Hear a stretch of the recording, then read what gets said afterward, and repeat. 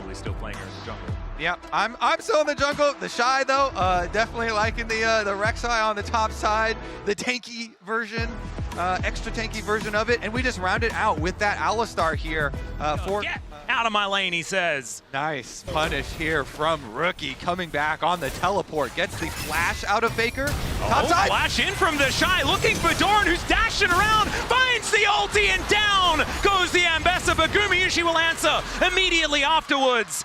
Way they're finishing up the Gromp, level 6 Kiana, ready to make a play, but not going to stick around and force the issue, or are they? Yep, there's the Pulverize. Carrier going down relatively low. Another Void Rush coming on through there from the Shy, but not enough to take down Carrier here. Gumayusi now just trying to walk him down, as there it is once again for Guma. Mako now in a bit of trouble. He has to flash to get himself out of the way, and this Sivir is now very, very fed. Meanwhile, on the bottom side of the map, some public execution onto Gala here, but no one else really turning up for that show, and he will be okay underneath this turret for now. Atlas, Wei went back to base. Owner stays there. That's why T1 forced that play. So they have Carrier go for the engage, and Shy was kind of asking for it, but Wei had gone back to purchase. Yep. Turtle port in from the Shy is not going to get him quite in time. So we're going to have a look at some grubs going down here towards this top side of the map. Mako will be able to help Wei out. And that is going to be the Kiana securing all three of them. Let's have a look. Plays, but Dragon Beam started out. Is going to draw them over. Yep, Carrier will be able to find the Shy, who tunnels his way out. Gets a nice little knock-up. Void Rush just trying to avoid death, but the trample immediately catches him. And down will go the Rek'Sai. Faker taking the long way around, but Ona will be able to claim that he will pick up the objective. Yep, the problem is a couple of waves were just lost towards that top side of the map. Doran is going to convince Ona to leave him alone, and that is going to come on through as Seismic Shove collects Rookie here as Faker will find a whole bunch of rocks. Not too worried about that Rune Prison, but Threaded Volley not going to connect as Seismic Shove hits once again. Faker looking for the solo kill, but Rookie is able to walk his way out with that phase rush, but man, Faker is putting down the hurt. They've been teasing us, Atlas. You know, Rookie was able to blow Faker right? Flash early on, now he's getting low, but it looks like it is just going to end with the pressure, and neither of them fall. Yeah, and so no flashes blown either, but I did get very excited. That is something that we're just going to do because it's an exciting matchup. Teleport is going to come on through here as Ona takes another bite out of the turret. He is running pretty quickly. I just don't know whether it's quite going to be enough here as he's thrown into the little Otacon wall that was built for those feats that you mentioned. And we'll see about the first tower then. Yeah, we'll see who's going to be able to actually pick up the feats of strength, but this Rift Herald is gone. Collected there by Wei. The fact that this Kiana also gets the kill is such a big deal, right? You need to have money on this champion. And so far, able to put here we go. In the wall and splash forward there from Rookie, and Faker just explodes. Wei helps out, so he's going to get himself the assist, and IG come alive. And that's going to guarantee the tower because they have the Rift Herald to use. The flash from Rookie, the flash from Wei. They get the kill onto Faker in the side lane, and they get the tower down. Well, and getting the extra kill here, you know, really ballooning the individual gold lead for himself. They're gonna collect the dragon as well.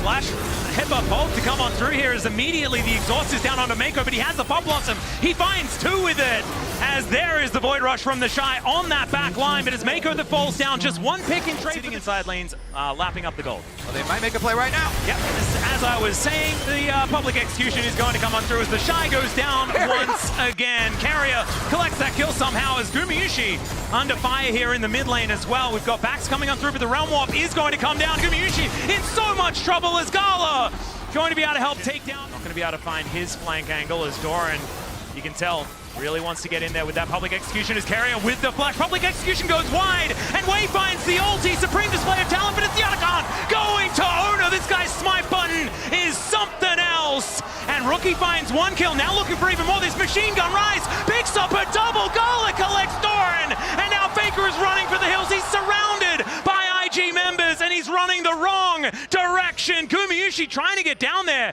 to try and help him out, but I don't think it's going to work as he's being hunted as well. Blast Cone, and Faker might be able to make it out. The teleport going to come on forward, and he will be able to escape. So Faker's great. I saw that bit, and that bit was really cool. I like the extra zoom out that we had as well. And now we're checking out this Dragon going on down, and that is sole point here for IG. The actual Otacon, like the beginning of that fight where they focus Wei, because you know you cannot smite fight really effectively versus Kiana with Kiana's buffs. Is this free? Is this just free Infernal Soul?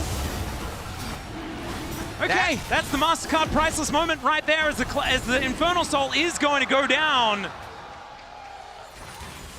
And now completed. Yeah, it's 2 items. One of them's a Black Cleaver, but still looking like the Shy is pretty happy to get into position. But the Shy is going to be spotted immediately. Good spell shield as the Supreme Display of Talent doesn't find the angle, and then Protect the President comes on through from T1. Void Rush, not going to be enough, and it's Gumayusi that gets the better of the Rek'Sai.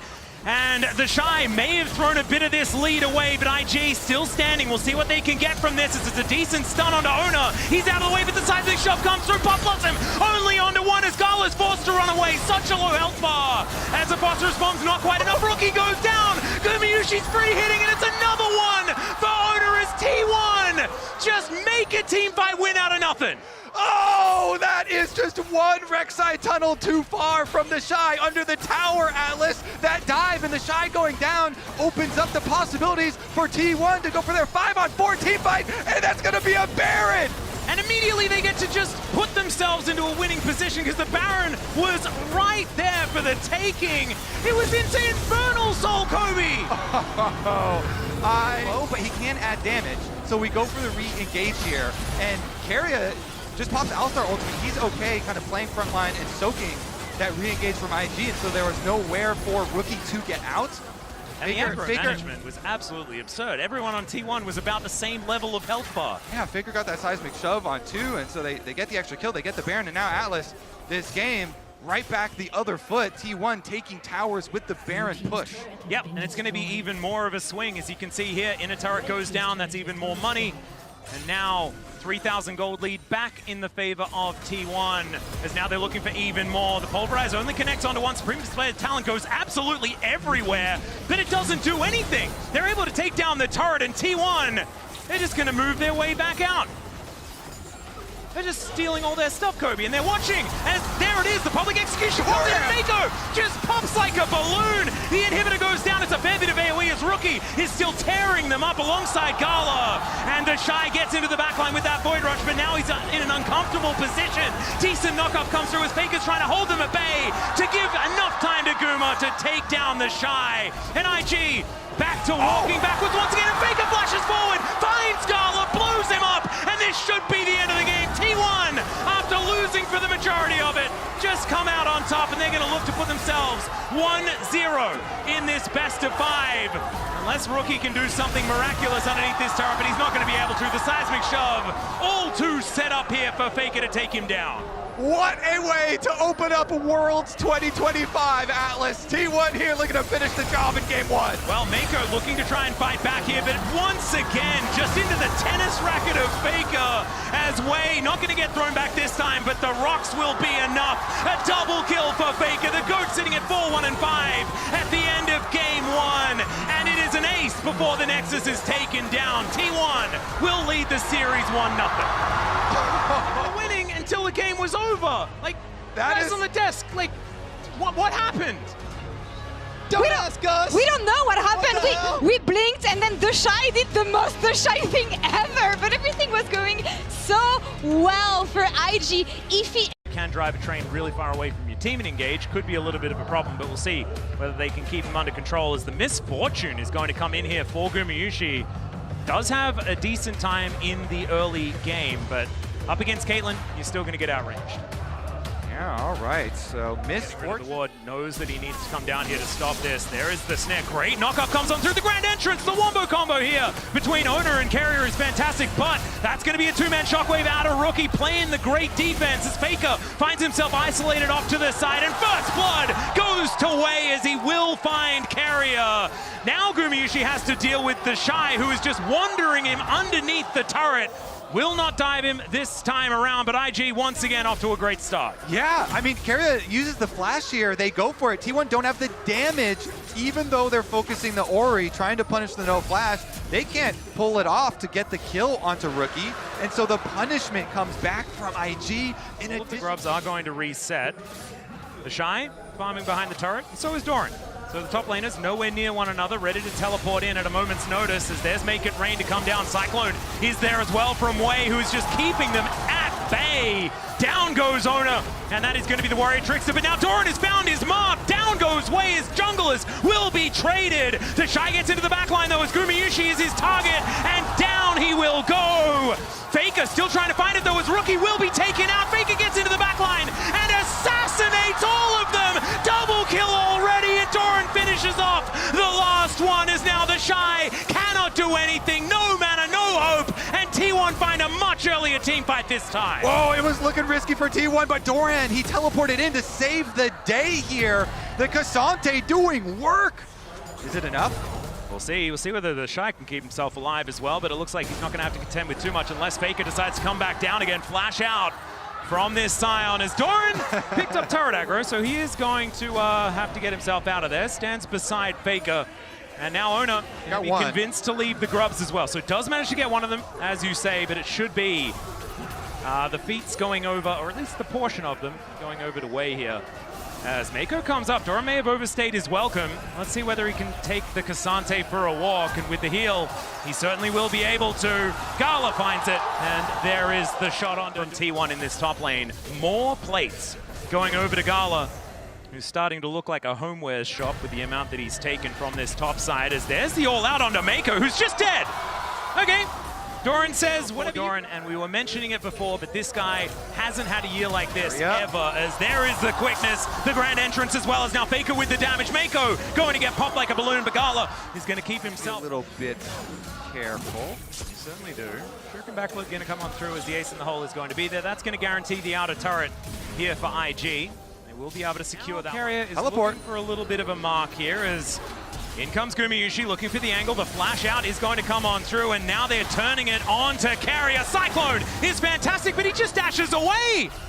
And Carrier is going to survive. The Shy really wanting to take him out. He's not out of the woods just yet, but IG not interested in following up, and now the Shy might be the one turned on as Ona is going to turn up. Gets himself the flag, and Carrier will be successfully escorted to safety. And I say safety, he's out. For the rest of T1 looking for potentially something. And IG are blocking them from mid lane right now, so they're taking mid lane tower. Okay, Doran looking for an angle. I don't really know what it was, but my God, the Shy is able to eliminate him for it. Used to get themselves an outer turret in mid lane. It's certainly open up the map here for T1, and an open map means a whole lot when you've got an assassin like Akali. There are some things that we've had issues with when it comes to what they can do. But of course, this is T1. They've made the magic happen before with other comps. It's now Mako off to the side. Wei looking for an angle as Rookie clears out that turret. Cyclone comes in. Wei looking for the knockups. And there it is, the shockwave onto 3 from Rookie as Doran just trying to get himself all the way out of there. And it might actually happen as never mind, the orb is going to catch him. And down he will go. I mean, Ona and Faker are trying to get jungle scraps for themselves together, but and now, Faker level down here against the Shy, but the Shy doesn't quite have the damage to stop him from being able to do what he wants. And Cannon Minion will go over to Faker there as Ona? Question mark? He is looking to try and walk his way out of here, but he is going to get slowed down, flag and drag, as he looks to go for the back, because he knows he is well and truly dead. And he will be taken out. Some aggressive positioning, you could say, as Faker dashing towards the Shy, but it looks like this Scion is really reaching that mortality stage. I mean, start up the dragon. Yep, Doran was tethered momentarily as now T1 get themselves into the river. They do not want to let this one go. As we can see, Make It Rain slows down Rookie. Faker on a flank angle, but he's spotted. Doran finds 2 with the Q, though, as now Ona looks for the knockup but misses, and Rookie is able to take him down. He gets into the Rift Herald. Oh, Ona, we've seen this play before, and he's going to run his way out, but Carrier is going to get taken down. Faker gets into the mix, though, and already out of the fight is Mako. The ulti comes on forward, but Faker doesn't find the backflip, and Bullet Time gets no joy as well. Doran now out of the fight via the Death Chamber as Gala. Their reward. And Mountain Soul. And then Doran just tries to start it out. Backside, Ona's not able to get his EQ onto Rookie either. And Pilot back into a winning spot when something goes very wrong. I definitely agree. Oh. Okay, Ona going aggressive onto the enemy jungler, as in the meantime, Rookie trying to deal with Faker, now looking to turn it as Wei comes back, and that's just a solo. The GOAT is going to be able to find it as Doran goes all out against Way. He's now in trouble, and oh my goodness, was that a cast of curse or a cast of blessing? I'm not entirely sure, but the Otacon is going to spell the demise of IG potentially yet again.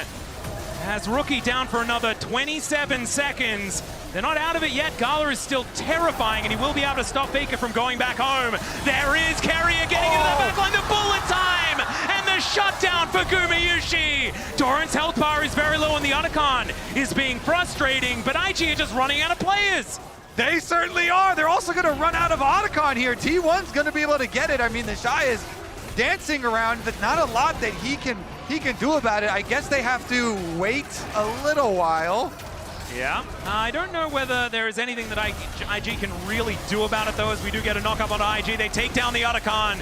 The comfortable smite here by Oyster. When the enemy carries don't have their flashes, so, you know, no flash on Orianna, and if Rookie has no one around to protect him while he has no Palace, you know, the IG comp is still really good if they can play like a safe, more standard, like regular team fight on their terms. But T1, like, they have so much burst. Way here with the 2 items, definitely painful. Doran. He's going to look for the flank angle. There's a flash Cataclysm to come on through. Finally, the knockup does come in now for Owner, who goes down to half health. Carrier trying to get himself out of there, and he will! Gumayushi gets a decent amount of damage, but leaves himself exposed and just blows up Way, who gets on top of him, but that's not where he wants to be. Great knock up there onto the Shy as Doran gets on in there. He's looking for Gala as the Shockwave does not do enough, but he does take down Carrier. Fake is doing work though, and Mako is running for the hills. Doran cuts apart this Scion, and T1, it's a difficult comp to make work, but the world champ's looking pretty good with it. The 3-tiered engage from T1. They will take them down. They will cut IG to pieces. And it's still scary, but after a fight like that, T1 going to be feeling a whole lot better. Yeah, the multiple layers of engage here. So they want to blow the summoner spells off Gala early. So teleport in from Doran. He arrives, and Owner says, okay, I'll go in first. He goes after Gala, then Carrier. But T1 certainly did capitalize on that time where he wasn't necessarily as strong. Yeah, Guma, meanwhile, feeling pretty good about his Lord Doms. Doran is going deep. Yeah, he's got 3 items now completed. The rest of T1 comes on over. That is going to be a solo Shockwave onto the Cassante as the Shy crashes into them. That is phenomenal damage as they take down Gumayushi. The Shy deals with Doran as well, and T1, now it's their turn to run the heck out of there. It's Faker! He goes in, he finds Gala in the back line, and then just gets shot in the head. T1 are going to fall. That's an ace for IG, who turn it all on its head. And he's also going to dodge the engage from Carrier. Even though T1 are able to get the tower down, when Carrier goes in, he also uses his Karma speed up. He's able to dodge. Meanwhile, IG with the engage onto Guma just blows the angle off. Oh, teleport flank angle here from Faker, who gets behind IG. Let's see whether they can actually get forward. Carrier's health bar already very low as Owner taking so much damage. Puts Rookie into the Cataclysm. Is now Faker dashing forward, but they've lost Carrier already. The bullet time not quite doing that much, but the all-out comes on through. Rookie in trouble. Faker gets Gala. The Shuriken backflip doesn't land, but it doesn't seem to matter. Is down. Oh, no, never mind. Faker is going to be taken out. Way still looking for it. Doran hunting for the Shy. And Way will survive, but Doran is looking absolutely terrifying. Gumayushi's putting the bullets into the Shy, but they are bouncing off the armor. This Scion is he's really hitting towards that immortal stage, as the teleport is going to be employed here by Doran. Unfortunately for Gumayushi, all he can do is really hit minions and run, and Rookie is going to stop that from being a possibility, as he is strutting. So yeah, Misfortune does run pretty fast. Let's see whether Gumayushi can make the great escape here, as Boots of Swiftness going to be able to walk between these turrets. Make it rain slows down Rookie, and I think he's out. I think he's fine. I think Gumayushi's just going to walk it off. Never mind, there's a train coming. There's a train coming. And he just walks between the walls. The flash comes on through from the Shy. Can he actually connect to Q, though? That's the question. The answer is yes. Dissonance comes down, and finally the axe hammers in to Gumayushi, and he will die. But that took, not going to be the Mountain Soul, but every time these Mountain Drakes are stacked up, IG gets it. He can. Rookie can feel it too, though. He's going to just move himself out of the way. Teleport comes in from Carrier to get back towards this Baron Pit, and already he has to use all of his buttons to get himself out. Shockwave, he's going to catch Owner. He flashes, the Cyclone collects him, and it's Rookie that grabs the kill. That's Jungler down. That should be Baron. Should be able to get it. There's no smite to steal, so it would actually have to be a miracle from T1. Well, we'll see whether they can actually make a team fight. And Guma's not on Varus. Yeah, and the Shy has about 25 health bars. He can sacrifice some of them, and that is going to be the Baron smoked down. And it becomes almost impossible. Yeah, Gala does a fair bit of damage, as we can see there. 4 items now completed, getting very, very close to just filling out that build. As T1, their base under fire, only a few shots going to be necessary here by this Caitlyn as 2 exposed inhibitors. There's a shockwave to come on through. It's a decent answer here, as we can see, as down will go into that GA. Trying to answer this one, but you can see Gala is distracted by these structures that he can destroy. Finally, he's going to look for Doran, who just dives away and goes all out. He survives for a long time as Faker looks for the flank, but the Shy is there and says, nope, you are not coming in. And IG this time ain't throwing it away. They are going to even out the series in this best of 5 with a triple kill from Rookie. T1 gonna have to go back to the drawing board. Play-in's looking pretty spicy this year, Atlas. I'm looking forward to the next best of 5 between these two teams that we're going to have afterwards, right, Kobe? We're going to have one of those, right? Can we convince everyone? Elimination on the line, 1-1. IG versus T1 here gets evened up. Oh man, what an incredible series this is turning out to be. But now, to break down the beginnings of what has become a best of 3 is our gorgeous analyst desk. Feature, it's amazing. Also have some nice AoE CC here on the grouping. Yeah, I'm not a huge fan of it myself, just as far as what this composition looks like. It's already a lot of magic damage coming on through. The Smolder will be relied upon. Mid lane, and we see Vi's going mid lane, but Owner's bottom, and they're going for it. Yeah, Mako's going to turn up here as they're at least looking to gank a plate towards this bottom side, as there is the knock-up, and down goes the Shy. There's first blood for Owner on this Xin Zhao. This is what we wanted to see out of this guy, as now Mako could be in trouble as well, but instead. And if we have a look at the CS margins between the 2 bottom laners, although one of them is missing, it is pretty close. Another Zenith Blade going to connect, but already a lot of damage onto Mako, but Faker is already dead. Owner gets the knock-up and takes down the Leona in trade. Now Carrier and Gumayushi moving in as well. Wind becomes lightning, doing so much work, and the handshake holds onto the Shy. As now IG looking to turn it around. He's going to silence himself. Carrier gets taken out. They trade it for the Rumble, then the bailout. It secures Owner his life, and he gets himself out of there. Gumayushi now trying to deal with Rookie, whose way is getting a bunch of work done. The flash forward from Guma. He's crazy. And Rookie's going to be able to get himself out of there, but man, Guma is angry about what happened in Game 2. Honestly, I love the action in this series. It is getting bloody in Game 3, and it's very heavily in favor of T1, this blood, Atlas. Yeah, the Shy is unhinged, man. He just goes for anything that's a potential play.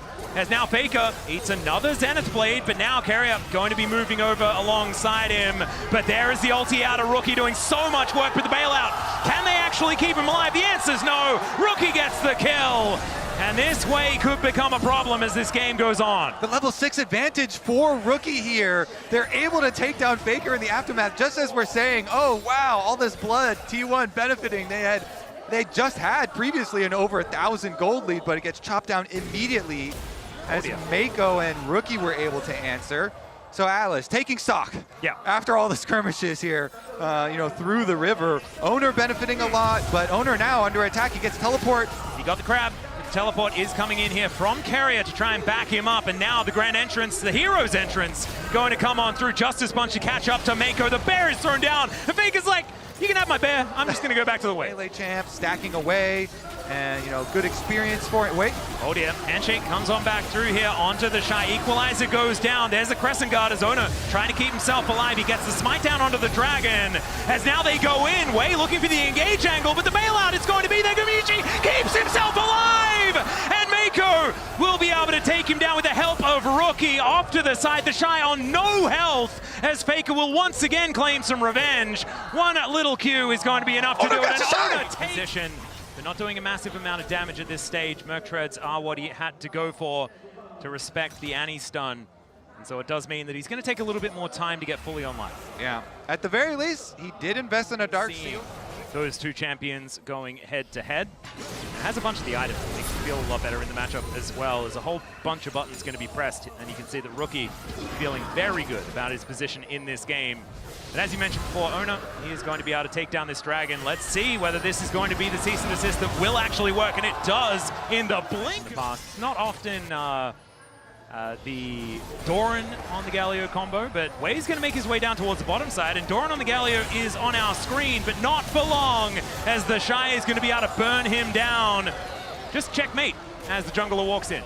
Like, T1 need to be starting to get nervous. Yeah, the big thing for T1 is like, how are they going to force the issue here?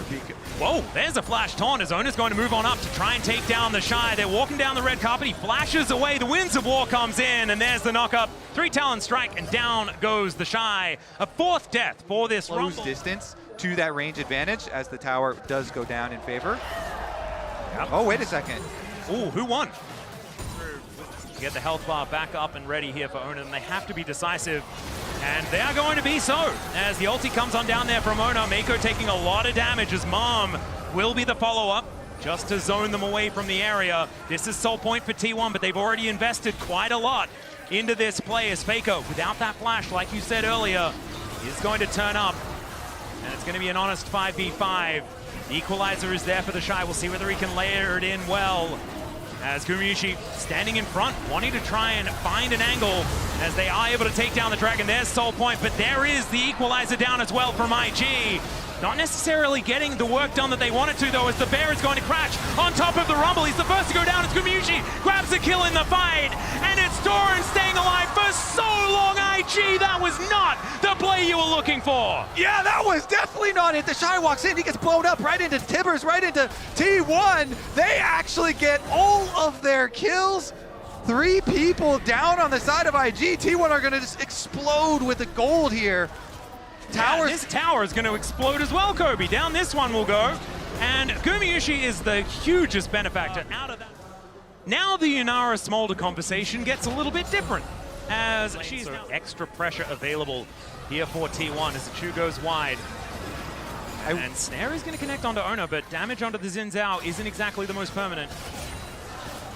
Okay, the flash in from Oyster, he finds the knock-up, they chase after Gala. Redemption, can it get the kill as hostile takeover comes on through as well? Gala surviving for a very long time. The flash forward from Gumayusi though puts him down, and Rookie will follow suit. Both carries in the blink of an eye as well. And man, if you like, when I was looking at this composition, I wasn't thinking flash auto was going to be the engage option, but that's exactly what Oyster was going for. As Phalanx, you know, hold the line, as it were, as the Hex going to be leaving Oyster out to dry. Now Gala flaps over the wall. It's so much damage, though. Still, Circle not going to be saving the Xin Zhao, and that is shut down money over to Rookie. That Hex technology is dangerous, Atlas. It certainly They warned is. us against this in Arcane. We learnt about it from Arcane. It's now Rookie. Oh no, you should have learnt about it as well. Doran going to be able to finish him off. He's now in an awkward position, but they don't have to deal with the Hui, who's such a problem.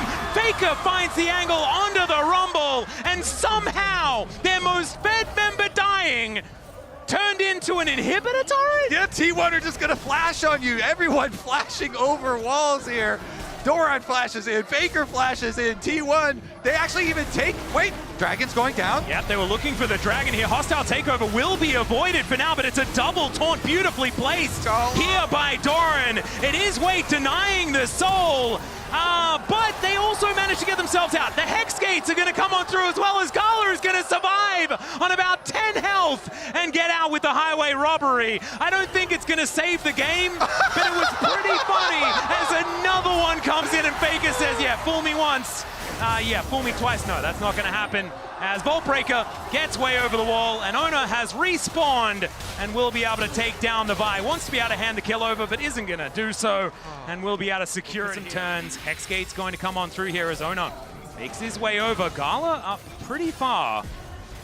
It looks like T1 are just going to start it. Okay, Rookie gets some damage down onto Faker. Heroic entrance comes on in. Faker survives for such a long time as it's jungler for mid laner. And I think T1 are feeling pretty good about that. No smite left on the Rift. And and T1 are back on the objective again. Yeah, they're going to force IG to come to them. All right, hostile takeover comes through. The immediate cleanse out from Gala, though, who's doing a lot of work. Gumiyushi just dives into the front line. I don't know whether that's a good call, as the taunt is going to go wide. Now Gumiyushi has to avoid everything as the ulti from Oda. He goes down into his GA, and they take out Mako. I don't know how this is working, but it's looking pretty good at the moment for T1. But the shutdown comes in. The answer from Gala. Dragon just does so much damage. They've started off the Baron themselves now, but they're looking for a turn angle. Gala taking a lot of Baron damage, as we can see. Doran getting in amongst it and immediately regrets that decision, is able to flash his way out. But that is a big cooldown. You mentioned flash engages are what T1 are all about. That is not going to be available here for the Galio. Keria moving on over. They want to take control of this, as Keria is well and truly far up in this lane as they look for the Shy. He flashes out of the way of the taunt. That looks pretty good for Gumiyushi. He's able to finish him off. Still, Rookie does so much damage and he's held in place as Wei says no to Gumiyushi, and he's so much more important. This is another opportunity for Seoul that it looks like T1 are going to get denied. Oh, are they just going to move towards the Baron? Is that going to be the opportunity here, as the Drake will be secured here by Wei, but he's going to be out of position on a potential Baron take. Gumiyushi now going to be moving back forward. Gumiyushi in the lead, but Rookie hot on his heels, as we can see here. And Gala getting pretty close as well. The flash over the wall there from Wei, as they're looking to try and take down the enemy jungler, and Wei, there's just no option. He's staying alive for a long time, but there's no follow-up. There's no option. And IG now just a man down and a smite down for this next fight. Ona looking a little bit lower, but he has that GA back off cooldown once again, and they're on the Baron once more. Doran, is he going to get turned on, as Gala does a lot of damage, as you can see there. The Slurkle slows him down, and now Faker looking to chase them out of this river. Hostile takeover just to buy the space, and the purple worm will be the reward. T1 is just going to get sniped here off to the side, and buying so much time is IG. As T1, they still have the Baron, but you wouldn't know it from what we're seeing in this game. As the teleport to bring the Galio back, that might be the opportunity. This could be a 50-50 as Ona in position, but he wants to start the fight instead. They take down the Drake. That's going to be the soul for T1, and Mako limping out as cease and desist is going to do nothing at all. Faker just throws the fire away, and Rookie goes down on the back end, and T1 just steamroll them. Guma got the soul, and T1 are gonna get the game. The Shy's running, but there's nowhere for him to flee. T1 will walk inside the base. Yep, they're just gonna push this minion wave forward, and it looks like match point for T1. Our fourth seed from the LCK will crash down these Nexus turrets and see whether they can, in fact, make it to the Swiss stage and hold on to hope for 3 in a row. We'll take another Nexus going down, though, and IG, they do tend to like it on the ropes. Woo. I love this series. What a series we have. Let's see if the analyst is loving it as well. The action just continues in this one. It's an absolute banger, game after game after game, and we were wondering, it is T1 in the end taking us to match point here, calm and collected, and I love the fact that when push comes to shove, you can always count. Mid lane Ziggs, Silas go to the top lane. I think it's got to be top lane Silas. I mean, I feel like I've seen Merwin before. That's the Shy move, as Faker will lock in his famous LeBlanc. And ladies and gentlemen, only the Shy knows what the Shy is doing. I mean, that is not being proven more true today than any other day. Honestly. Right, Rookie taking so much damage here, as there's the snare, the flash forward, but it's all a bait. Faker, can he actually still get the kill, as he does get the passive proc, and that's going to help keep him safe, but Mako still wants to take him down. This Nautilus is so scary, and he flashes to try and lock him down. The distortion, not enough, and first blood to Mako. Now Ona is making his way in, as Keria is looking to try and punish this Big Daddy as he makes his way out, gets himself another round. Today is history day. Well, there is that distortion being utilized. It's a fair bit of damage, but now everyone is being called in, and they slam Rookie into the ground. Some grubs should come on through for T1 afterwards as well, but man, Blinken, you missed it. as Rookie is just dead. That's everyone who has an ult used their ult on Rookie. Keria didn't because he's only level 4, but everybody He pressed R though, Kobe. You best believe he pressed R. He pressed R for sure. He's with you. Oh my goodness. All right. But it will still be IG utilizing the fact that they didn't press as many R buttons to take 2 of these grubs. One of them did go over to T1 as a result of that. And see, like, what was the actual time difference between each R button press? As Doran's got some visitors. Well, he is also going to call in his friends, but it's going to be too late, and now Ona might be in an awkward position, still able to get the kill on a Maker who unfortunately had IG. That was really nice answer from Owner. You know, lays down the Q right before he arrives with his ultimate and with the bottom side. So I think they do want to fight it. They're not going to give it to T1 for free. Yep, Faker looking for a flank, but he is spotted on vision. Rookie with the Enchanted Crystal Arrow already prepped. Doran can't come though. This is 4v5 guaranteed. Yep, Wei couldn't get on in there as the flash is going to be employed. Rely on that. It's going to be absolutely fine. Hawkshot going to give some vision over to T1. As Gala takes some damage from the volley, double flashes employed. Mega Inferno Bomb goes down, there's a Grand Starfall, but the instant wild growth is fantastic. Paranoia comes in, but still Owner is taking so much damage. The flash from Rookie is able to shut him down, and now the Shy looking for Doran. He's tanking up the turret, and he's happy to Get him out of here. All right, we're fighting again, as now Keria in a bit of trouble, does have to put his wild growth on cooldown as the darkness is going to come in, but Keria already dead. Owner able to put himself in a great position, though, as the Pantheon will be the answering kill, but Rookie on the top side of the map means that Gumayusi cannot play the game. He's taken out, but it's a 1-for-1, and now it's T1 trying to fight back. This time, the Ram is going to connect as the Ziggs satchels himself out and burns to death. As Owner's red buff gets it done. Now Mako not going to be able to do anything. The anchor is cute, but I think that Faker will be able to finish this one off. And T1, they're going to be able to... They don't actually have vision. They're able to get the shutdown. T1 kites backwards. We're back to action, baby! Yep. Keria just out of the death chamber and might just be put back in it here as the Glitter Lance not quite enough, and Wei will be able to put him down. Faker looking for a bit of a recall here, but Rookie might be able to find him. Faker able to distort his way out and will be able to keep himself safe, but still Rookie denying the back angle, and it's more turrets going down for the Ziggs. Man, I'm looking over here, I can see Orcs. Oh, they're going for the Shy! Left as they are looking for the Shy. Can they find the Fear? And they will be able to do so. This time, the Shy doesn't have a lot of that funny business available. He's doing a lot of damage, and now the Cavalry is going to come in as he bought enough time to allow IG to capitalize on this one. As Paranoia just to buy the space, and we'll see whether it works. He looks to turn it, they take down Gala, and Owner is still alive. He survives through it all, and Wei is going to fall at the same time. The knock-up on the Mako, he's dead at T1.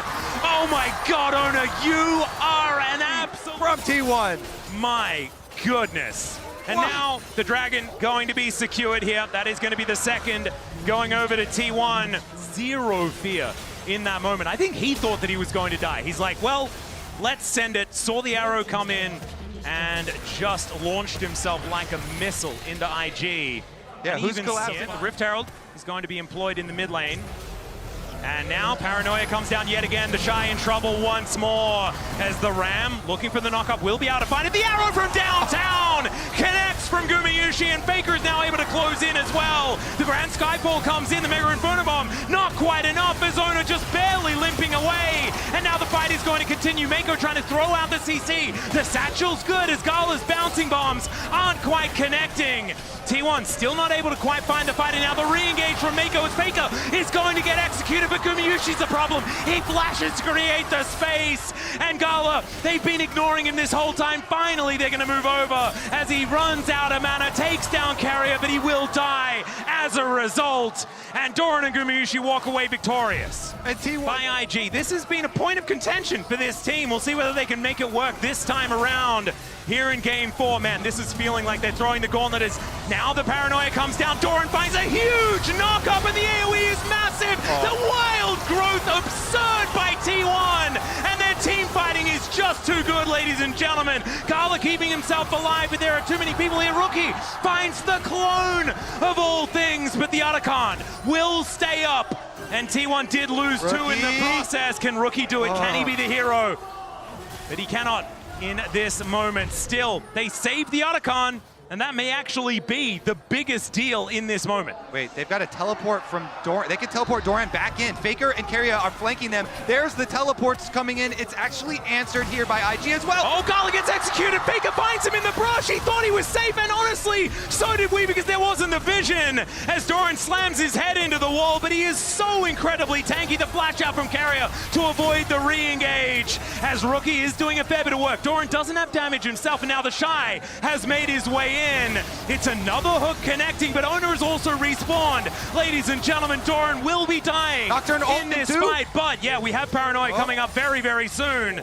And the Ash Arrow is 8 seconds away. I do not think it's Otacon time. Please let me breathe.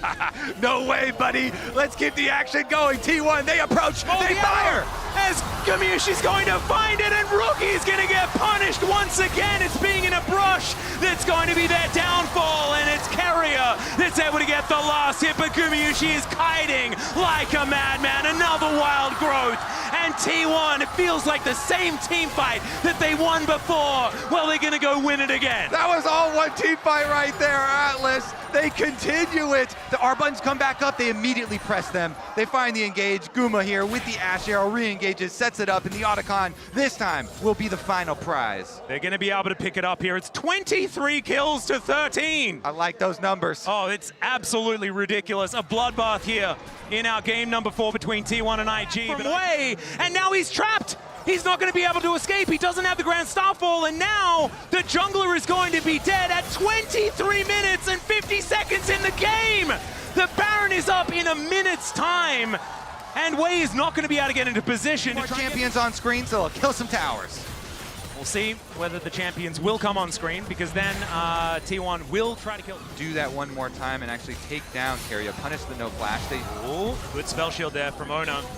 Gonna deny the hook in as Faker distorts his way back again. The knockup gonna go wide from Doran, who flashes away. Now the Ram is going to show his teeth, but that's a brilliant stasis to come on through. Ona goes in, he survives for so long, way too long. Wild Growth comes in, and it's Gumiyushi with the damage. Why is this Nocturne still alive? Ona, you absolute monster. The inner turret's gonna go down, and I think this is the end of IG, and T1 putting the end to the LPL has started early this Worlds. T1 will have every member alive to assault the IG base. Scala trying to defend, but it's no use. And the Ziggs that was their Achilles heel is finally gonna be taken down, as T1 will make it to the Swiss stage to defend their Worlds title. Well, we certainly ended the series with quite the banger. Yeah, it was a bang. And to be honest, this whole series was far more than I was expecting. My goodness, IG, they found so many great angles in the first few games, and I can already see it. You know, if only we had been able to close out game 1, right? Yeah, IG definitely going to have regrets about the early games in the series. T1, though, scaling up into the last game. The last game here, the most action-packed. And it was very close to the record, I'm pretty sure. We have it here. Supermassive versus Kaboom in 2018. They hit 3.1 kills per minute. That's truly crazy number. That's absurd. I don't know what ours was, but yeah, that's numbers we can't contend with Turkey versus Brazil. Yeah, okay, we can't get there. But this was still very close, and this was like an LCK team involved. Okay, there's not often that much action. As unfortunately, we'll have to say goodbye to IG. It just feels unfair. I understand this is how it all shook out, but the fact that we have to say goodbye to this team, it's just doesn't feel right. Especially after this performance against T1. I just want to cast these two teams for the rest of Worlds. Yeah, this is amazing. Let's see some more rematches. So much action, so much fun. Baker's got a mic in his hands. I believe we are getting some more interviews set up as well, some possibilities. And T1, people were wondering, all right, is this going to be the moment? Because they do take some time to scale up in tournaments. I mean, they took some time in this series. Yeah. And they needed to, because the final test being the Ziggs, that monkey to get off their shoulder, you know? A trust to do that. Certainly so. He has done so much for this FlyQuest team. over the last couple of years that they have stuck together.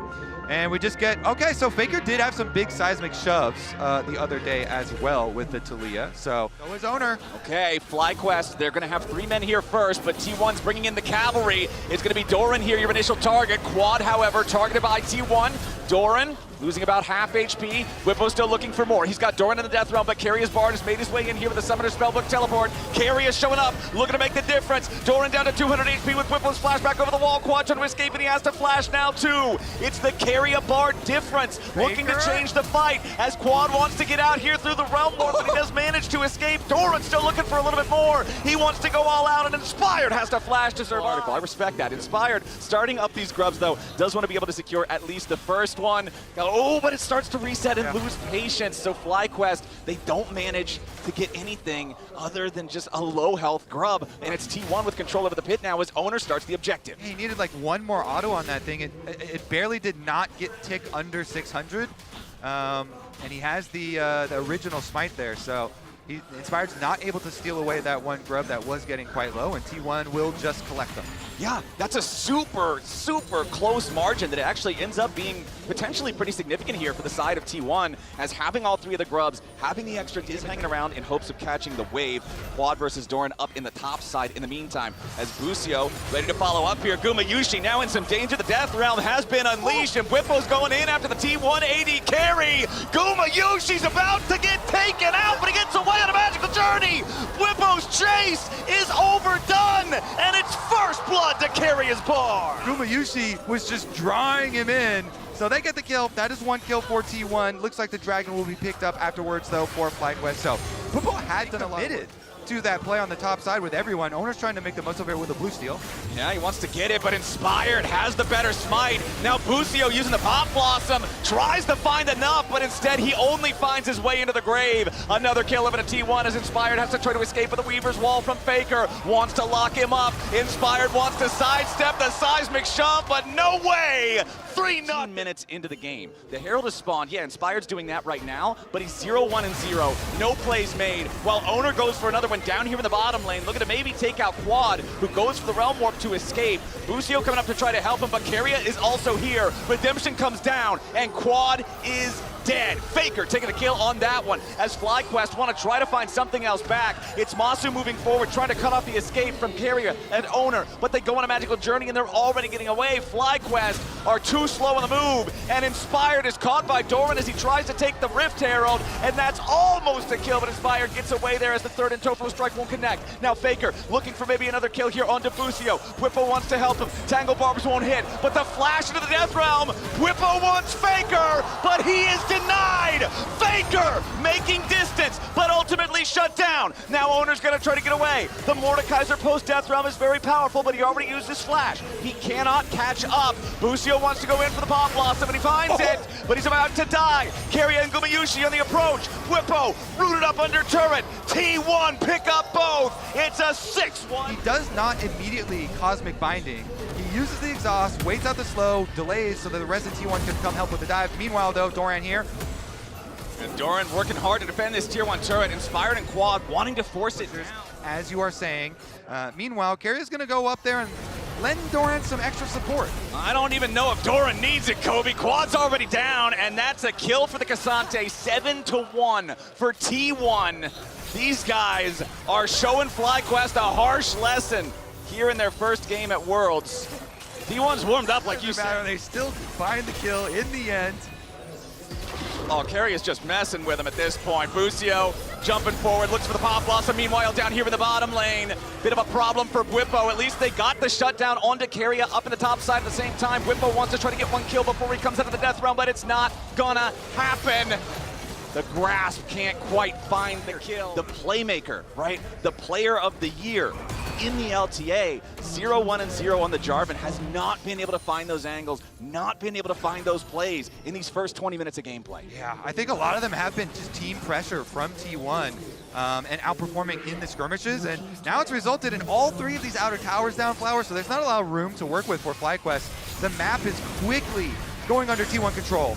All right, T1 trying to force their way further into the enemy jungle, but the Realm Warp into the immediate Pop Blossom. It finds Owner, but nobody else. Now Gumayushi under a little bit of pressure here on the side. Inspired goes into the Cataclysm, but Busio's first to die. Owner still trying to get away. Flashes into the rush to buy a little bit more time, but Acathian Rain gets him. T1 still got more men. Quad in the middle of everybody, and he's cut down by the blades of Gumayushi. Whippo's in the death realm for a little bit longer. He'll take out Keria, but what about afterwards? There's no way to survive a triple kill for Guma, and T1 team fighting takes them down. Masu's still here, but the rest Not of so long. The rest of T1 are going for the Otacon, Masu going for the execute. Yeah, Or getting for the escape. Yeah, maybe he can get away, He's actually. good. All right. Well, as long as he doesn't And Guma, it is a little dicey, but you can avoid those spells pretty easily. Just stick in towards the center. Oh, you can hear the reaction from the crowd. It was close. So chased that T1 pick up the extra kills. They increase their gold lead. Here we go, another play for FlyQuest. Yeah, Inspired stepping very far forward here and about to die. The Cosmic Binding as he gets back over the wall. Buys enough time for Faker to take him down. Yes, there's a Pop Blossom, but T1 has already won the fight. Busio goes over the wall, and Quad goes back to the spawn platform. Masu's next. T1 are just playing better. Back in the mid lane, Whippo at least tries to find something here in Gumayushi. He's got him in the death realm. The feathers fly, but the Xayah dies. A shutdown to Whippo, but Doran's not gonna let it go unavenged, as Whippo is the last to fall, and T1 get an ace. On all sides. Though, Whippo got the shutdown onto Gumayushi. Well, that's something, but they're gonna need a whole lot more. Keria getting caught out here a little bit, but where's the damage from FlyQuest? Tempered Fate doesn't really get anything here. Third and Topo strike. Knockback into a knockback into a knockdown. Inspired's out of there. And T1 continue the push. Masu gets slowed down. Pop Blossom onto 2 to buy a little bit more time. But it's a double kill for Owner. Meanwhile, Doran trying to create a little bit of space. Does end up dying, trying to kill Masu off. Quad on the side. Tries to use Realm Warp for the escape and gets away. Gumayushi's going to die to Whippo. But now he's in the back line. 1v3! He gets a double with a mace to the face for Keria. Double kill. Running through and killing Guma again opens up the opportunity, even though they're going to lose this Dragon Flowers. It is only the second Dragon for T1, so that's a long timer towards the Dragon Soul. And with objective bounties up, it means that Quad is able to capitalize. That is a solo tower for the Rise. The issue here, they're going to start up the Baron. They've got some big advantages. Faker as well has a lot, 9 stacks on his Dark Seal. Can he get a seismic shove? They're actually burning the Baron down. The Baron's going to go down. The Pop Blossom lands. They found some damage under Faker, and Masu's already assassinated him, but the Baron is gone. Gumayushi goes through the wall. The rest of T1 trying to get away with their Baron, but the Realm Warp wants to bring him in. A seismic shove to stop it. Owner's going to be caught out now as he tries to re-engage on Masu. He's alone behind the FlyQuest lines, and more damage from Whippo is going to at least get his Guardian Angel. Now T1, the remaining 3 players scattering back away as Owner tries to use the Blast Cone to escape, and he will do it. T1 takes the Baron. He took almost 0 damage. They barely got through the Kennekrooken shield by the time that he walked away. Here we go, though. Quad gonna be your target. Faker rides the Weaver's wall, trying to put the pressure onto the enemy mid laner, while Owner distracts everybody else on FlyQuest here at the same time. Remember, no GA anymore, and Whippo's got him trapped in the death realm. Shutdown for the Mordekaiser, and FlyQuest are looking for a little bit more. The chase is continuing, but they can't quite find any angle here. The Realm Warp is available, but there's not quite the range. Now Keria the target here from Whippo. Tempered Fate hits nobody. Whippo in the middle of everything. He dies before he can find the shield, as T1 trade one back. Now another seismic shove, not gonna hit Inspired with that one. Masu looking for an opportunity to fire off here with a Kaisa, but he cannot get close. It's so dangerous up against Faker's Talia. That was great from Keria, just using his own body to create that play. He knows Mordekaiser ult just was used to kill off Owner, and so he goes in and he actually makes it a 1-for-1, allowing T1 to answer. But now, the Dragon. Okay. Dragon started by FlyQuest, but immediately responded by T1. Another seismic shove, this time on Busio. Pop Blossom with no value. Chemtech Drake over to Gumayushi. Doran trying to get away. Busio at 100 HP. Gumayushi still looking to step forward. Nice shove there onto Quad, but they aren't going to kill him here just yet. Seraph's Embrace shield keeps him alive. Realm Warp for the defense. Masu's going to try to get away with that as Inspired uses EQ to get over the wall. Now a teleport coming in from T1. It's Doran looking to cut him off at their own tier 3 turret here in the the bottom lane. The Weaver's Wall delays Quad and Masu, and now Doran stands between them and safety. Whippo's trying to help out his team. As Quad looks to turn it around, they found a route on a Faker, and Quad takes him out. FlyQuest continues trying to get away, but Owner has arrived. His clone, Cyclone, kills Inspired, and Quad barely gets away over the wall. Owner's still looking as Whippo has to flash. Masu continues to run on the third, and Tofo strike doesn't hit, but T1 still has the push. T1 chasing them across the map, and now they're inside the base. Flowers finally. 24 kills to T1, and they will be able to take the inhibitor. Inhibitor number 1 is down, and T1 is not done. Mid lane tier 2 turret, the next target here, as Doran's just going to step forward, start putting the autos into that one. And the rest of the team is right behind them. They'll shove up this wave. The extra power, those void grubs that we talked about earlier, allowing them to just bulldoze these structures. And again, Whippo in some danger. Does have the stasis to keep himself alive this time, so not another kill for T1 here just yet. Tier 2 turret reward. No seismic shove to find any value here just yet, but the Baron is spawned, and T1 is ready to start it up. Dorman and Carrier are going to be running interference, and Owner and Gumayushi just melt this thing. Weaver's Wall won't allow FlyQuest anywhere near it, and T1 has already claimed the objective. Now Whippo's got to try to stay alive. Pop Blossom finds Faker. Gumayushi's already killed Busio. Masu flew into the back line, but he crash landed, and T1 tears them apart. FlyQuest thought they could take that fight. They thought they had to, but T1 would not let it happen. It's a clean ace, and they're on the game-winning push. Yep, Carrier takes care of one tower for his second, and the rest of T1 arrived to finish the job. FlyQuest had a tall task, and they could not stand up to the moment. T1 prove why that number 4 seed title isn't what it seems, and they'll smash FlyQuest in this game. They are warmed up already. T1 here, action-packed, another action-packed game from them, 29 kills, this time just for T1 themselves. Faker, Talia, stacking up quite a few. We got a fun one. I mean, we didn't think many teams were gonna give Carry a Bard. FlyQuest decided, you know what? Let's try it. It's a best of one. Well, Carrier talked the talk, then he walked the walk. Desk, what do you guys have to say? To be honest with you, we were ready to talk about that jungle matchup, but I think we have to shift focus and perhaps start with a very simple game of Hangman. Now, you only get one guess, Raz, Come on, but Raz, there's you a can do very this. important letter, which the audience will see shortly, is, Yeah. I mean, the house loves T1, and I think that a lot of them would probably know the answer to this particular question. It's not that We have a B, a blank, and an N, a B, a blank, an R, and a D. Bin Bard? No, Bin. Possibly difficult bot lane to play, but if you land that combo onto the Caitlyn, are they really going to lock in Alistar? Alistar with the Locking in Draven. Alistar, that's crazy to me. I mean, Okay. they clearly want a little bit more engage, Yeah. but down. Yeah, that is true. And you'll see that he's looking to get the double crabs. Kaiwing working with Ginger, though, to guarantee that that doesn't happen. And this is just a great interaction between two high-level junglers right now. It's Ginger. Hello, Doggo! He just solo killed Doran. Well, they're a strong AD carry. Doggo now level 6 as well, so the Whirling Death up and available. The threat on the Guma is he's only 5. Will Position, but right now they know they have the advantage. You'll notice on the mini-map, Driver has already rotated up towards the mid lane, so they can guarantee those numbers. He doesn't have his TP available, so he's just going to lose that farm on the bot side of the map, but they've got the one grub. Can they secure the second as Faker now makes his presence known? Ginger keeps pulling up this ice element as well, so we'll have a stun if he does it again. Owner's on the way in. 600 now waiting. And it's a double grub situation. Okay, maybe for the third. Is Junjik being greedy? No. They get all 3 in the end. It's Owner, excuse me. He came in to get the steal, but he'll die for it with Doggo getting a cash in. It's a nice petrifying gauge from Faker, but an exit now needed as Hongq cuts it off. Forces the flash from the goat. He's caught out. Decimating smash. And CFO come alive against T1. CFO! Again, like we saw in the LCP finals, this guy on Kiana's not too bad. As Hongq's found out in rotation, he'll get phase rush, he'll get out of there, but Doran finds his prey, jumps in, but maybe too deep from him. Hongq flashes over. It's matched by Doran, but Junja looking for the trade kill. Will find his mark over the wall as well, and Doran just trying to run on out. A tunnel used, but Junja again can Terra Shape, but there's another tunnel. There's always. They are indeed, aren't they? Doran's just going to do what tanks do best. Skywing takes a big trade. It's heavy. Yushi holding on to the ace in the hole for now, but there's a Vault Breaker mid. Hongq face checked and he'll be punished for it. Miasma on the ground, nowhere to run. And Owner is back in the game. Away.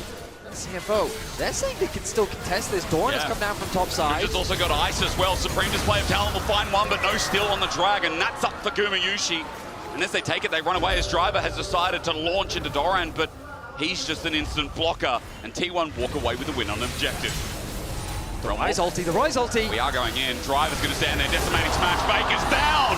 Junja also going to help out as Doggo ran into melee and started hitting the Void Queen. Double over to Junja. And what? He's really earning it this time around. The 3-0 Kiana knows that Faker's into a corner. Pop Blossom helping out. Carry flashed in. Maybe there's a turnabout play. Junja has to hold the in. Jumps to Faker, but he gets shut down. Carrier saves the day. It's a double TP, but there's more numbers here for T1 as Driver has walked into the ongoing trap. Hongyu now walks into range of Ona, and CFO had control, but they're relinquishing it. A triple kill for the slippery snake of Faker, and T1 punished so damn well as Gumayushi gets flashed on. Doggo's still got this. No flash Draven. Boy. And Ona will be setting his sights on that AD carry. First, I guess so. I'll get a bit more HP. Good job. Caught out. Pop Blossom finds him after the scuttle. He'll regret this. Gets the stun up though. Goes Invis for the time being. Edge of his shell's perfect timing. That's simply a clone. He'll jump over the wall. Audacity out. Buy some space as Doran is on the hunt. But with that health bar advantage, T1 start the Herald. Yeah, I mean, no ulti now available for Ginger, but they did trade it for Carrier's ult. CFO still want to fight this though. Doggo on the right-hand side. Keep your eyes on him. Driver wants something to drive into. Decimating smash just out of range. Doran flashes, misses, whiffs. Meanwhile, Ona went in by himself. T1 is separated. Driver cuts off the cross, and Kaiwin picks up the kill. T1, they're sparked up a little bit with an ulti that came afar from Doggo as Doran jumps in deep. T1 are fighting one by one, and I see a double on a damn cow. Realm Warp in behind enemy lines, and T1 are finding themselves hanging with a leg to stand on. Petrifying Gaze misses all, and CFO are bringing it to the world champs. The young guns from the LCP play with nameplates off as they go full aggression into T1. Disconnection being shown by T1 as their focus was just off. Doran doesn't connect onto Doggo. Ona engage. CFO continue to show up. This is, of course, only a best of one, but what an important best of one it is to get a win here. Hang on. Noxious Blast, gonna hit Driver, flash for the miasma. Now that Ona's here as well, Driver in trouble. Great sidestep, decimating smash in front of the turret, avoided by Ona. He will survive. Meanwhile, Dragon does go down, but it's a good punish from T1. I mean, absolutely. The ulti gonna whiff. Ona, though, very low. The Dragon secured, and now the threat on the bot lane tower. They have the damage, Betty. Maybe enough to threaten Doran to get out of there. Redemption's going to come on down, but wait for Supreme Display of Talent, misses, and Doran solo kills! CFO's jungler got ambitious, and now the damage definitely ain't there as Exhaust also used. Herald still there, Pop Blossom with the flash. Doggo caught out, instant cleanse away. He's running for his life. He'll catch the axe, he'll get movement speed, but he needs a bit more. A double. That makes it trouble for T1 to follow up on the play. In the mid lane, but it's not ultimately enough. They keep the top tower protected from the side of CFO. On the bot side of the map, they have many rivals around the world. True. But to really go toe-to-toe with those, Junja ultis in. Into the river, gets the stun. Ona is cashed in. More big bucks for Doggo. I mean, I think if Faker can delay a petrifying gaze from over the wall with the Cassiopeia without flash. You mentioned that TP, that's going to bring numbers in. 4 members of T1. On look now. Kaiwin gets over the wall, flash from Hongyu, gets the double root, and there's Kaiwin for the follow-up engage. The cow unleashed, Pop Blossom does nothing. Driver misses, but Faker is there when he lands. Down goes the snake, or just about. They finish a kill. It's Doggo who gets more money in the bag. Doran now isolated, has to go back in, but the supreme display of unholy talent. Junja on Kiana is just exceptional. CFO are punishing T1 time and time again. The way in which they navigate the fight is fantastic, and I just can't get over the level of confidence that we're seeing from CFO.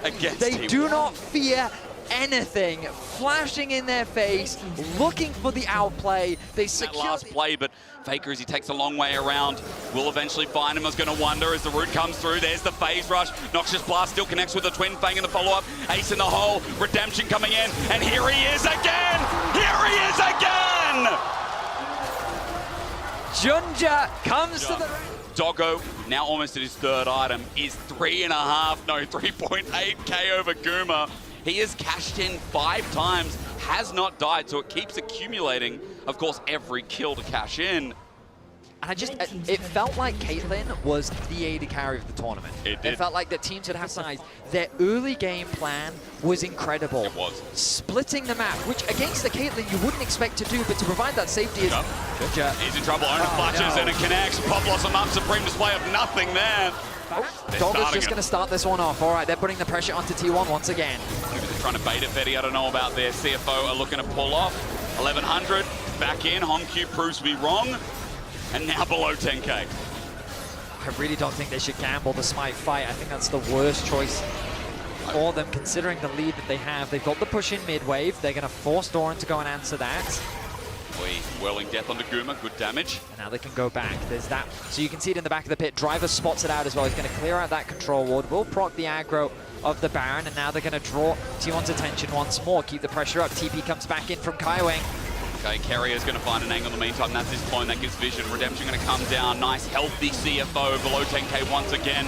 Faker himself has flash to get over the wall if they flip this. T1, I've seen situations like this before. Doggo's Makes me nervous. As you said, Doggo is isolated, but the stand beside onto Doran. He can't get in range. Has to tunnel out. Hongq flashes, gets the rune prison, and as he gets poked out, he will not die. Crucial for T1 as Hongq has now committed the flash. Clancy there. Hongq thought that he'd found a pick, but the mobility from the Rek'Sai means that he was able to get away. Has the TP available as well. Junja over the wall, but no. Onto Carrier as a spell shield holds on for the time being. Pop Blossom finds him. Guma gets the trap down, but it's out of range. TP burnt by T1. A whiff there from Junja. The ulti doesn't throw Carrier into the wall, which means that the distance is enough to allow him to escape. It's a trade of ultis, but that was a big ulti. Gets Tangle Bubs, ran up and Drive interrupted! Drive interrupted Owner! There's no Supreme display of talent as Faker sets up the ulti. It's a shutdown on the Hongq, but it is a trade. T1 lose 1 to gain 1 as Driver, even though he picked up that kill, he might have saved the play. Tangle Bubs, 2-man once again. Doran jumps in, Doggo goes far, up midway, flushes away. There's the ulti from Doran, but he's got no one to support him again. Doggo running, goodbye! As Doran only just managed to get out, Driver somehow dies before T1's top laner. As Kerry and Guma hold the fort around mid, Faker's low. Kyan was seeing him backing, but it's a tense affair. This dragon looks completely uncontested. Junja though, Junja. Hang on, Junja goes over the wall, wants to contest with Owner in a 2v1. There's a Supreme display, and he has the audacity to take it away. So, for CFO, stand beside us, find a target. The rest of CFO are in the river for the time being. Hongq has to be careful without his flash. Owner doesn't hit the target. He's on Doggo though, but look, he's separated. He has to leave. Now Doran's sent into the sky by the one and only Driver. Faker stands and starts poisoning, sending out the fangs, but T1 have lost top lane, they've lost Soul, and now the Baron's on the cards. Oh my goodness, CFO get away with so much. They steal away the dragon, they win out on the fight, they have the numbers advantage. Owner still lives though, and as long as he has his smite, there's always going to be a possibility. They don't have information as to where Owner is. They've spotted him out. There he is, Mega Blast Cone gives him some space, but Junja has a stun. All he needs is to get into range. He will fail, but for now, CFO hold off on that Baron thought. They're looking for Owner. Junja's the one chasing him. Look at Faker, though. It's so difficult to start this objective off. He's in the river. But Kaiwing takes the flank a little bit early. He's going to lose Celestial Blessing. Tangle Barb's there as well. Guma stats up and tries to hit him hard. He's got the ulti available. Guma tries to walk in. CFO backing off is still so sketchy. Junja. Over until Junja runs in the river and says, "Bet." He runs back, sets that up, but it's a double. Doggo is just nuts as well. The CFO have now got 2 in the dirt. They're just going to start this Baron off. It's still a super risky thing to do. Doran is max HP. Faker is coming back from the river. Guma with his range. Keep your eyes on Kaiwing, looking for the flank. Driver is low as well, but he's got a shield. Doran once again on in. Guma with the range to steal his potential, but no. Smite is better. A Realm Orb into Guma's face, but he's spaced him, he's ranged him, and Faker stares him in the face. However, the pop back is massive. CFO are doing it, and even with the ulti avoided by Doran, he's down 2, and in the LCP. Incredible year this has been, and this team, it feels like that they can only go up with the Baron now secured. The Nexus is in their eyes as they look to try and break the base. Look at Doggo, he just got Doran, now he's taking a 1v2. You know where this game's at. Ow! This dog, man. It's 6-0, Betty. What a game. His bite is so much worse than his bark. As tower falls, a man is down on the side of T1. The defenses are falling apart. Faker now makes his way back onto the Rift, but I think the damage has already been done. Is he enough to defend the Nexus? Another inhibitor falls. The Baron doing some serious work. Just imagine if we started getting the best of 5 of this again. It's only one game, but it feels so good. John just going to be caught out, though, as he runs for his life. Gets away with the help of a heal. And CFO supporting staff are coming in. Carrier, though, a clutch defense. Petrifying gaze, though, won't be enough. As Driver's always where you need him as well. Against T1, CFO get a bit of revenge. And the first team going 2-0, Betty. At least in my eyes, CFO smacking down the LCK's 4th seeders. Baker runs back to the base, but this game's done. I see one delicious looking Oyster at Worlds 25. What an incredible game. The tension was so high as T1 really fought valiantly around these neutral objectives. But the sheer level of confidence from Gen.G was unbelievable. And I mean, we didn't talk about him much, but KaiWing had some insane moments as well. Like, there's going to be so much to review from that game, but really, it's time to celebrate CFO. They go 2-0. I'm pretty sure this is the first LCP team ever in the Swiss stage to go 2-0, and they're going to be fighting with the other top dogs to get out and secure a spot in the quarterfinals. That one T1 loss, it ain't the same, is it? CFO starting 2-0 against the defending world champions. Hey, that was weird how you delivered that last line, but I loved every second of that game. My God, look at the joy. I mean, and justified. What an incredible performance from CFO. There are so often where you see these like razor-thin margins in upsets like this. This was not one of them. This was dominance just about from start to finish. It was an amazing moment to be able to celebrate. Yeah, keep dancing. That's the Scion dance. Hit him with it. If you keep giving him Scion, he got it again. Doing it. He got it again. You know, they banned away the Bard. They understood. We went over it. They understood. Banned the Bard. Yes. But they got the Scion. T1 didn't get it. Locked in into the Kai'Sa. Are T1 going to lock the Alistar anyway? Instantly. A lot of dash going into that set, Poppy. Certainly is. I like how quickly we finished the picks and pans out. They just want to get had to the a lot game. of time to think this through and finish up those ones. I do like it from do with his extra time. Go for the invade on Raptors. Timing is close as... Yeah, probably get the ward just there. Yeah. Scuttle Crab first. Now that that's there, Faker low on mana, so I think the message is still sent. Gen.G will, regardless, pick up 3 grubs. And the price is that minion When wave. everyone thinks of LCK, this is what they see. This is what they think of. This classic, first 14 minutes, no kills, setting up for something big. Maybe we change that now. Doran in a 1v2 is going to ulti out, but the flash is matched by Keen. A close call, but the Drake-hound step is stepping it right back home until Canyon flashes. Looks for the 3 Talon strike. He's so close to getting it, but Doran has enough energy in the tank to step one more time. Out of there quick. Ward will give full insight for T1, but 4 members now in this Chokers Gen.G group on up are having trouble entering until Carrier pops the ghost. Our first fight, you say, maybe it's there. Doran sent away with the Keeper's verdict. Faker at half HP already gets the burst down only onto Juro as second skin starts piling up for Guma, but Herald is already gone. T1 mid, just to give a pressure point for Gen.G to play through to get this second dragon of theirs, but even the damage on the turret is going to be really impactful, especially with 3 grubs. That'll open up mid. And Dragon for T1 isn't started yet. Guma gets away. Wind becomes lightning tags as well. Blast cones denied as Guma has to try and come in. But for T1, they don't have their AD carry. He's separated towards mid. All right, flank around the side from Doran. Oh, Guma. Carrier, 3-man pulverize almost. Ruler disappears as well, but Faker, as he jumps into the whole team, makes a crucial mistake. Doran now comes in, gets a flash out of Ruler, reposition from Gumayushi, a 5-man cyclone. Ona finds the angle, but it's too late in the fight. Gen.G have annihilated T1 as Guma runs for his life, but he's tagged once again. Gen.G have 4 members on the run, and Guma is left alone. This turret won't withstand, and it won't get a kill in return, maybe, as Chovy, no!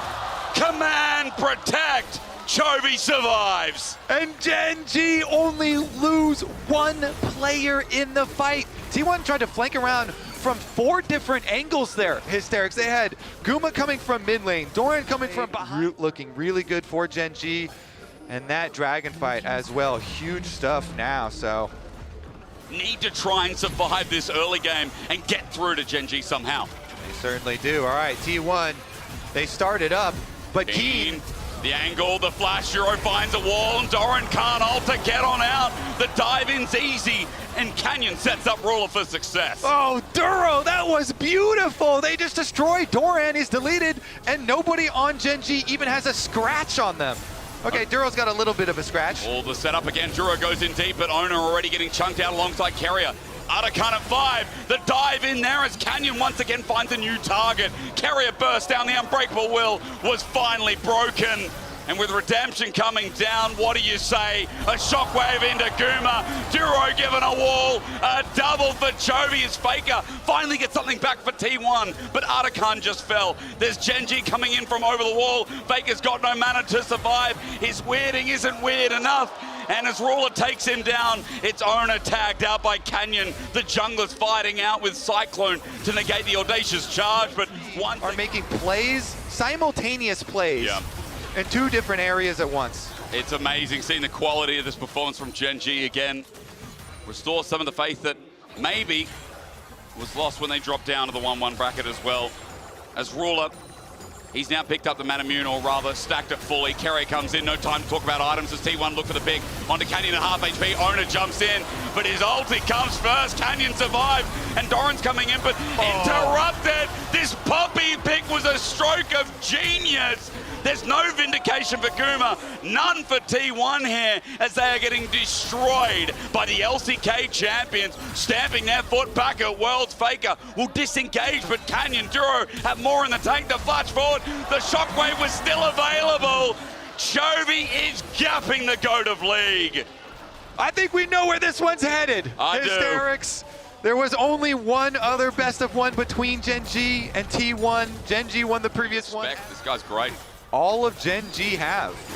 Their draft was exquisite, but they have also, we have been seeing a lot of Seraphs as well on some of the Orianas, but the Horizon focus buffs as we're getting more action. Shockwave Carrier turns it into an engage Owner as well. Cyclone a chance, but a disengage from Duro. It's Keeper's verdict, kept good. Doran jumps in, maybe a chance here for T1, but with that dive comes Canyon to defend. Guma trying as hard as he can, but as he takes down Ruler, he takes down his chances of finding anything more. Yeah, that's going to be Gen.G Baron. Can they sniff out Owner? Owner here, the last one left alive. Against the Poppy, how hard is it with the exhaust down as well? And a decimating smash from Keen. He'll send Owner back to his base one way or another. Baron's going to be taken. It'll be past 10K. And Gen.G are putting the finishing touches on this best of one to keep their BO1 record exceptionally clean. Gen.G wearing purple. 11 second item is a good position in the build for it, but regardless, that is not really important for this game because they are stomping regardless. Baron buff is going to allow the siege for Gen.G to run right into these inhibitor towers. T1 struggling to step up. Relies on a pick, but 12,000 gold behind. They need some kind of a miracle fight. Owner's looking for that with his angle, but he's going to go over control ward shortly as he gets around the corner. Keen is soloing mid. Here comes Owner. Again, the Ambassador followed up as well. A chance there, but the shockwave nullifies everything. Ruler willing to Valkyrie forward. He knows this one's in the bin. Gen.G are the LCK's best, and they just showed it again to T1. And Ruler at Worlds flashing the Samsung Galaxy flare as well. Kobe, it was well-deserved, it was well-played lanes, it was Gen.G returning to form as they moved to 2-1 at Worlds 25. Ooh, Ruler wants another championship. You can feel it. And this Gen.G team looking like they might be able to get there. They came in as tournament favorites, of course, and this is just the best of one, but they look quite good. They really did. Once they found one fight in the game around bot, the game snowballed out of there as Analyst that's going to break it down further. Important data point in this historic rivalry is we've seen almost no single games between these teams, but it turns out in a single game, Gen.G are pretty scary. They locked in. They really locked in. I like how Kobe described it as quite good. They looked quite good. Quite good. That was just absolute Chovy masterclass, I feel. This man just dominated from start to finish. I feel that if we had more time to really break down how the 1v1 played out, there were a few like very small but crucial moments that Chovy really used to balloon the lane.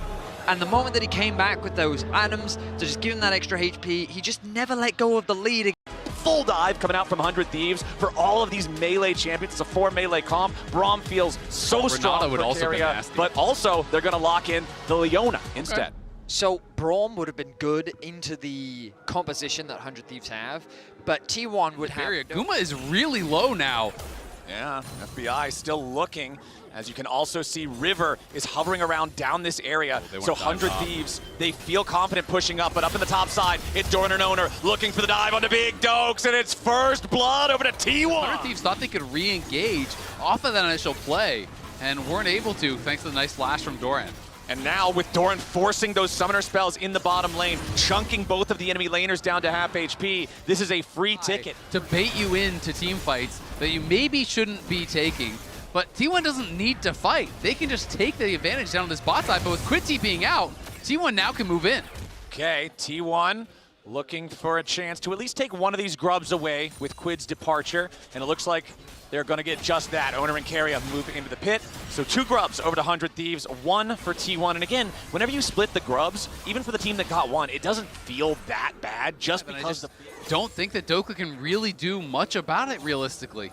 Well, we'll see. Right now, he wants to step forward, try to clear out some of that wave a little bit, but Doran immediately popping the Dominus as Owner's ready to try to show up. Dives in with the audacious charge. Public execution from Dokla. Owner's going to die to the turret shot. Dokla stays alive for now. Doran's going to try to pick this one up a little bit, but Doran's going to die as well. Big Dokes! 2 for 1 in the top lane. Really nicely done. He forces Doran to use the ulti early, but Faker is going to get solo killed by... 100 Thieves are playing with the name plates off. They do not care what they're facing on the Rift. They're playing with nothing but confidence as they are finding kills across the map. And Dokla has his Eclipse done now, so now he's the one in the driver's seat. Ayla's up here. Doran could be the one getting dove. They want to give Doran a taste of his own medicine. Ayla's going to lead the charge. He makes the dive for the headbutt pull. The flash coming out from Doran, but the exhaust ready to follow, and 100 Thieves make boots out of that crocodile. They find the dive up here in the top lane. It costs them the Drake as T1 are going to secure their...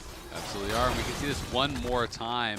The seismic shove is there, but Quid gets the Q slow, flashes in, kills him with the Kingslayer. Faker responds on the flash, but Faker's caught out again. Faker in a bad spot here with the River. Ayla and Quid trying to chase him down and secure it. Quid gets another one. The Silas running the show for the mid lane. Now up here in the top side, we're going to get yet another trade. Stridebreaker now completed for Doran, but again, that Eclipse from Dokla is so strong. River coming in for the Cyclone. Keria wants to save his top laner, but it's too little. It's too late. T1 did get 2 early dragons. They're about to take the first tower here as well. And this next dragon... Relatively short range on the side of 100 Thieves. You really have to get into the face of your opposition. And this Herald should really help open up that mid lane tower, which once that is... Okay, nice little bit of poke coming out from FBI. TP coming in. Rift Herald summoned up. Looks like we might get a Combat Herald on this one as the Weaver's Wall. Nice use there from Faker. River still looking for the opportunity to try to go in and steal. Quid off on the bottom side. Rest 100 Thieves going in after the Drake. They're going to steal it away. Carrie's about to die to Quid. He falls. Quid takes the kill as the rest of T1 scrambles to try to fight. Solar Flare's not going to find much. Owner takes more damage from FBI. Faker looks to fire back, and FBI's going to be caught by the seismic shove. Owner takes the kill on that one. 100 Thieves in full retreat. Doran on the chase, but he's already lost the Dominus. Stridebreaker on Ayla. Owner goes in for a double kill. T1 take the fight, and they aren't done yet. Quid tries to escape. Owner wants win, becomes lightning, but he can't quite make it strike. He jumps in anyway as Quid wants to sidestep the seismic shove, but he's still taking a ton of damage. 100 Thieves has overstayed their welcome, and Quid cannot use his Kingslayer in time. T1 may lose the Drake, but they'll take 3 kills. They'll take the mid lane turret, and they'll take the lead. And it all came down to FBI not flashing the seismic shove free, and it allows T1 to pile in and take the fight. I think the positioning of Doran in that fight was so good as well because Ayla, he got a beautiful flash. Starting the Otacon, forcing your hand. Quid is just going to let the tower die to deny the local gold here, realizing that's probably not going to be Otacon, it's T1 immediately deciding they want the objective. They've already got it down to 1/3 HP. I think 100 Thieves might be a little bit late to the party. Nice Weaver's Wall coming out from Faker. River wants to go in and try to steal it away. He got it! 100 Thieves steal the objective, but what about the fight? T1's already taken out the enemy jungler. Ayla might be next to fall. Gumayusi gets the kill, and Dokla's next on the chopping block. T1, they lose the objective, but again, they get 3 kills instead. T1 just keep coming out ahead in the fights. 100 Thieves couldn't quite secure kills onto Faker or Carrier, and Doran leading the charge with Gumayusi at his back means that T1 set their sights on the tier 2 tower. Yeah, it's just so tough. They can't finish off any of those kills. So yes, you do get the Otacon. It stops it from being a total disaster, but Quid is going to have to back off, and that means it is now a 3.7k gold lead with it that tier 2 taken. Quid stealing away the Dominus, wants to use it aggressively here. Doran and Gumayusi, 2-1 in Drake so far. Dragon down to half HP, 100 Thieves on the approach. The Weaver's Wall has been separated. Quid in the middle of everybody. Xin Zhao ulti stolen. Quid gonna be focused here for now, but he's still staying alive in the moment. Carrier taken down to about nothing. Dokla! The back line. He wants Gumayusi, but he can't find him. FBI's under pressure, but he stays alive as well. Both top laners out of the picture. Dragon, 3k HP. Redemption coming in for 100 Thieves as Owner tries to jump forward. Now he's gonna be your target. River's next to fall. The Drake goes over to T1. Quid jumps back over the wall. He wants the abduct, and he's lucky he didn't get it. Owner at 1 HP. A double kill of it to Gumayusi. A piercing arrow over the wall from FBI. There are dead bodies in both jerseys all over the Dragon Pit. And now Faker is looking for more. He wants another rock here onto FBI. Onto Ayla. His seismic shove will not hit. Gumayusi coming around to try to help him. Ayla's next to fall. It's a 4 for 2 plus Drake for T1. T1 got the barrier out, but they need that assistance. It can't be a solo mission from Dokla. Ayla's looking for an engage. Yeah, Ayla knocks Owner up into the air. Defensive Xin Zhao ulti to keep Owner protected. Dokla dives in for the public execution. Owner's gonna take a ton of burst, and he drops first. Carry is next to go if he's not careful. Doran's to the back of 100 Thieves, and they scramble defensively. Doran's next to Baron. They go Baron! The line on T1 is down as Baron spawns onto Summoner's Rift. 100 Thieves have 5v3, and T1 wants nothing to do with Baron. They gotta give it up. What an engage from Ayla there as 100 Thieves finds Owner right before the spawn of Baron here. He says, you've gone too far. We know that Faker's back in base. We know that the in the mid lane, Quid getting closer and closer to level 16. The standing gold of this mid tier 1, the bot tier 1, these towers. Exactly the same moment, which means 100 Thieves are going to have control. They're going to look for a fight right here. Up to the Drake. Now Carrier gets over the wall with a blast cone. River jumps in, pops a cyclone on Faker. That was a that was not the fight they wanted. Got a little bit too excited, but hey, they're still going to force T1 back. They're still going to take the tier 1 turret. As Guma is yet to die in this game.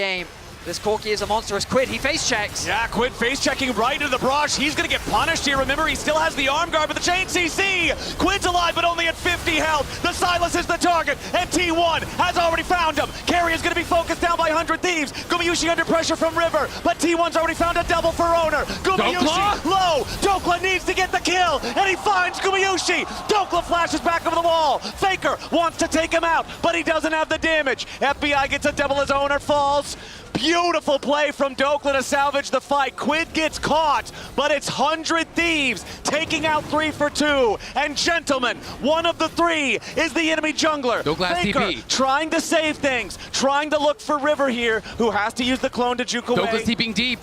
Dokla looking to cut off Faker's escape here. The teleport coming in on top of the wave. Faker's got to be aware of this. Pathing through the jungle, making sure he stays safe. But the mission is accomplished. Solely it's 100 Thieves with control over the pit, and T1 not wanting to let another one of these slip away. Dokla finally going to secure that tier 1 turret up there in the top. Tried to time his Chains of Corruption onto the teleport. He whiffed it. It was early. Couldn't land that. That would have been critical. If he hits that, I think they can hit Abscond, Abduct. T1 needs to try to approach this. The Baron is dropping again, down to half HP already. Owner over the wall. River has been winning the smite fights here so far in this game. 100 Thieves looking to peel away now as Ayla charges in for the headbutt pull, but it's not going to connect. Ayla now going to be the target here with the Redemption coming down, but Carry is first to die. 100 Thieves already have the first kill. River's going to the back line. He wants Faker and Goma. T1's killed River, but what about the rest of the fight? Quid into the back. Faker staying alive, trying to kite him out. Dokla with a little bit more damage, but he's down. 100 Thieves overstep, and T1 T1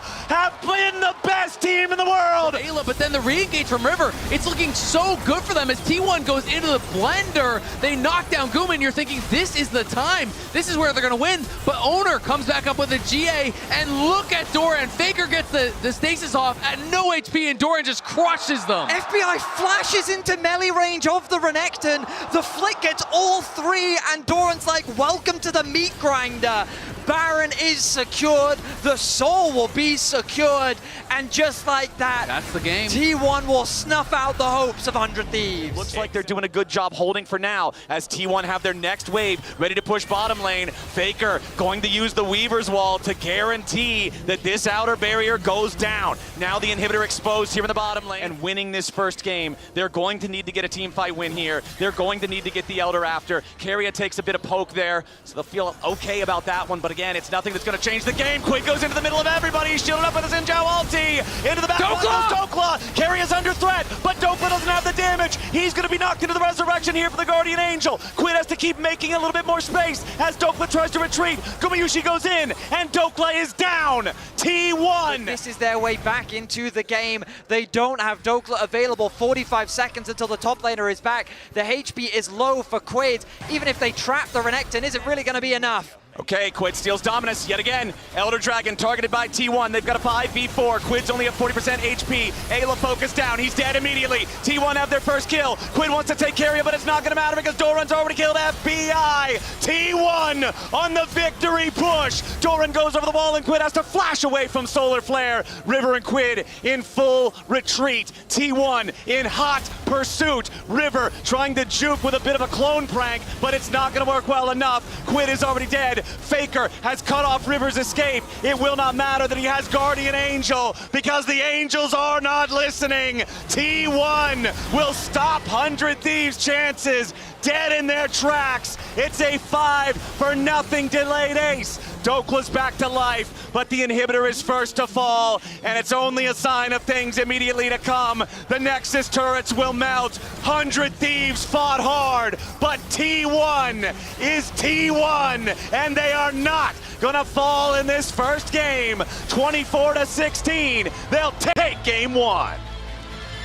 A valiant effort from the underdogs of T1. 100 Thieves is what I meant. As T1 shut them down. The fight execution was phenomenal, and they're able to take the victory to start off the series. Honestly, a really fun game to watch here in this first one. Analysts, what do you think? I think this is so frustrating to watch for 100 Thieves, man. They were so close every time. They kept on fighting. They kept the ball running, but it was just not It goes. I think something super defensive could be smart here, whether it is the Jhin or Xayah or whatever. And then all of a sudden, in comes the Nico ult, in comes the Galio ult, in comes all these things. So I feel like the draft was fairly predictable. Both teams Dokla's still holding onto his TP though, and Guma is top. So there is a potential for a 5v4 if they want to try to go for it. But of course, they are too late. But early smite the River steal! stolen away with a crash down coming in from Ayla. 100 Thieves are thinking about a fight, but Faker's already level 6. Ayla with a flash away. River stepping forward here with a shield, with a heroic entrance. Forces another flash, this time from River. 100 Thieves, yes, they overstay. Yes, it costs their summoners, but a heroic... I love the guy in the audience who's literally doing Pepe hands as his reaction. As T1 are going to be a little bit disappointed with that, as now River shows up in the mid lane with a Grand Starfall. Point and click there for the stun, and it's first blood over to Quid. This is what 100 Thieves wanted when they experience. Gumayushi about to take over to level 7, so he is pretty even with FBI, I stand corrected, as Doran with that small XP lead, level 7, and T1 should uncontested secure these grubs. Exactly. Only cost is going to be a few minions in bot lane. He's in the river. Okay, but T1 has total control over the area. They already that's lost also the true. first Drake, but they started it up, remember, so early. So second Drake... that high with the level of confidence he's playing. I thought you were going to go with he did solo kill Faker with the help of River.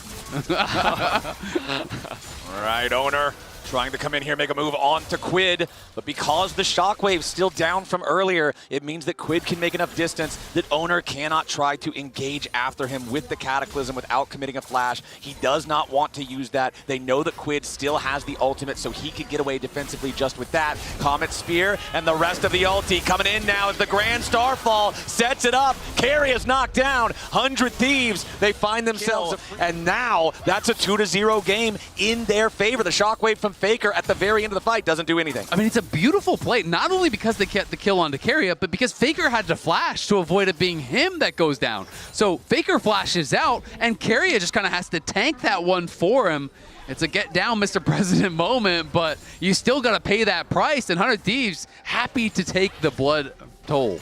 The only bad news for 100 Thieves is the kill did go on to Ayla. They would have loved to have funneled a little bit more gold into their Akali, but at the end of the day, as you highlighted, Azael, advantages gained for 100 Thieves. A small gold lead in their favor. Herald are going to be spawning in about a minute, 20 seconds, and so T1 want to try and get that last plate before it wears off, and they're going to grab it.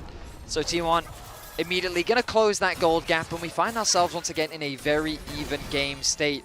I think T1 do prefer this situation, especially with the Rod of Ages completed, and that's going to start stacking up for Faker in the mid lane. And they get the third plate as well with the extra auto attacks, thanks to the fact that they have 3 grubs. The burn over time gets that third plate right before it ticks 14 minutes. Now, ideally, Quid does not want to be fighting Doran. Doran has no kill threat on the Akali, but the Akali has no kill threat on the Doran. Meanwhile, Faker with no flash, sure. Rumble ultimate with the Pantheon ultimate could be enough to set up for a kill, but ideally they want to try and swap those when they can, because look at Faker right now. He's just bullying Dokla in the side lane. Yeah, I mean, Dokla has been absolutely going to be really difficult. Ayla's trying to wrap around here on Owner, make sure that he can't actually walk up for any chance at a steal. But T1 can just play mid. They're just going to actually knock down this tower here. So yes, they will lose the Herald, but here comes River. River jumps in, Gumayushi immediately into the ulti. River tries to follow him, but the hero's entrance locks up the enemy jungler. And T1 takes the first turret. They take a kill, and now Quid is trying to come in to take revenge. Owner is your first target. He's down to 200 HP. He tries to get away with the perfect execution. Lives up to the name. Quid gets it done. Nicely played there from 100 Thieves to respond to the nice play that T1 started with. It's a 1-for-1 trade, but T1 taking the turret means they come out on top. You're absolutely right, Flowers. A nice sequence from both sides as T1 acknowledge that they cannot contest the Herald, so they invest their resources into mid. But now, TP top lane. Faker in a little bit of danger here. Equalizer to slow him down as he tries to escape. Dokla's got to be careful chasing after this. Quid has no ulti on the Akali. Faker trying to make his way all the way out. A beautiful shockwave. Dokla's down to make it a 1-for-1, but 100 Thieves still get him. All right, so another tower going to be going the way of T1. That top lane tier 1 is almost knocked down as well. The goal very... Test this dragon. They will concede it. T1 will secure the upgraded boots as River looks to try and add a whole lot of power, but it's the ability to upgrade the boot an additional time after the first 2 big items are completed. Killer Instinct from FBI. Pop Blossom to follow it up here. Carry on the defense as Ayla wanted to use the Magnet Storm, and they do secure the kill on Carrier, but now Doran jumps into the middle of everybody. He gets one back onto Ayla. Support for support as the Galio goes up into the air and gets away. Faker wants to throw the ball forward. 100 They are a very short-range composition, and against an Orianna, maybe they want to use this Herald to guarantee this mid-tower. Doran, though, doesn't have his flash. Nice. They stun him up with a Shattering Strike, and then they try to block the exit here for the Justice Punch. Doran cannot use it to get away because he would have to dash back first. So he reached the soul point. All right, Doran's about to take the tier 1 turret here in the top lane, put T1 at a very, very slight gold lead. T1 does spawn, second item fully completed for Faker as well. He has the Seraph's Embrace all the way involved. Quid going after Doran here, going to allow the taunt to expire. River ready to join up. Yes, Doran is very tanky against magical damage, and he failed the flash over the wall. The Galio now with the hero's exit to get away to a nearby ally, but Quid tries to follow here with a Shuriken flip. He goes in for the perfect execution. He's trying to still find the kill. Doran dies, and Quid's got the fancy feet to guarantee it. Oh, no, wants to get away, but a flash 5-point strike hits all 5. Quid dies to the shockwave in retaliation. The approach, T1's already got it down to 40% HP. Doran keeping Quid away off to the right side. Pincer as the Infernal Drake is secured by Owner and T1. 100 Thieves not there in time. Yeah, River really wanted to finish a second item, so he does do that, but then you're allowing them the free soul point, and now they're going to engage! Yeah, now it's a ton of damage back onto River. The shield cannot protect him in time. Quinn wants threat onto Gumayushi, but he doesn't have enough. Pop Blossom's not going to stop him. Ayla into the middle of everybody here with a Magnet Storm. Carrier might just die to Quinn, but FBI's already been executed by Owner. Ayla's next to fall, double kill over to Gumayushi. Carrier dies, but it's so many dead on 100 Thieves in trade.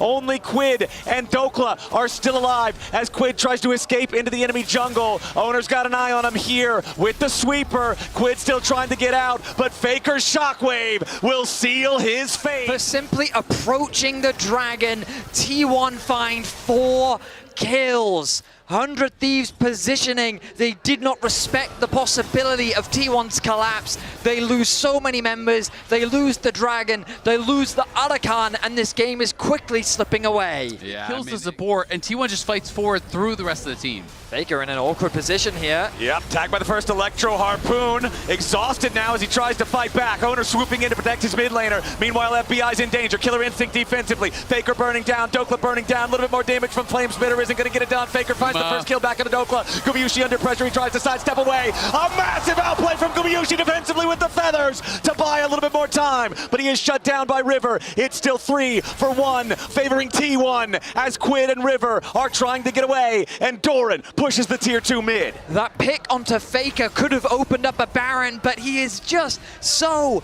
tanky. Dokla didn't have the damage to get through the shielding from Doran, the HP from Faker's build, and while Quid set his sights on the AD carry, Guma was far too resilient. Carrier was providing enough support, and 2 towers will fall off the back of that as T1 gain an even greater gold advantage. I kind of want to see that one more time because it felt to me at first like maybe Dokla was just trying to hold on to the equalizer, not commit it, used it very late, but they are going to go back in. Can they actually stop the recalls in time? Dokla looking for it. He has no equalizer to try to stop this, but they don't need it just yet. Here comes Ayla. He's locked him up with a Magnet Storm. Faker trying to get away. He's very low on HP, but River's on the approach. Faker and Owner both getting away over the wall. Quid on the chase. He finds the shutdown onto Faker, and now he's got to try to get himself out of it. But he's not going to find the kill onto Quid here just yet. Owner's going to be burned down. Shutdown credit over to River. It's 2 kills for 100 Thieves.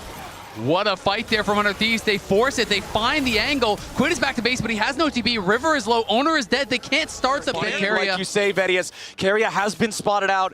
Important to note, T1 also ahead, 29 flower petals as Owner goes in for the Cataclysm. They're ready to back it up with Faker and Gumayushi. It's 2 kills for free, 1 for each of the T1 carries. And now with the top laner and jungler down on the 100 Thieves side, T1 are feeling emboldened. Doran just distracting everybody here in the mid lane as the rest of T1 begins the Baron. The positioning was scattered for 100 Thieves, and T1 are so quick to pounce. They take out the jungler, they take out the top laner, they convert it into a Baron. In this game, we'll see if there's any sort of a attempt at a random steal, but not going to be there as T1 will claim the Infernal Soul back. This moment will cement another soul for T1. 13 kills to 12. 100 Thieves have fought valiantly, but now they have to bottom side are able to push in here. Carrier is there. All right, first inhibitor turret already down. Into the back line goes River, but into the front line goes Carrier. Pop Blossom. FBI's already down, and Ayla's going to follow. River dies to the back line of T1. It's 4 dead already, and with only Quid alive, T1 is ready to end this game. The Shockwave will not find the Akali. Quid will waste as much time as he can, but it will not matter. 100 Thieves left it all on the Rift in their final series of League of Legends, but the winningest team in the history of the game will not be stopped here. T1, move on. It was always going to be such a long shot against the back-to-back world champions here. 100 Thieves, as you said it, they left it all out on the Rift. They played aggressive. They played to the best of their ability. They came close at moments, but T1 always building those edges, especially in this second game. Full control, played towards the objectives, had great setups, and the killer instinct that they had to find these picks in the key moments really did separate the two teams. T1 will move to 2-2. They still need another series to make their way towards the quarterfinals. But what a valiant effort from the Thieves. These players put everything onto the Rift, and what a showing it has been. And you can hear the crowd cheering for the Thieves. Their final heist now coming to a conclusion. Up against a team, the caliber and the pedigree of T1, to stand against them and play that aggressively, that fearlessly. You've got to be proud of what they left on the Rift here today. Analysts, what are we thinking? I think it's World Championship and T1 always finds a way here, but the Thieves did not make it easy for them. I understand the frustration on the face of 100 Thieves here, given the year they have, given the comebacks that they went through to make it here today, with the run and the teams they had to face off against at Worlds. It can only be frustrating now. There's no better way to go out than that. It was an absolute banger of a series, one of those times where if you just... Here. Yeah, there you go. I was going to say, I don't think you've got the setup, and the way that your team fights want to play are fairly easy front to back, but Owner maybe feeling himself here today. Confidence. Kiana going to be picked up here, but can just go for a steal here. Goes over, never mind, he's waiting over the wall. Observer's highlighting it beautifully, Owner. Likely going to have to flash here. Lockham's there, might not get the chance. Doesn't even try to get over the big wall. MKOI with first blood. Prio paying off. Of course, for now, T1 have an advantage of their own, and JoJo's pretty far up. Waterblade ready to go for Owner. JoJo can continue to step into Faker, but he just does not have any health. Phase rush, he's going to get him out for an extra second, but Owner just finishes the kill off. Having him burn his flash in these early stages, and the individual laning phases, small wins for T1. Going in, immediate knockup, it's not going to stop the pushback from the Emperor's Divide. JoJo Pune running, but Owner happy to grab another carry on the way as well. Instead, going to turn it. You have Doran burning that flash on the top side. You have Gumayushi and Keria winning out on bottom lane thanks to their aggression as well. And you can see that CS lead opening. I don't think you can really contest this as Owner. May just try and sneak one with the smite. Level 4 for Alvaro. Throws the Gleaming Quill, so has been spotted. Owner not concerned whatsoever, knowing that Elyoya is on the grubs. I think MKOI should just be happy getting 2. That is a smite from Elyoya. No real reason to fist fight here. You don't have control in the mid lane. JoJo going to move up because it's an even wave. Elyoya continuing to step up. It's only carry at level 5. When becomes Lightning, Guma marked. Won't be charging in.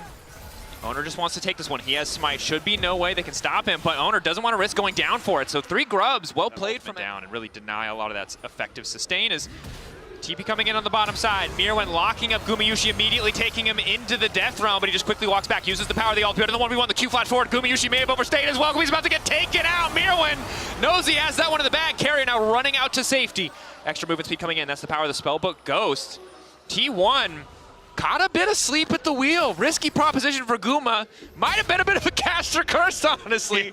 Hyped him up just for him to get 1v1'd. But he's not used to running TP, you know, so not exactly in the best of spots. Keria. Now sprinting out. Flashing as well. Finally going to use the Unbreakable. This man is determined to live. Has a taxied off of Elyoya, but no one else is coming. They're going to use the Shockwave as well. Keria will eventually fall. Surely Keria will... Okay, Keria has fallen. All is okay.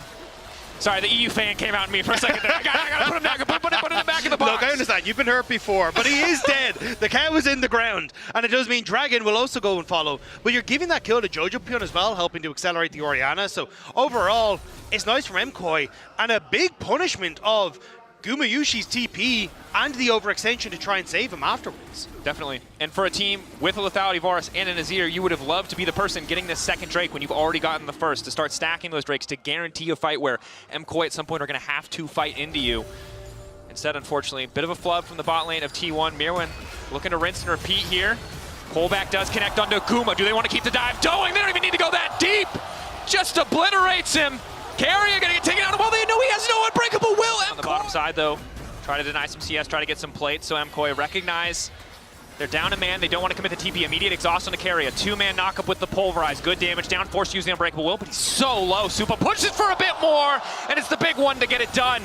Redemption coming in the mid lane. It's going to heal up the minion as well. Keep the push onto this tower going. And Elyoya wants Guma. MKOI are bloodthirsty and fearless in the mid lane. Faker trying to respond with a push in the meantime, but it's MKOI with a massive lead. These mid lane collapses are working for MKOI. They're getting the kills, they're getting some waves, but again, they are dropping one wave on top on that tower to Faker in the top side of the map.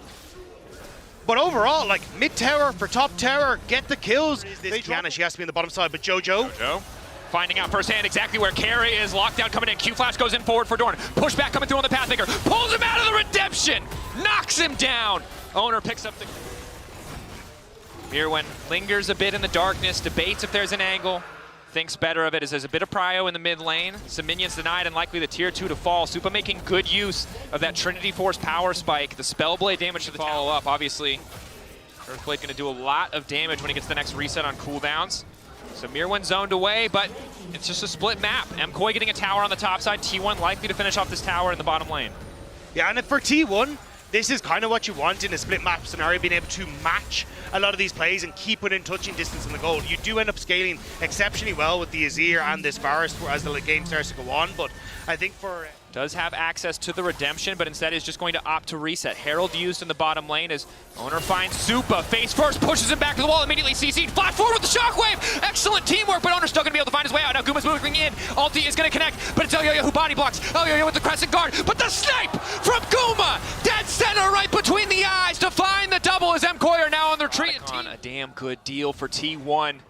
Supa powerful individually in terms of what he could do in a fight. What he did do in the end, nothing. But when it came towards the objective setup and how to play the map, T1 just ever so slightly ahead. Now MKOI, tries to they brute force their way in through the mid lane. Faker is separated. Hot. Charm is there. Lock up on Owner, but he goes invisible for a brief moment. Now he's pulled him to the death realm up against Mir when Ulti is really going to do nothing, but Owner's still able to retreat for now. Alvaro taken down. Owner coming over the wall, going to pop out in a brief moment. Wants to get the grass blade, doesn't have time. That's the shutdown, but it should be Supa uncontested. Instead it's Keria coming in with the pulverize, and now it's Elyoyo versus the world. He goes into the Faker, but there's too many people. There's not enough sky to sunder. There's nothing left to guard. Jojo wants to make the difference, but Guma grabs it. 3-man shockwave. He just doesn't have the damage yet. He doesn't have the items. Jojo Pune keeps him low, but Doran wants to keep going. Q3 ready to pop. Pull through on the all-out. Looking for the Pathmaker to confirm. Tries to predict Jojo, and it just doesn't work. Doran looks like he's about to fall. Nice sidestep on Guma's Q, but Doran just barely able to walk away. It's the Canadian mid laner trying his best, but it's Faker who's better and snipes him out. I don't even know if that was Owner as he comes out. Jojo has been completely isolated. Now Alvaro is in the same boat. Alvaro caught, will just get taken out there. Important to highlight in the fight, Doran perfectly calculating the Pathmaker, the Cassante W, to catch Mirwin as the Death Realm faded. Shadow Flame, the Verdant Barrier. 10 stacks, he hasn't even upgraded to the book yet, but honestly, he probably could. That is a terrifying Azir. MKOI, I think, in a weird way. Kiana. Have you never listened to her voice lines? She is very pumped. Yeah. Pumped up. Guma potentially caught out. Alvaro not able to hit the charm. Only connects on the Keria. Redemption going in. Q flash from Mirwin. Redemption response from T1. This is a bit of an awkward start. Mirwin losing a ton of health. Pulls Keria into the Death Realm. And now it's Doran into the backside. 4 members strong from MKOI. Slowly working through the health bars, but down goes Mirwin. Doran only losing about 60% HP. Face check, it is not fun. No, it's not. Supa losing about 20% HP just for walking in. TP in for Doran, solo zoning Supa, gonna ult him back through the wall. It's gonna take all of MKOI to turn. Doran now trying to retreat back to the waiting arms of his team. In the meantime, the Baron has been taken out. Faker and Shadow Flame, but even then, oh, hang on, Alvaro on the flank. Nice backstep from Faker. Able to get a bit of CC down. Shockwave going in, but it's really not doing the damage they need. That's the supreme display of talent. I said I'd say ultimate, but I didn't. I couldn't help myself. MKOI getting the objective bounty. In the meantime, looks like the tower did fall in the bottom lane. But they're just being zoned off, pushed away.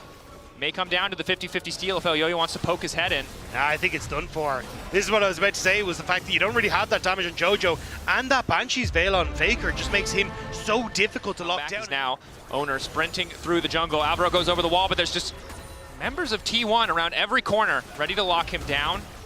Supa really does not do enough damage to Doran.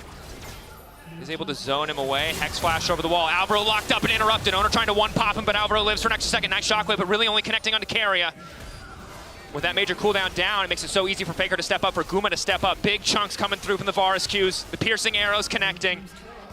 And T1, now that they have the Baron, now that they have access to the bottom lane, will they just go for the throat, or are they going to take their time? Doran unstoppable for a moment. The siege just continues from T1. No real way for MKOI to answer for now. Yeah, the Gatling gun pressure. TP back out onto the map on both top and bot, but or top and mid, but is this something? TP? Faker feels good because he has a death cap, and oh god, he wants to use it! Redemption going in! That looks completely insane, but my man, did he do the math? That was a display of talent. That was some damage from Faker on that play. MKOI kicked to the curb after that. The brief moment where they thought they might do something. Oh, Faker's just gonna kill everybody by himself. All right. we've learned that the best player of all time's most played champion might be worth taking away. We might have learned it before, other teams might have learned it before, but MKOI relearning this particular lesson. Very happy that Fearless exists in this series if you're MKOI, because you do not want to go up against that again. As T1 will siege down the Nexus turrets. The waves aren't here, but the poke can be. Yep. Guma just continues to free fire. One wave coming in on the top side, likely the end here. MKOI some good looks in that mid game, some good picks. Some good angles on the T1's bottom line as Alvaro gets things kicked off on the Faker. Nice initial bit of damage, but he comes out relatively unscathed. A lot of cooldowns missing. Redemption to get the health bars back up. Alvaro needs to backstep. Big damage. Doran going on stop for a moment. Q3 pulls him back through. Elio in the midst of everything, but Doran getting lower. The tower not quite enough. Supreme delay. Talent coming in. Owner still standing for an extra second. I think they've overstayed a bit, but it just doesn't matter because they're not hitting Faker. And he's got more than enough damage to finish the job. The super minions are here too. It is long, it is drawn out, it is only getting more difficult, but Doran remains standing, T1 remains standing. They've only lost Carrier. The Nexus exposed. The defender's advantage is not really looking like an advantage. Finally gonna end the game, Rob. They took their sweet time. They wanted a couple extra kills. The icing on top of this game one cake. Faker looking for another, the double to finish it. T1 coming in hot in this first game. They didn't want to just beat MKOI there. They wanted to crush them. Finding those extra kills, making sure there was no man left standing. It was a close fought early game, but T1, they woke up. Something, supreme display of talent. That's pretty much all we have to say here. T1, incredible stuff. Desk, how'd you feel about that one? Well, I feel like I already knew that Faker was pretty good at Azir. But doesn't have the range safety of something like a Jinx or even, honestly, the Azir that we saw last game. So what will the final option be here? It's Vayne. Okay. Okay. And you know, I honestly, you have to respect it. Ward to spot it exactly what Elio and Alvaro up to, because this is what I was talking about. Like this duo of both Braum and Trundle, incredibly strong on the invade if they can start getting some of those auto attacks down. Supa has recognized that fist fighting is the solution. Who's going to get it? That's the third stack. Knockback on Guma. Flash forward auto in the 1v1. Supa comes out on top. The Vayne dueling power is so strong, and even with the barrier, Gumayushi isn't able to match Supa. Early first blood for MKOI. And again, that's part of the reason why we've seen this matchup before. The 5v5 Sivir can be a powerhouse, but in the 1v1, Vayne so strong here early on. MKOI now looking to keep that advantage going, but it looks like T1 may have caught them out. Double knockup coming in for Doran. Owner now on the chase. Elio needs to get the hell out. Mirwan not doing much to interrupt. Double flashes. Elio trying to get fancy with the footwork, but it's not nearly enough. Concussive blows continuing to stack, but Mirwan now needs to leave as well. Flash over the wall to safety, but Carry immediately falls with the Zenith Blade. Now it's Alvaro knocked up. The solo on the top side immediately counteracted by T1 in the bottom lane. This is where Wukong becomes terrifying in some of these fights, especially as he gets towards that Triforce. Yeah, Triforce, we've seen it. Alongside Supa being in a decent spot, so at least for MKOI, they've kind of got those two parts of the map they can play through. Whereas for T1, again, like I wouldn't be surprised if you just see a ton of pressure now towards Faker and Jojo Pyun. Try and do a similar story of what we saw in the last game. Burn flashes on Jojo, rinse and repeat over and over, and just make this Cassio incredibly uncomfortable. Definitely a solid option as Doran gets a little tricky with the tunnels there. Luckily does not take a tower shot, but now it's Owner coming in behind. Mirwan, of course, has the ulti available. Public execution back into Owner, trying to get tricky with it. Bit of a sidestep there. The Sundering Strike ready to come through, but he just has no time to press the button. Two spins coming in, but Mirwan! He gets a kill back onto Doran! A catastrophic miscalculation! That's the second time T1 have tried to dive an Abessa this weekend, and it's the second time it's backfired. Supa caught out briefly, cleanses, goes invisible with the final hour, but he's hitting the wrong target. Guma immediately using on the hunt. Supa now debating if he can chase, but that's the heal coming up for Carrier. Takes over to level 6 just in time, and there's no cleanse this time around! Alvaro comes in to try to body block. Flash over from Supa into the bush. Guma not afraid to flash forward, but now he's face first to Elioya. Concussive blow stacking 3. Alvaro desperate for the 4th, but it's Faker coming in from behind.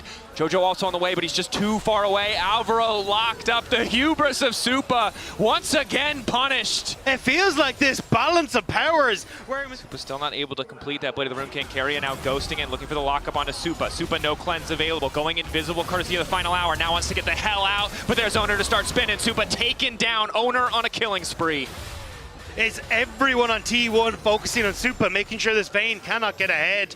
The ghost from Carrier puts him into the perfect position, and even if he doesn't get some of the stuns, just buys the time to Carrier.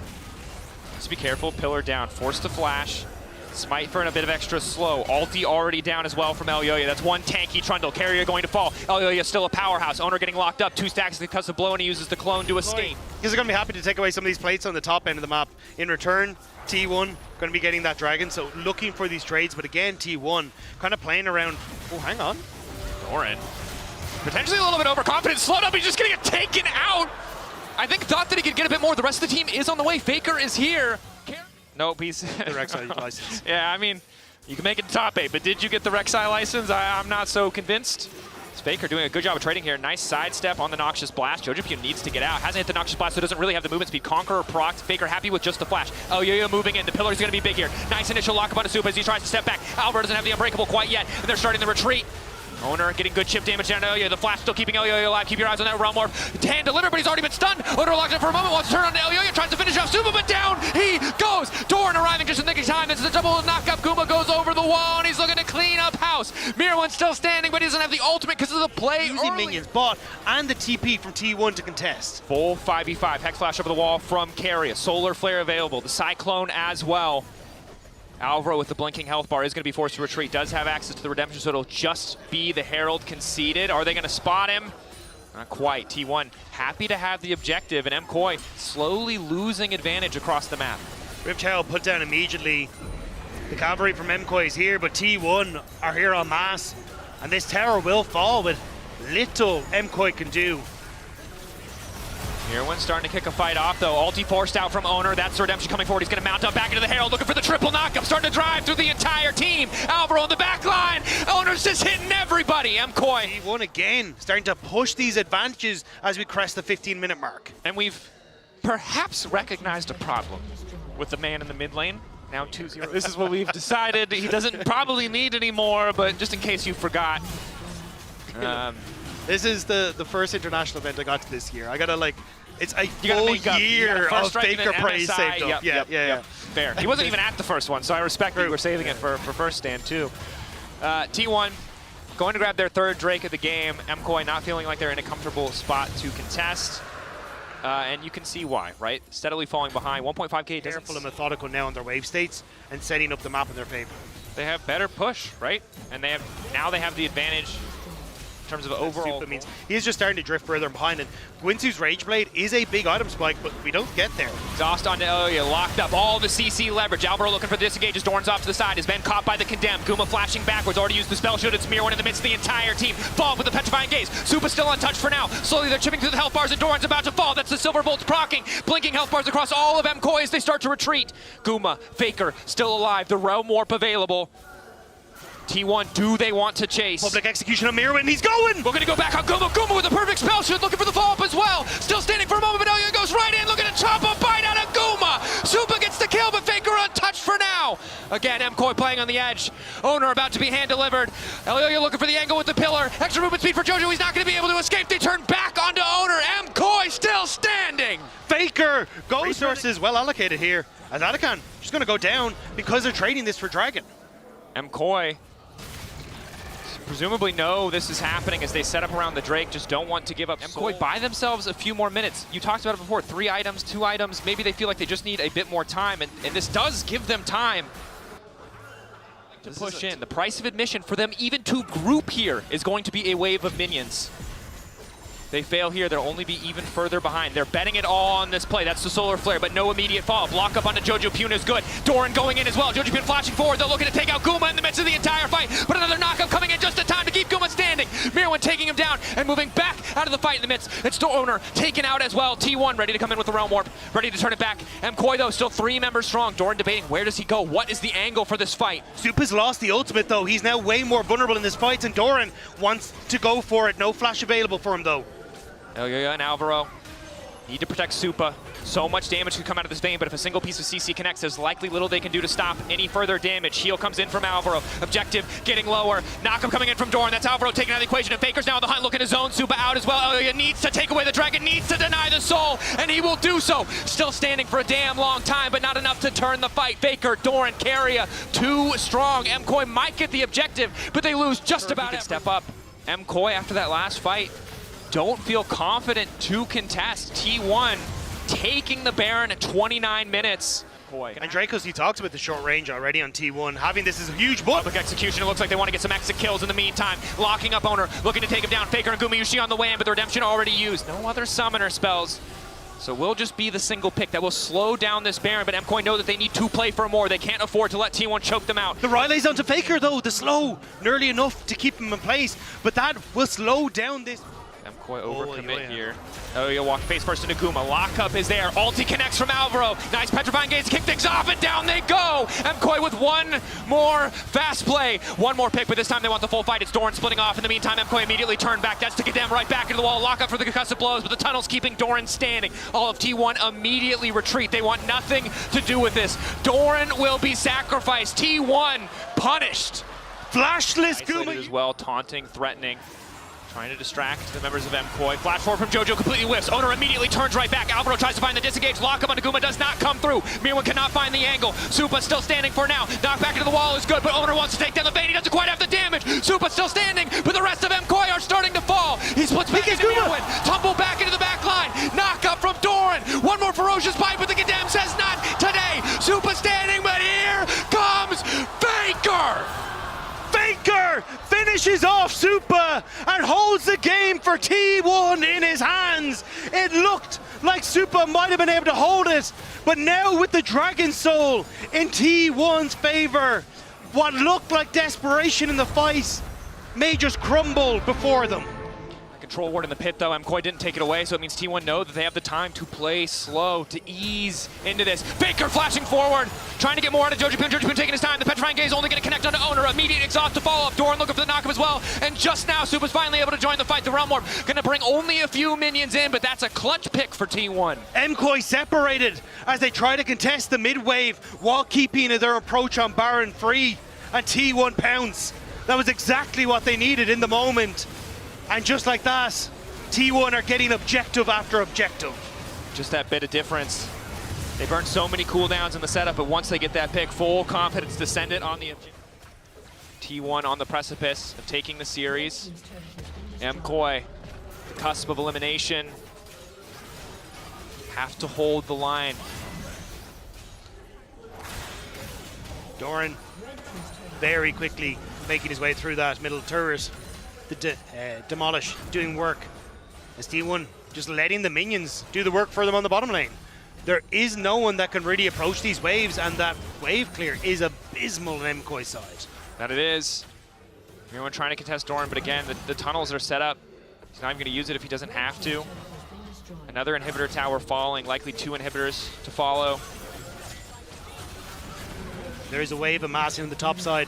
MKOI Worlds starting to sneak away from them as T1 continue to put a stranglehold in this game. Supa walking up stun initially onto Owner, does still have access to the GA. Double ultis, both supports trading. To find one fight that can fall into another, that can maybe get that domino going in their favor. Once more into the abyss, once more from Movistar KOI. Owner locked up for a brief moment, on the hunt used. MKOI retreating back to the river, but unbreakable down for Alvaro already. Oh yeah, isolated. 5 members grouped for MKOI.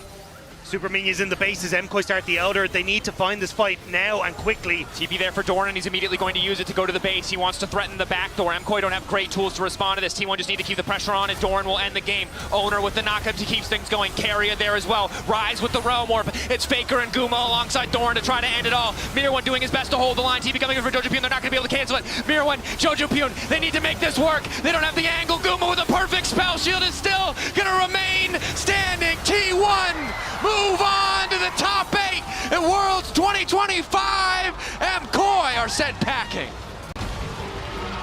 Everything was taken from them in a moment. MKOI looked like they might have been able to hold on, but T1 continued to stride forward towards playoffs, to continue forward to defend their title. A valiant effort from MKOI, but T1 outmatching in this best of 3 to qualify for the bracket stage. Let's send it over to the analyst desk. Movistar KOI sang one hell of a last song, but it wasn't enough because the eternal dance that keeps on giving is the one of this T1 roster who once more make it to the knockout stage of the World Championship and now can continue their road to possibly their 3rd in a row. And when you hear those facts, I think it puts into context how hard it was for Movistar KOI today, despite them, and forgive me the pun, fighting like absolute lions in that last game.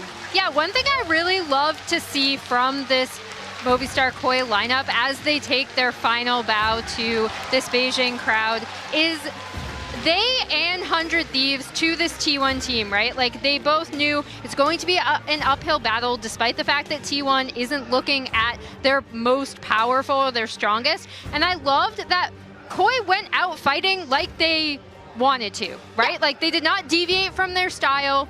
They did not play scared. They locked in a draft that was difficult to execute, in my opinion, but something that they felt really comfortable. We'll see exactly what they want to go for here. Most likely for Keria. Again, it could still be the Pantheon as the support. I don't think it will be. No, it'll be Keria's Rakan as the final pick of the draft here for T1. Yeah, pretty good matchup into the Braum. All the extra movement that Rakan does have here for that one. And honestly, the engage with that Realm Warp, an AL should be able to keep T1 at bay. I don't even think T1 can test here. Yeah, for sure. With how much pressure Flandre has in the 1v1, the Rek'Sai has a Sion under tower already, and you see Flandre proxying even, so T1 looks very good for them, or excuse me, AL looks very good for them to grab the grubs. Will T1 even try and answer anything on the other side of the map?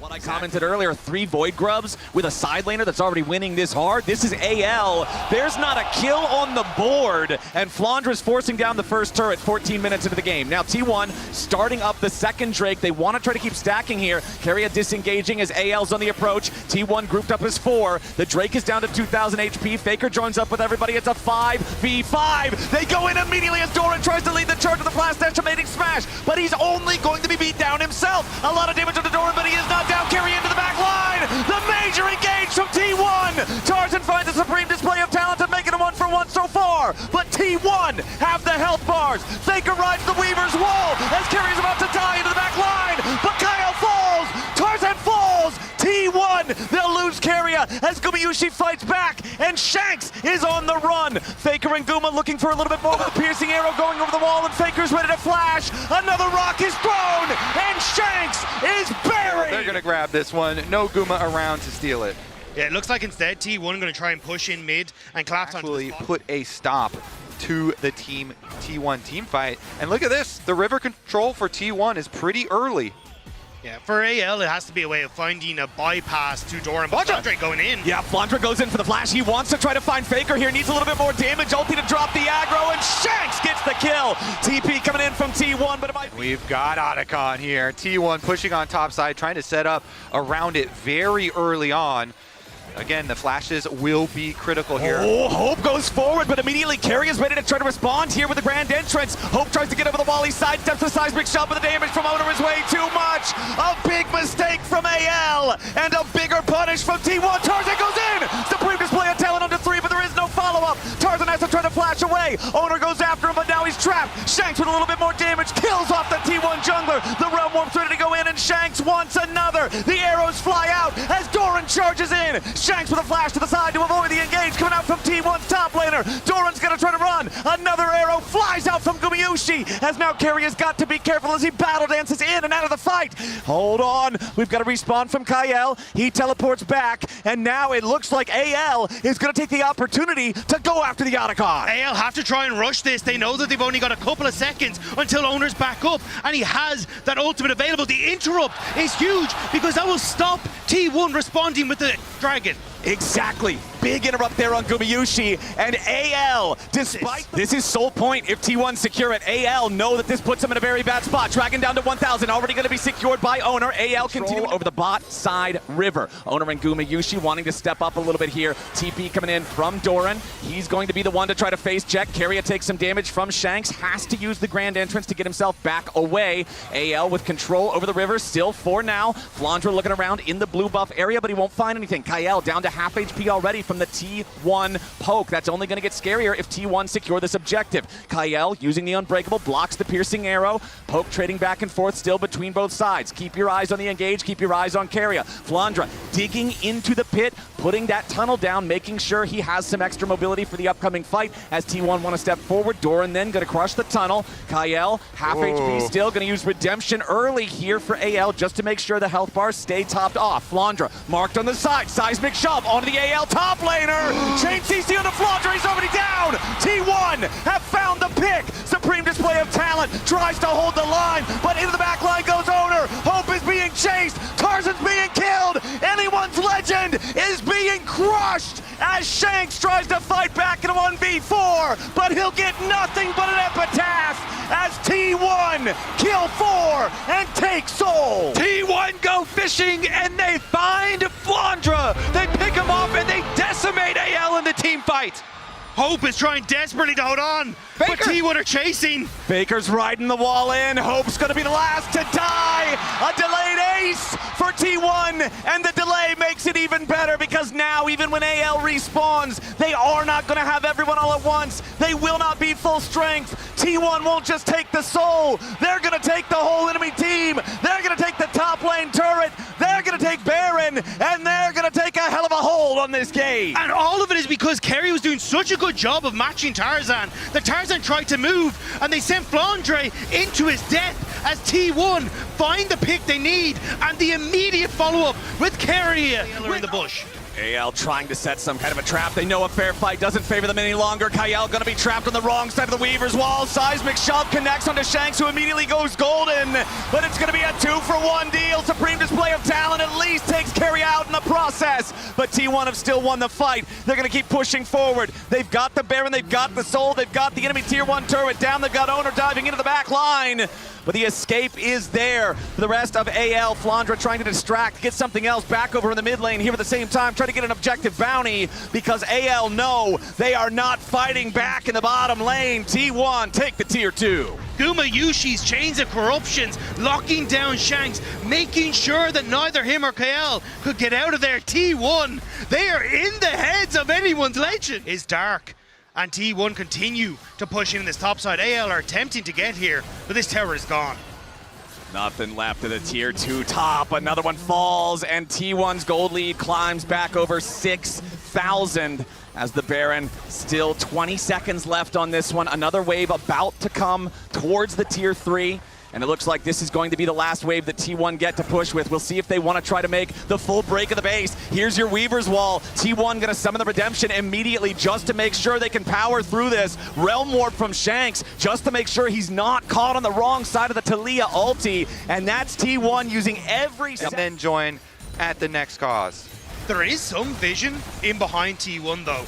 And maybe that's what AL are looking for. You can see they're pinging that ward that's just over. AL starting up the Elder Dragon now. T1 watching on, waiting for the rest of the team to approach. Elder Dragon down to about 1/2 HP. Hope taking a chunk of damage. Dora charging in. Weaver's Wall over the top. Kael's going to be caught. A ton of burst onto the support of anyone's legend. And he's already down. T1 charge forward. Double killing Gumayushi. Pressure onto Tarzan. Triple kill Guma. AL are cut to pieces. And T1 holds the sword. Flandra's last to die, and ace for T1 will be the end of game 1. Great force there from T1. They use their wallets and they destroy AL at the Dragon one more time. Doran putting the last touches here on the Nexus turrets. The Elder Dragon is claimed, but there's no one left to execute. The game was quiet. The game was close for so very long. But when it came down to the clutch, it's T1 who prove why they are the reigning back-to-back world champions. They out-team fight AL, and they'll take the first game in this best of 5. T1 looking to silence any doubt that was thrown their way. Cool, calm, and collected. They take one game off the LPL. If you think we're a normal opponent, then you've already lost. Game number 1 goes to T1. I feel like this has to be a team that can be called anything but normal. Desk, what do you have to say? Well, Captain, it's that T1 magic all over again, but at least it was only one game, so we won't parlay it into something bigger than it is. The problem is, Mao, that we set up the entire pre-show talking about how they don't look like themselves. They've not shown good things. Their early game isn't good. Their top players aren't playing as well. So what do you say? Yeah, we do a little check-in. For something like the Ona, you still end up in melee range with a Galio, which is not exactly great, but it's the Anivia. Faker Anivia as the 5th pick of the draft here for T1. That sounds painful for Galio. What is Galio gonna do? We can see Tarzan coming down for the Wukong level 3 gank potential here in the bottom lane. Keria goes in with the dredge line. A lot of damage onto Kyle. He flashes away. Goyushi flashes after. One more spinning axe is gonna do it, but no! Hope denies it. Trying to time this so Owner can be in position right as the wave is ready to crash. They don't want to allow Flandra to try to clear this out. Canamini going to absorb it here with a start. Wind becomes lightning. Flandra with a flash away. Doran going to burn him down, but he needs a little bit more damage with the flame spitter. The turret was so... 6. Eyeing up Faker on the Anivia in this mid-wave. He's looking for that public execution, and he finds it. Faker gets jumped on. Flandra going in, trying to proc the rebirth, and they get it. They've scrambled the egg, and there's the feat of warfare for anyone. Cole very early on, so keeping the Sivir in mid and just farming and being content to just trade objectives. All right, my Sivir's just gonna mow down the minions in mid wave and then rotate over the dragon. You know, we don't want this early confrontation since you've got Xin and Nautilus Draven, and so they will go for the dragon and they will continue to farm. Exactly. Remember in game number 1, it was AL securing all 3 grubs, and then T1 securing that first Drake about a minute later. This time around, we swap them around. It's T1 going for the 3 grubs, and AL, and you just saw it right there. Hope's boomerang blade, his ricochet, excuse me, bouncing through the wave to stop Gumayushi's back as Doran goes in from a ton of damage here with a Flandra. The public execution plus the flash to try to get away. Flash Electro Harpoon coming out from Doran, but no! It's Flandra with reinforcement from Shanks for the shield, for the outplay to stop Doran in his track. Wait a sec! Makes it a 1-for-1. Gumayushi from all the way across the map strikes true, and T1 starts the Drake. It looks so good for AL, but Guma finds the cash in with the ult from the opposite side of the map, and now AL, they need to be careful. Yeah, AL's got to be careful here. Kyle gonna have a nice keeper's verdict to make the fight unfair. Carry is your first target. His owner wants to go in after Kyle now. Loses half his HP. Boomerang blade takes Carrier down to 150. Faker making his way forward, but T1's not gonna find anybody. They also Doran's using the teleport now. Doran coming up behind him. The Rumble's already arrived into the fight as Tarzan tries to find some damage onto Faker. Shanks looking to cut him off. The egg, again the rebirth is triggered as Flandra's made his way into the fight and Gumayushi goes back over the wall. Tarzan kills Faker and T1 is on the run. Carrier dredge lines back to safety as Shanks dives in beside Kyle. A double kill for Tarzan and the Draven is dead again. Anyone's legend comes to life in Shanghai and they're at a 2,000 gold lead. But they will need to bring him in if they want to try and make a play in T1. Trying to scope out the area as that goes. Yeah, Carrier jumps in here with the dredge line, finds Tarzan, but to no avail. Kyle jumps in with the point-blank keeper's verdict. Shanks has arrived. They're looking at Gumayushi and they find the taunt. Guma's already down. T1 are routed as they try to escape from the pit. Even with Owner's ultimate knocking him back for a second, he still moves in, finds the taunt, and they kill the Draven again.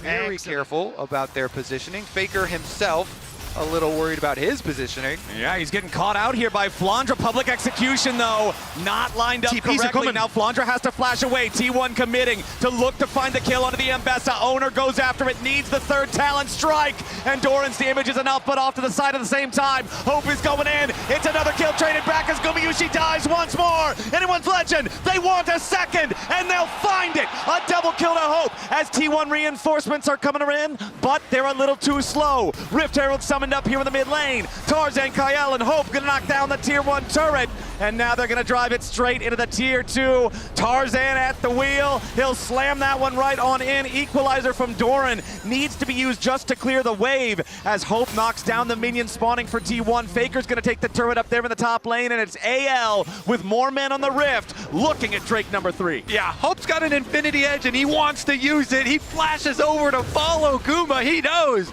He wins. Legend, but nobody's here just yet. Otacon already down to 5,000 HP. Tarzan goes in for the Cyclone. zone. Shanks ready to arrive with a grand entrance. Tarzan's low, and the Whirling Death's gonna find the execution. T1 still fighting back as the Otacon is slain by Owner, but he dies in the middle of the fight. Public execution finds no target. Gumayushi Definitely rather have the Otacon and the extra experience and stats that you get from that.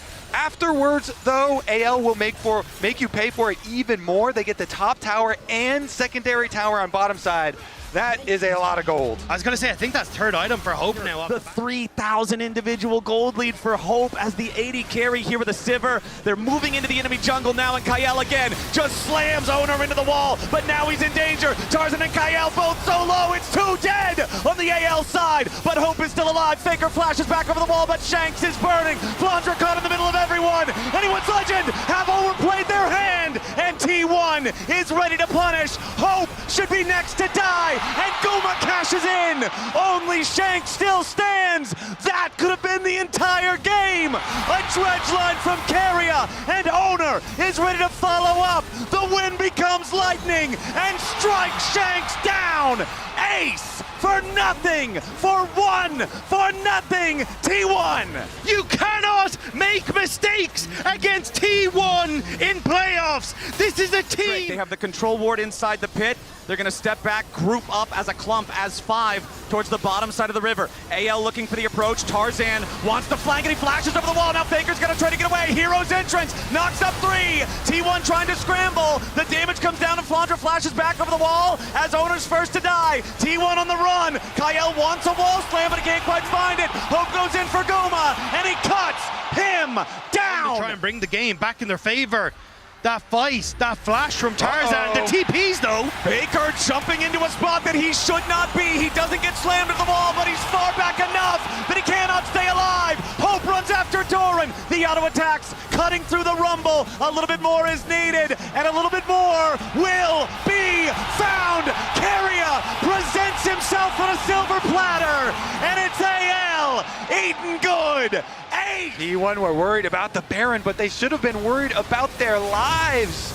Teleporting in, AL will take from them. Baron power play, want to get as much of a lead with it as they can. This is the 6th turret that they will take this game, which means the only targets left are inside. The wave away, but the cannon minion is still alive. The tier 3 turret's below half HP. Everybody on AL is feeling confident, and without the equalizer, that's a big team fight tool that T1 no longer has. Both lanes being pressured by AL. Gumayushi has to step forward to clear out these cannon minions because it's the only way you have a chance, but it opens up for AL to look for plays. Kyle fishing for the Poppy ult, doesn't go for it. Yeah, it's so hard to push on Anivia always. That's why the Baron buff is so important for AL in their attempts to siege. The Baron buff allowing so much of this extra damage to come through, empowering those cannon minions, empowering both lanes. All right, top lane about to be the next target. Flandra wants to crash the wave. Still 1/3 of the cooldown left on the equalizer. Tarzan takes a little bit of damage here, but again, it's nothing super serious. Shanks leads the charge. Tier 3 turret drops to a colossal smash from Shanks as AL has found their way into the enemy base. T1 scrambling, regrouping between the top and mid lanes, as they do want to continue trying to defend the turret. AL's gonna take their time though. Now they focus on the top lane, tier 3. Flandra's already got the wave. Hope steps up. Second tier 3 turret eliminated as T1 continue to retreat. Anyone's Legend still playing it nice and slow. Inhibitor under siege top side first. Hope plus the cannon minion, more than enough to take that one down. Mid lane's already down. Those 2 inhibitors within fight for this. It's not Soul, it's not worth it. AL with a 6,500 gold lead now find themselves also as the wave clear of an entire team as Anivia. He can take care of those super minions. Everybody else groups up to defend the only remaining tier 3 turret, but over the wall goes Tarzan. Faker's got to try to stay safe into the back line. Public execution onto Faker. Redemption's not there in time. The egg has already been procced, but he will not be reborn. A kill onto Owner follows. AL's already found 2, and they want Gumayushi. Doran and Carrier will be next to die as T1 are wiped off of Summoner's Rift. Anyone's Legend with a clean ace to win game 2. The Panda Warriors are coming alive in game 2 and showing that in Shanghai, this city will belong to them. Beautiful counter from AL in game number 2 to even it up 1-1. Analysts, how are we feeling now? Well, we are amazed and elated at anyone's legend taking a game off T1, fighting back after that first game, which is the first time that a team does it since 2019. Take a game off T1 in the quarterfinal, and I hope, from what I've seen, that it spells more good coming out of AL, because this was a great game. And I love the adjustments that came out of AL, right? Like we talked about the preparation, starting in draft. There were some really good, I love the quirky Jhin bans on 4-5 coming out of them. Even with this Anivia pick, they put a lot of thought into how they want to attack the early game with Tarzan's early gank onto the Draven to kind of try to set up the Sivir into a fairly good spot. It just seems... Shanks here, looking to lock in one of those melee carries. I really like this adaptation here if they go towards the Yone. It gives you a really strong matchup in the mid lane that you can look to bully through, and you end up with the constantly roam up to mid lane as well. And Faker, it's getting dangerous. Yeah, Faker walks too close to the brush. The deadly flourish right after the EQ coming in from Tarzan. Faker still on the run. AL thinking about going further. There's your fate sealed. Shanks goes in. First blood over to Hope. Anyone's legend Turns into that, plus the dragon right after. Yeah, I mean, Faker is the one who wanders into the darkness of River, but Owner's the one who pays the price for it. Total control over the grub pit. They've brought everyone up here, so Doran's going to get some free firing time on the bottom lane turret. Try to get some plates out of that one. We'll be able to secure the first, maybe even the second down here. But this is the style of play that Anyone's legend were so well renowned for, but Hope under pressure now. Yeah, Carrier wants the pull, and he finds it onto Hope, who immediately tries to get away with the bomb right over the top. They take him down. Gumayusi gets the kill. T1 junglers have their Sundered Skies available. Proto Belt also completed for Faker.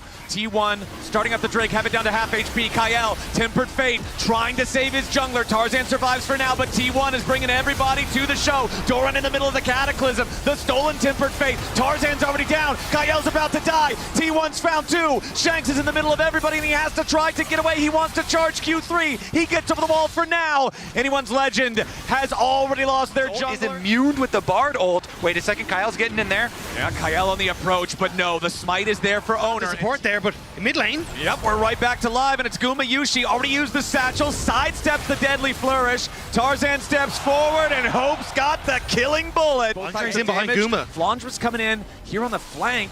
Jumps in, but he doesn't find the opportunity here just yet. Tempered Fate, no target. Gumayusi getting away. Caught up here with the deadly flourish. The shots fire out. The curtain is cold, and Gumayusi is cold.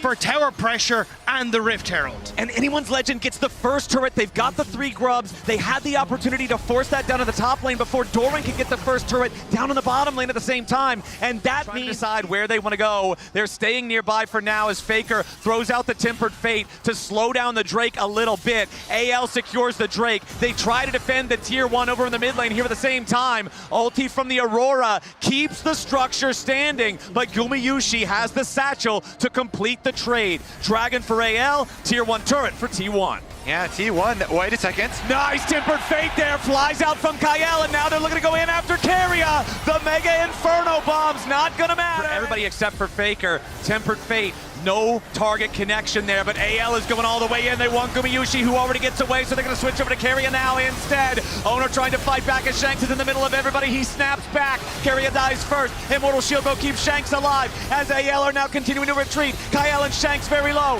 T1 goes forward. Tarzan with a dunk, but he's only gonna seal his own fate. Gumayusi barely holding on, but he burns down. Faker with a kill on Tarzan. Owner chases Hope. The Gen getting away for now as T1 have lost their bottom lane, but they've killed 3 in response. Faker after Flandra, who has to flash away. Owner flashes to try to catch him with a ball breaker. Flandra needs more distance, but he cannot find it. Abscond. Instant to burst out Gumayusi, and Shanks tries to follow, but ends up getting caught out. Can't snap back to the soul. We're just going to sacrifice this. This will be soul point, not the actual soul itself. Exactly, and that missed Yone ult that you're talking about, that's why they forced 1,000 gold's worth of stats. So if you then manage to take that after winning a fight, all of a sudden, things feel largely catapulted the other direction. So T1 very big hook. Maybe get an early summoner spell. Okay, knocks Tarzan up into the air. Tempered Fate onto Tarzan to try to keep him safe a little bit longer here, and he does manage to buffer through the CC. Now Flandra putting some pain onto the T1 lines, but no, it's Owner going in. They lock up Flandra, they beat him down. Owner's on a killing spree, and that's -1 for AL. T1 find the pick, and then they immediately evacuate. Didn't need to invest the ultimate. Could have just escaped because KL had bought enough time for the Demacian Standard to be used to escape. But now T1, another tower, more pressure to push AL back as Faker. Fight is coming, but if Faker can't get away, this could be very problematic. Yeah, Flash immediately into the binding, Tempered Fate right after. Faker trying to get away, goes Golden to buy himself an extra second. Through the wall they go, Tempered Fate from Faker, keeping himself alive as Doran's into the back line. Hope is under pressure, Faker's still alive for now. Hope gonna be cut down. Doran going in and Faker's already cut down first. Hope next to die. It's a 1-for-1. AL's in the middle of everybody as Tarzan has to try to get away, and Carrier's gonna be focused, but he finds a pull over the wall beforehand. Flandra pulled in, but Doran shut down. Gumayushi over the wall with another satchel as Tarzan wants to find a little bit more, but he dies. Gumayushi and Owner working together as Guma dies to Shanks. Owner wants another. Flandra needs to get away, and he hops between worlds. The Invictus can't chase him down. Flandra gets back over the wall, and Shanks is ready to flash. Owner will get knocked into the Guardian Angel. Carrie is the only one left alive, and that Guardian Angel will not hear the prayers of... They scrap their way around, and that is the soul for anyone's legend. Yeah, Owner's still dead for another 5 seconds. Unless you have some sort of a miracle blunder from the side of AL, there's no way. AL, off the back of a pick, will claim the Mountain Soul. That's a MasterCard priceless moment. On T1 side, and anyone's legend know it. You can see it there. They've been on it for a while, only half HP now. Yep, but they are not backing off just yet. Kyle fires out the Tempered Fate, but he won't find a target. Carrier wanted to pull, but he misses everybody. T1 backs away from the objective now as the Tier 1 turret also dies here in the mid lane. Force T1 to come to them. And T1 are ready to answer the challenge. Faker with a teleport ready to join up as immediately the engage comes out from Tarzan. The target is Carrier. The Shanks finds everybody! Thanks to the back line as Gumayushi tries to get away. He's scattered, but he's knocked down by Tarzan. Faker scrambling as Kyle and Hope chase after him. Doran's going to be the next target, and anyone's legend have forced the world. Sure, the entire stadium has erupted here in Shanghai. And the gold lead now back under the command of AL. They've got the Dragon Soul, the Elder spawning in less than 1 minute. The binding into the wall does not connect to Kyle, but now T1 is overextended. Owner's in the middle of everyone. That's your jungler right before Elder, but the TP is a mistake from Flandra. He's shut down already. Owner's Guardian Angel will not save him. It's a 1-for-1. Yeah, Guardian Angels, though, are up for Tarzan. They are up for Shanks. AL, such an advantage. T1 trying to approach. Doran's going to be the point man, trying to make his way in there as Gumayushi continues to throw bouncing bombs. Elder Dragon down to 3,000. Fate Seal cuts through, but the stasis is going to lock everybody up. Tarzan's going to be your focus. Mega Inferno Bomb over the top of the Elder is secured by anyone's legend, and they're continuing the fight. Faker is about to be executed as Doran falls too. Anyone's legend is murdering T1. Curtain Call fires out. Most of the bullets won't find their target, but they won't need to. The final shot in Gumayushi is the victory shot for anyone's legend. And they will head towards that T1 Nexus, taking this game, getting themselves to just 1 game away from what no other LPL team has ever been able to do. They will put T1 to series points here. All right, the inhibitor falls. It's Owner and Carrier versus AL. They have to try to distract. Owner jumps into the middle of everyone, but the Elder Dragon will roar with the might of China as anyone's legend forces T1 to match point and takes game 3. The second seed from the LPL stands on the precipice of doing what has never been done before. 1 game away from beating T1. It is an incredible showing so far from both teams. Analysts, do we think that AL has what it takes?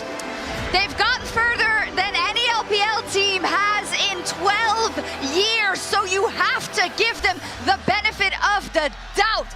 Absolutely monstrous play out of AL to try and push aside this T1 legacy in front of our eyes. And it's another Tabe masterclass, because we're going to talk a lot about that game, but I want to highlight which champions have just been taken away from T1. Jhin, Bard. Able to Nico in fights. All right, we are in an elimination game for T1 at Worlds. They're putting Gumayusi on the controversial Kai'Sa pick for him. They have a lot of T1, and they don't know Doran's here. Yeah, Doran's still there. The call of the Forge God. The paranoia over the top. Hope tries to get away with the flash, but he's still caught up in the fear. He waits to use the cleanse. Hope locked up by the Ornn, but he gets enough distance. AL staying alive for now. Kyle and Hope both get away. T1 goes in. Gumayusi with a killer instinct, but Hope still lives underneath the turret. Doran's going in with a bellows breath, and it's first blood over to Keria. Kyle tries to counterattack with Zenith Blade, but he does not have what he needs. Doran now the target. Shanks doesn't hit him with a chain. He's got to try to get away as Tarzan wants to kill Doran. Shanks still in the back part of the fight. Tarzan with a 3. Man, impale. T1 still trying to fight as Faker arrives in. Shanks down to 150. Tower, but it is so good for T1. It is Guma that does not give up on the play. Even though Hope was able to escape from the Ornn ultimate, Guma says nobody's getting out of this. He ults in, he continues to play for T1, and all of T1 commit to the top side. And it nets them so much, the extra kills, these kills. And Tarzan tries his best with Shanks to bring back this play. But there's just not. He just goes up, he gets bonked a little bit, but now Tarzan is looking to change that around. Nice use of the bellows breath, but he is pulled back by the claw from Flandra. He tries to get underneath the turret. Doran flashes away. Flandra does secure the kill, but now he's got to get away from the turret. Looks to be saying that they have no interest in contesting this one. Flandra's just staying top. He has no Flandra putting the work in on this turret to take the first one. Nice deny there on the feats of strength. Yeah, and the fact that you get to T1 forced back away from the Herald. Yeah, I like that. You immediately just drop it. Just immediately leash the Herald for T1 because Faker can finish. Shanks still has a TP, but he's held in mid by Faker because of the wave clear of the Victor. Faker winning the trade against Shanks as Tarzan trades with Keria and Gumayusi. T1 with control over the Herald as AL approach. Flandra's going to look for a target, potentially here for the death round. Herald down to 4K. Claw hits 2, but Flandra can't get any closer. Owner wants to take the objective. Paranoia's already gone out. Herald secured by Owner as the Ornhorn comes in, but only finds one. Keria locks up Hope. Gumayusi into the back line of the AL. AD carries already down. Owner tries to flash away. Doran in the middle of everybody, but Flandra barely stays alive. He should surely die right after the shield falls and Owner kills him. Kyle's on the run. T1's on the hunt. Everybody on AL's dropping. And T1 are absolutely demolishing the LPL team. Tarzan tries to dig through the wall. He'll barely escape, but it's Rift Herald plus 4 kills to the side of T1. Even Guma lived! Shanks tried to go back in to kill him, but he couldn't get the vision, he couldn't get the damage! T1 have taken control of this game! Tarzan wants to see if he can get Faker on the way out. May get the damage down, but AL are so far away. And now with the push on top side, how do you try and enter in towards River? How do you try and spot that Atakan has already been started by T1? AL charged with a nearly impossible task. They are going to walk forward. They are going to see the Otacon started. They're bringing in the teleport. AL have to send some sort of a Hail Mary play here. Tarzan jumps in, only finds Doran. Keria looking for the Pop Blossom. He only finds it onto Kyle. The Ornhorn flies through and Hope is already down. T1 have found their marks, and they want even more. Owner is smashed by Flandra in the Rift Herald pit here at the same time as Faker stays alive, and they cannot quite do it. Finally, they get the shutdown. AL's winning the fight. T1 may have overplayed. They may have overstayed. AL find their way back into the game. Flandra chasing after the lone survivor as the Otacon will be taken by anyone's legend. AL, they deleted Keria and Shanks was able to finish off Guma. Like, there is so much damage, even from the beefcakes now on anyone legend, that you need to Yeah, certainly has. All right, let's take another look at this though. Top tower is so low. AL trying to use it. Okay, they go in. The solar flare from Kael. Tarzan wants to swoop around, but the Impale misses. AL threw a lot out there. The Arcane Storm from Faker going to fully push back anyone's legend. Shanks all the way down in the bottom lane, not going to teleport up for this. AL wanted to defend their tier 1, but when they swing and miss, it's easy for T1 to finish the job. AL ever so slightly. Watch out for the engage. Yep, keep your eyes on Keria specifically here with the Nico. Teleport coming in from the AL side. Also T1 ready to reinforce. Ornhorn sounds off. Doran goes in. They're going to knock up Kael here at the very start, but into the back line. T1, Faker under pressure. The burst over the mid laner. They found him, but Hope is also already down. Shanks next to die. The Arcane Storm is a Typhoon, but AL is fighting back. More damage to Gumayushi. Flandra wants him. Flandra can't find him. The mace will not connect over the wall. And now Tarzan goes on a killing spree. AL are winning another fight. Doran locked up. He's going to walk down the mid lane, keep this pressure up in AL. They're looking at a little split. Yeah, Gumayushi's going to take down the tier 2 turret. Clears this very effectively just as a lone unit, and it looks like they're going to grab it here. The Scryer's Trinket used to see what T1 is doing. Shanks goes after Keria, chunks him out, but doesn't chunk him super low. T1 takes the Drake, and now they're ready for the 5v5. Doran summons up the Ornhorn. They're going in after Flandra. They want to focus the Mordekaiser. They've got him locked up in the CC, and Faker strikes him down. AL have lost their strongest player. Have to defend the Baron. 4 versus 5. T1 going after the big objective. Tarzan wants to step forward here, try to find a little bit of poke. Kael and Hope now. A nice catch from Doran. Hope is already down. Tarzan has to retreat. Ishtal's impact through the wall. They can't slow him down. They can't lock him up. T1 back onto the Baron yet again. Owner down to 25% HP. AL, they're going could maybe survive and then find a higher value target.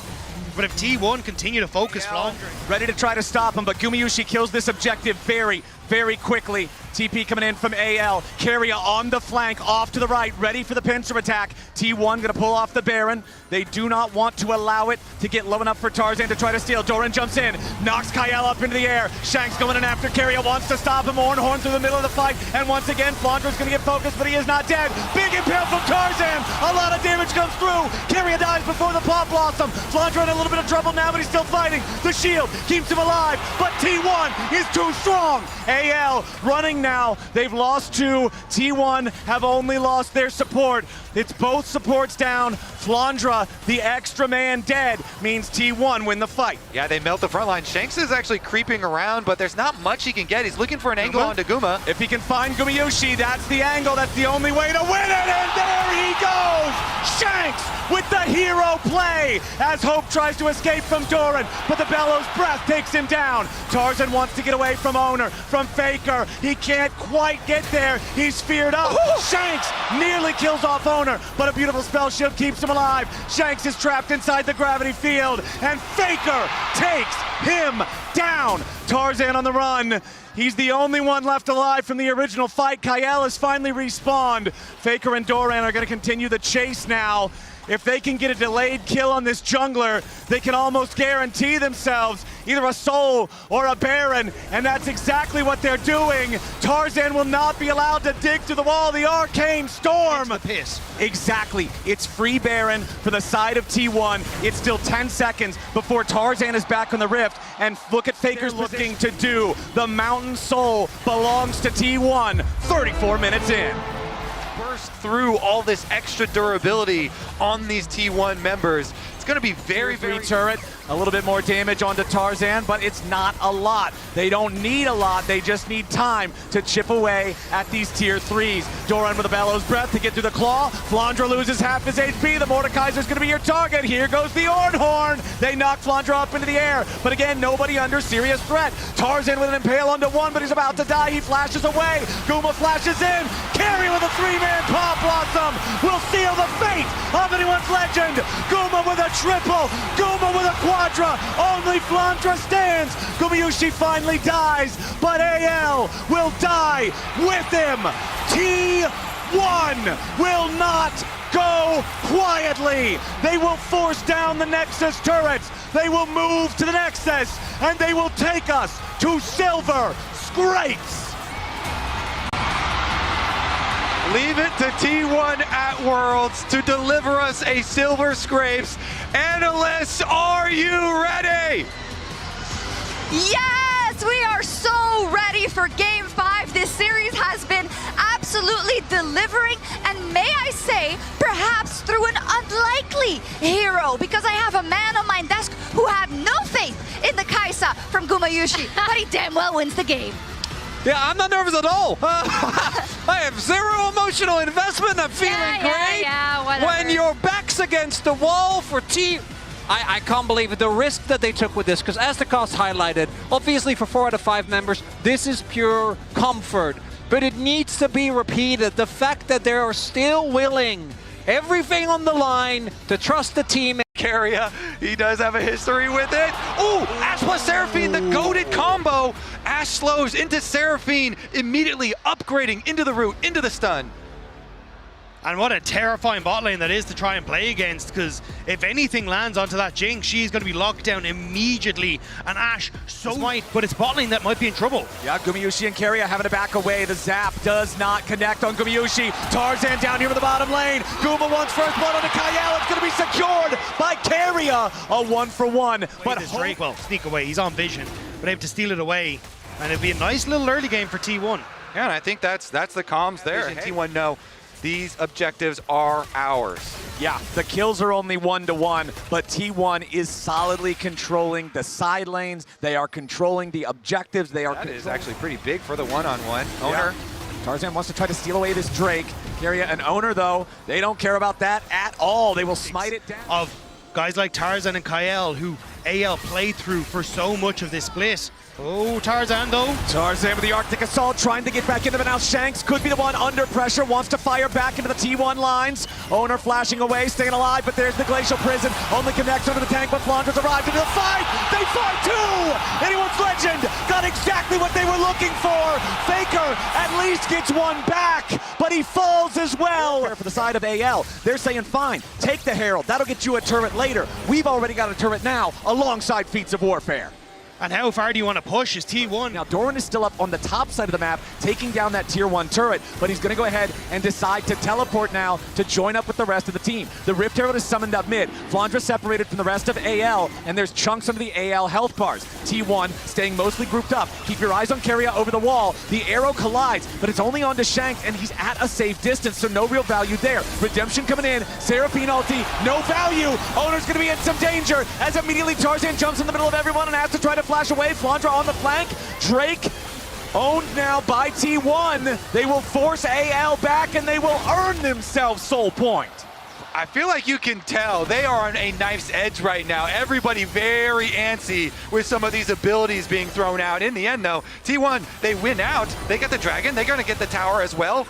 This is gonna chop down on the gold lead. Yeah, and they're basically getting Slayer plus the Phantom Dancer. The Jinx having a pop-off moment in the team fight is exactly what AL needs if they want to find. They're gonna start up the Otacon. TP ready to arrive from the T1 side. Otacon loses his patience. AL have to be a bit careful. Flandra here on the side, he's gonna find Doran, who finds him, as now the Solar Snare finds Tarzan, and T1 are moving forward. They charm up the enemy jungler. Tarzan's already down, but Doran dies. Hope is excited, but where's the rest of the fight? Keria tries to get away, Gumayushi right beside him. Flandra here on the front line as Owner's gonna be chopped up. The Mundo dies. Hope's on a killing spree. Flandra going forward, but Faker takes him out. Hope, Shanks, and Kyle trying to get away. Guma, Keria, and Faker stepping forward. The Otacon, it's impatient, but it's so close to dead. It is stolen away by Faker. Engage here. Tarzan and Kyle wrapping around the outside. This is massive. If T1 gets it, it's a Hex Soul. 23 minutes into the game. AL knows they cannot afford to give that away. Hope looking for a little bit of poke, only finds Owner. AL with Shanks off to the side, looking to try to get some important burst there with the Syndra. One quick stun on the Doran isn't a whole lot. Faker 3-1-0 on the Mel. Rebuttal timing is also going to be huge in any of these fights. Flandra off to the side is going to be seen there by the ward. Jumps over the wall there with the Umbral Dash. T1 taking a little bit of poke here. Scatter the weak, no target found. Shanks still looking for a little bit more opportunity there. Owner losing about 1,000 HP here so far, but he is the Mundo, has plenty to work with. More zaps fired through. T1, they have the Dragon down to 2/3 HP. AL continuing to step forward. Gumayushi trying to stay very far back. Goes for the arrow. He finds it on Shanks. AL's mid laner is under pressure, but he gets away for now. Doran creating space. Dragon at 40%. Tarzan still nearby, but so is Owner. Dragon losing patience. Flandra's World Ender is about to expire. Doran still here on the front line. Hit with the Q1 of Flandra. Owner at about half HP. Shanks looking for a little bit more. Dragon at 2K. Glacial Prison fired out, but it's claimed the soul for T1. But Owner has already died. AL have got to find more unless they want to lose the game here. Doran takes a ton of burst. Scout of the week, the damage from the unleashed power. Shanks has another kill, and Tarzan is chasing after Faker. He gets the smite for the slow. They're gonna find another kill, but it's Hex Tech Soul for T1 getting the Hex Tech Soul. It all comes down to this next couple of fights at the There's no follow-up from AL after. Still, I like this from AL. See if they can find those picks. See if they can play off a vision. That's some damage onto Owner. Yeah, they're going to commit onto the Doctor. Mundo! Shanks has killed him. Owner is dead. You want to talk about clutch moments? There you go. Tarzan and Flandra going forward. Faker's going to be caught.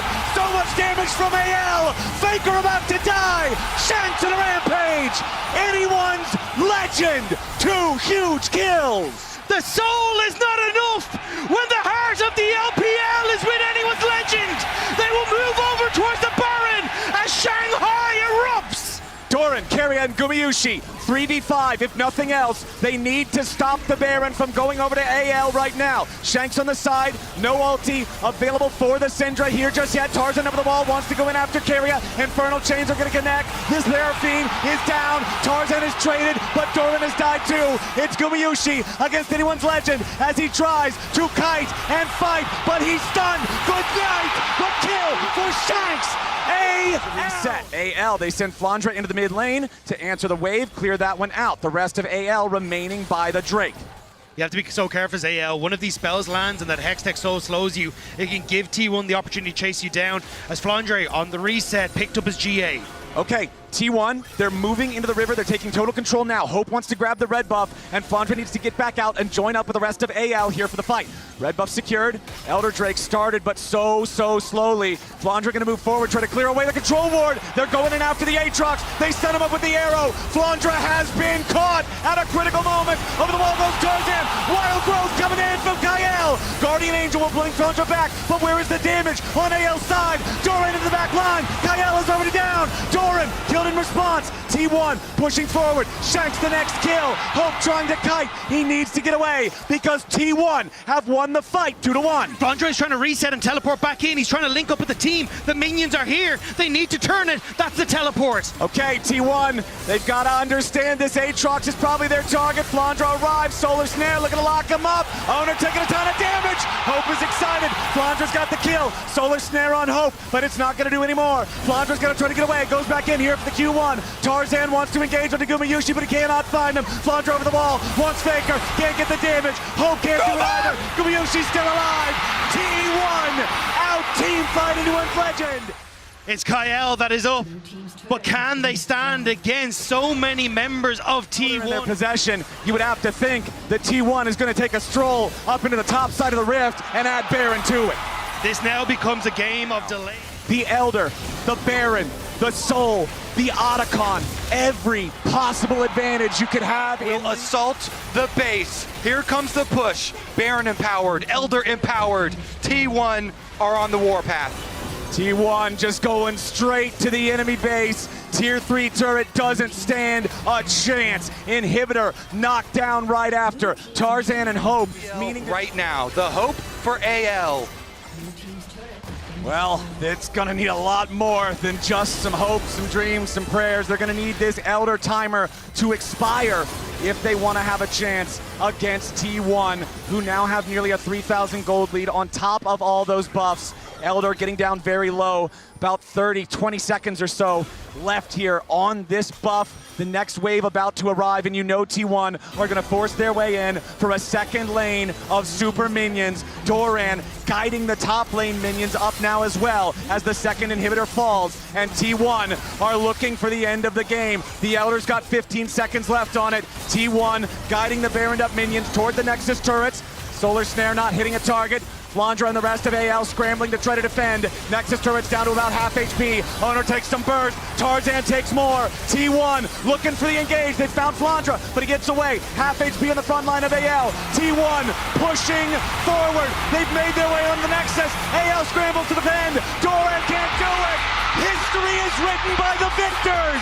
And yet again, T1 turns the page of the LPL.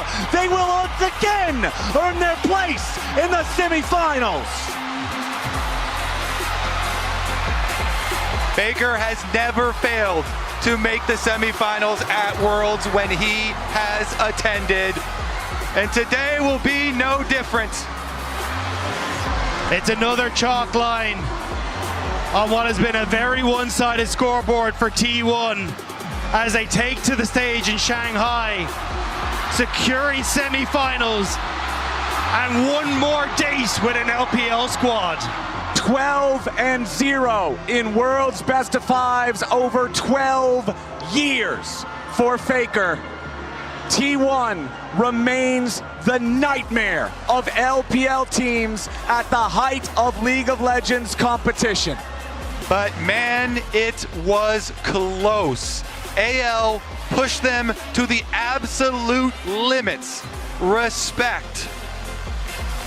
And they will now take the stage to bow to the home crowd. It is heartbreaking for them. They came so close.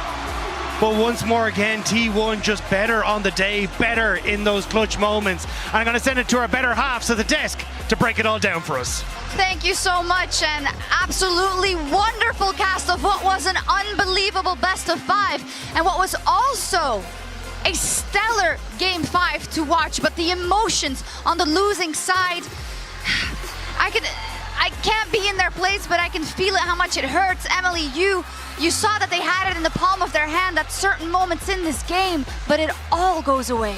Yeah, I mean, this team has accomplished so much throughout the year. I know that's not a comfort now, but like I said, this team, with adding Tarzan, adding Flandra, the things they were able to accomplish throughout the season, they were my personal favorite team to watch in LPL because of their play style, because of how they could punch up against teams that, like, on paper should have been better than them, right? So well, it's a very crushing loss. And on the other side, elation once again. We asked the question at the beginning of the day, is it happening? Will it be just a rerun versus the LPL, Maurits? You did say at the end, you cannot. Backline of Orianna and Varus. Yeah, I do like the Nautilus in this sort of situation. Okay, they're going to swap to the Karma instead. I wasn't sure if they wanted to go for an Enchanter in either the Lulu or the Karma to try and get that wave push, counteract what has been that speciality of Gumayusi on this Varus.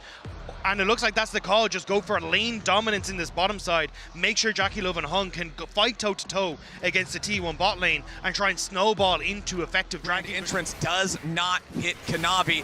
Owner still continuing to try to contest here for this Raptor camp. Does secure the large Raptor, but now over the wall. It's Cream ready to go in. He wants the kill, and Owner's the focus. Cream goes forward, but he cannot find enough damage just yet. It's Kanavi grabbing first blood here for Top Esports. Massive plays from Top Esports. The double flash. Mordekaiser is steadfastly down there in the bottom lane, and Top Esports have already taken the first grub. But now, Top Esports, they can have 369 TP to bottom lane if they want. He's going to go back to base. They did sacrifice a wave, and Doran will secure a plate. But ultimately now, Jackie Love and Hung can go and match up against the bot lane 2 versus 2.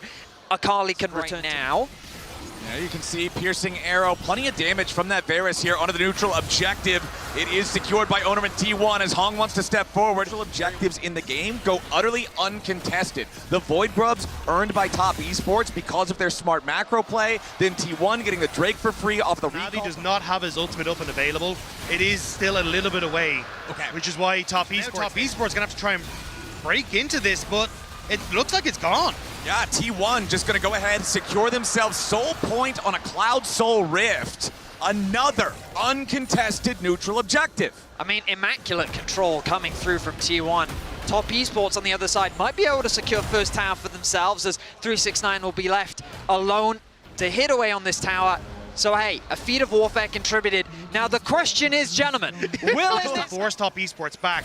Gumayushi on this Varus has been such a staple for T1, and now en masse they group mid, and 369's overextended. Yeah, 369's under spell, but that's all they're going to take for now. Kanavi's the only one continuing to tank the Otacon because they do not want the debuff on everybody else on Top Esports. Doran making his way up through the river. 369 with a third in Tofo strike primed. Top Esports looking for something here. It's Doran jumped on immediately. However, he's into the death realm. He's going after Kanavi. He wants to take out the enemy jungler. Top Esports, they're trying to get him away.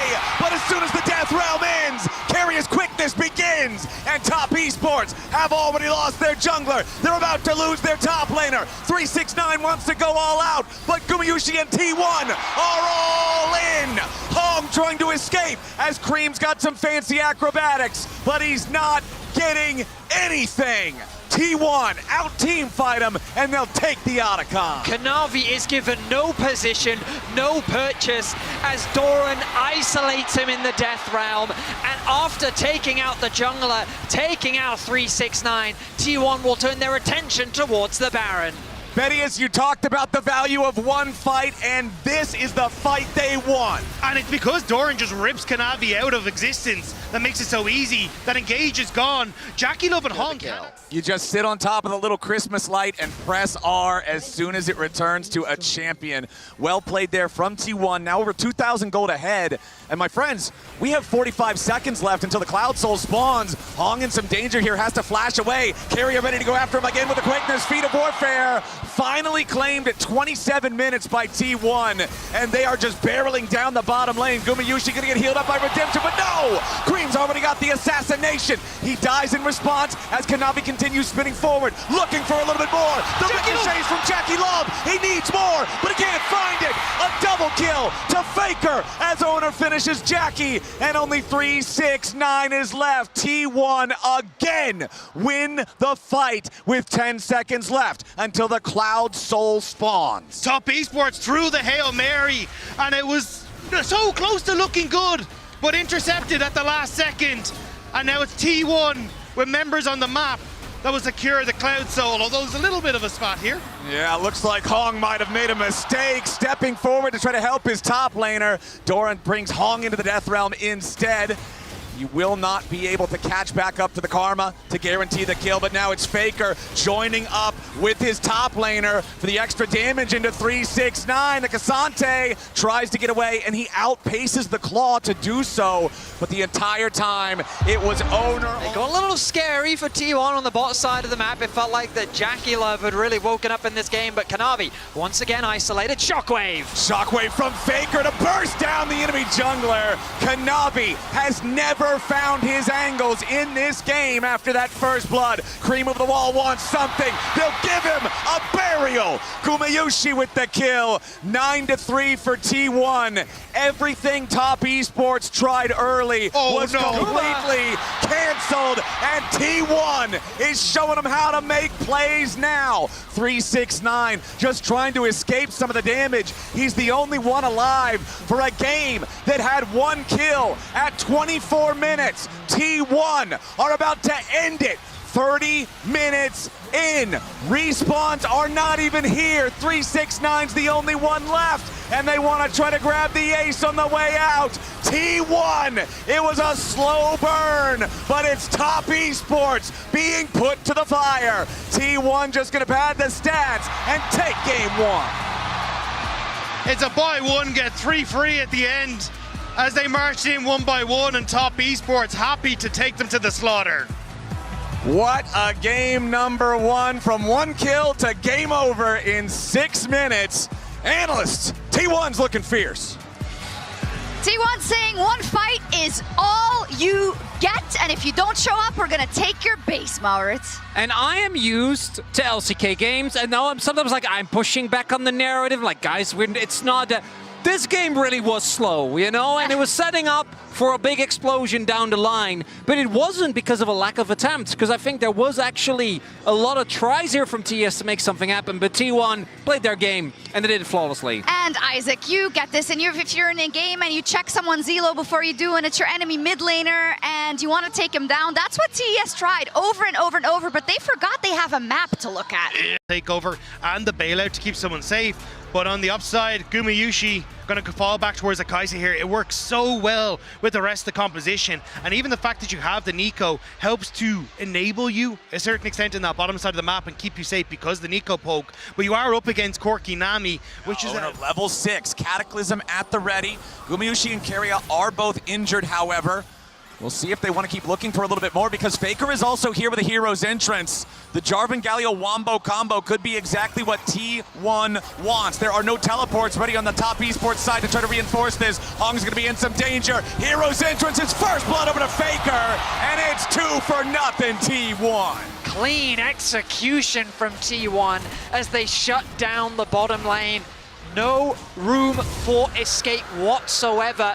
Kanavi forced to just hit the target that's in front of them, but there will be many targets in front of them, and they will be coming from every which way, especially with a Camille and a Kai'Sa at their back looking to navigate their way through whatever angle they have available to them. Well, the angle for Top Esports right now is neutral objectives. They did get the first Drake after the play made from T1 earlier there underneath that Tier 1 turret topside. In the latter half of the World Championship, it's so easy for him to walk into a lane, throw that ultimate down as Jackie Love looks for a fight against Faker. I love that from Jackie. He goes in for the Valkyrie to block the Justice Punch from Faker. Now Faker's trying to get away here on the Galio shielded Durant for a little bit of extra durability, but no! Jackie Love gets his shot. Faker wasn't ready, but here we go! 369, public execution wants the attempt onto Doran, who uses the Hextech ultimatum defensively back against him. Keria comes in for the Pop Blossom, but he only finds Kanavi. Now Owner's showing up, but Cream reinforces here for the Realm Warp. Gumayushi ready to back up his team. Both means a massive point of power there for the Corki, but it doesn't look like he's arriving to the Drake here in time just yet. Keria wants to get away. Nice use of the pillar there, takes Keria low, and now Owner has to flash out. Flash bubble attempt, not gonna get anything back there from Hong. He misses that as Gumayushi now has to flash away too. It's a ton of damage coming in as Keria is already dead. Jackie Love killed in response. It's Fetal Warfare claimed by T1, but Doran's got to try to continue getting away. 369 looking for an angle, possibly. He goes to the public execution. 369.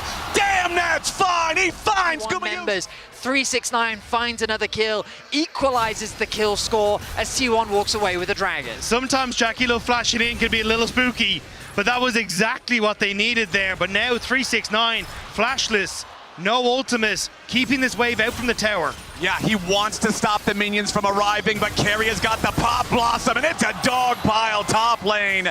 Vengeance for Gumayushi. The consequence of all of this, though, is that Doran has been left isolated in the top lane. He will secure the first tower, and it looks to be the feats of strength as well for T1.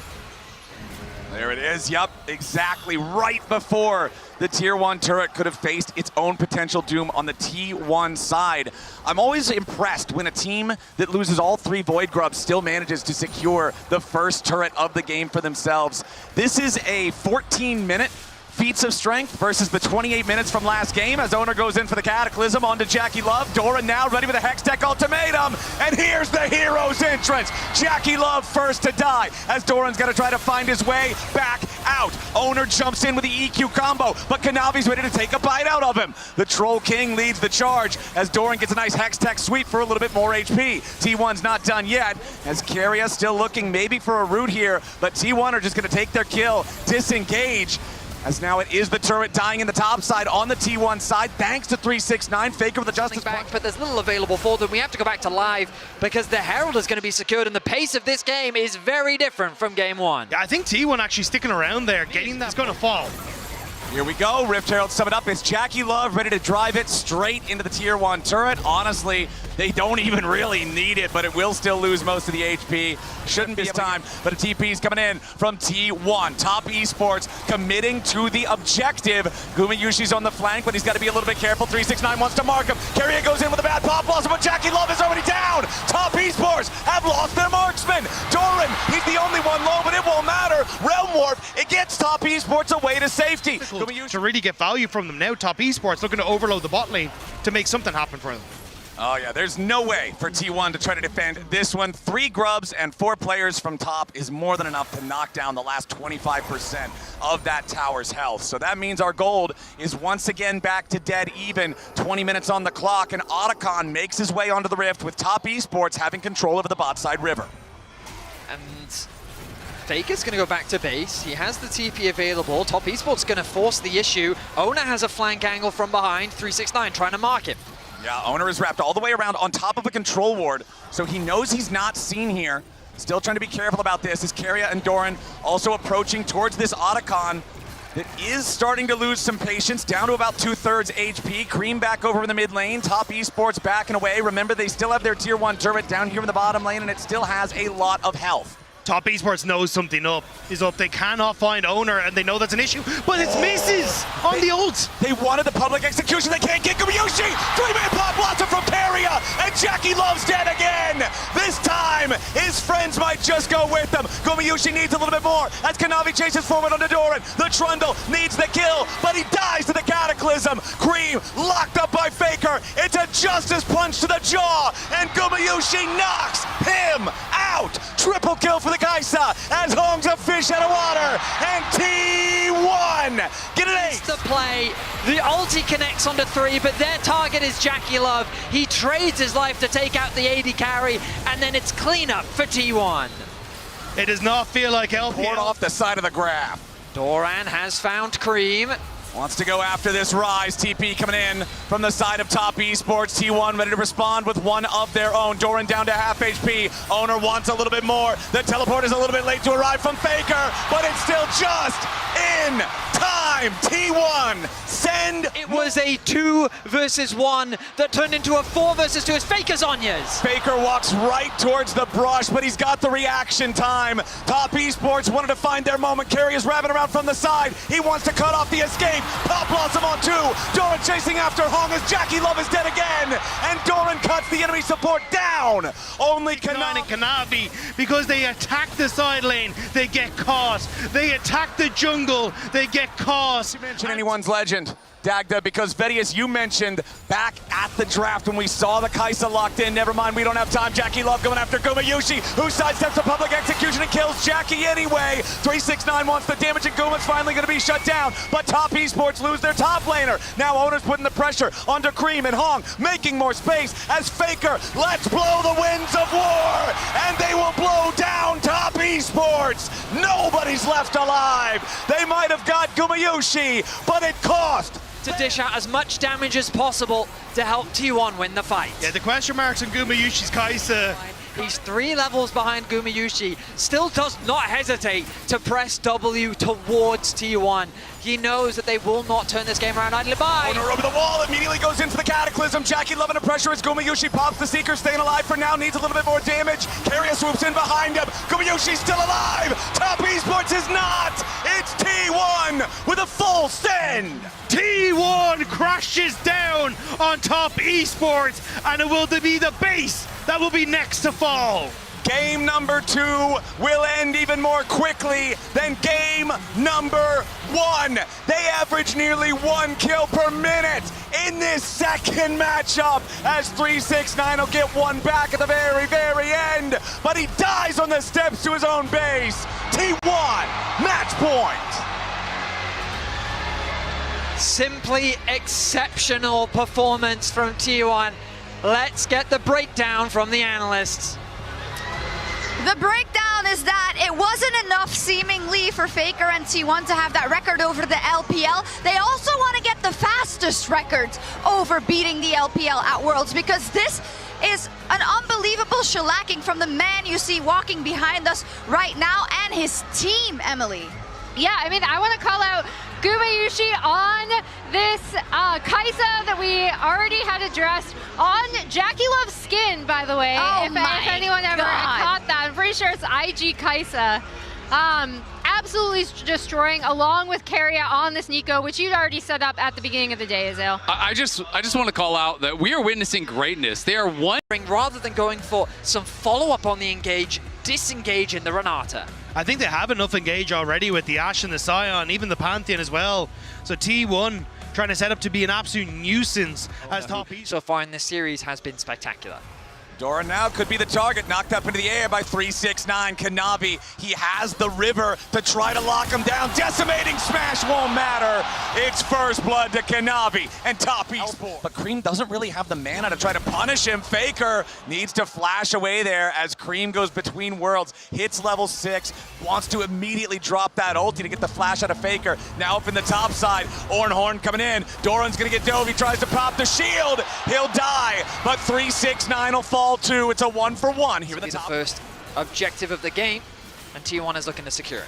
Yeah, just the trade with top Esports being in a better position on the top side of the map. T1 happy to look for this, and they should be able to continue what has been basically the dragon stacking for them all series long, and enabling the ability to try and play for these team fights later as the game goes on. He can be in positions where top Esports are trying to make plays, but he's going to look for the reset, and the wave is starting to push out. 369. A little bit of trouble on the bot side. Yeah, Gumayushi making sure he takes this trade as long as he can take it, since there's nothing 369 can do in retaliation. Cream wants Faker. Kanavi goes in. Kanavi takes a lot of damage from the turret, but he gets his man. Now Owner tries to get the follow-up kill, and he flashes for the point-blank Q, so that Kanavi cannot escape this series alive for top Esports, who are now again looking for a dive, this time onto Gumayushi. Hong wants to try to get away from the turret, but it's a 1-for-1. Guma does enough damage to make it an even trade. But top Esports first, but Orn's about to arrive into the mid lane. T1 get engaged on. Hong's ready to go in, but the hostile takeover over the top tries to keep him alive. Keria staying up here for a little bit longer. Keria and Faker are both very low. Faker survives. Jackie Love under pressure. Gumayushi wins the AD carry battle, and top Esports have already lost 3 men. It's about to be 4.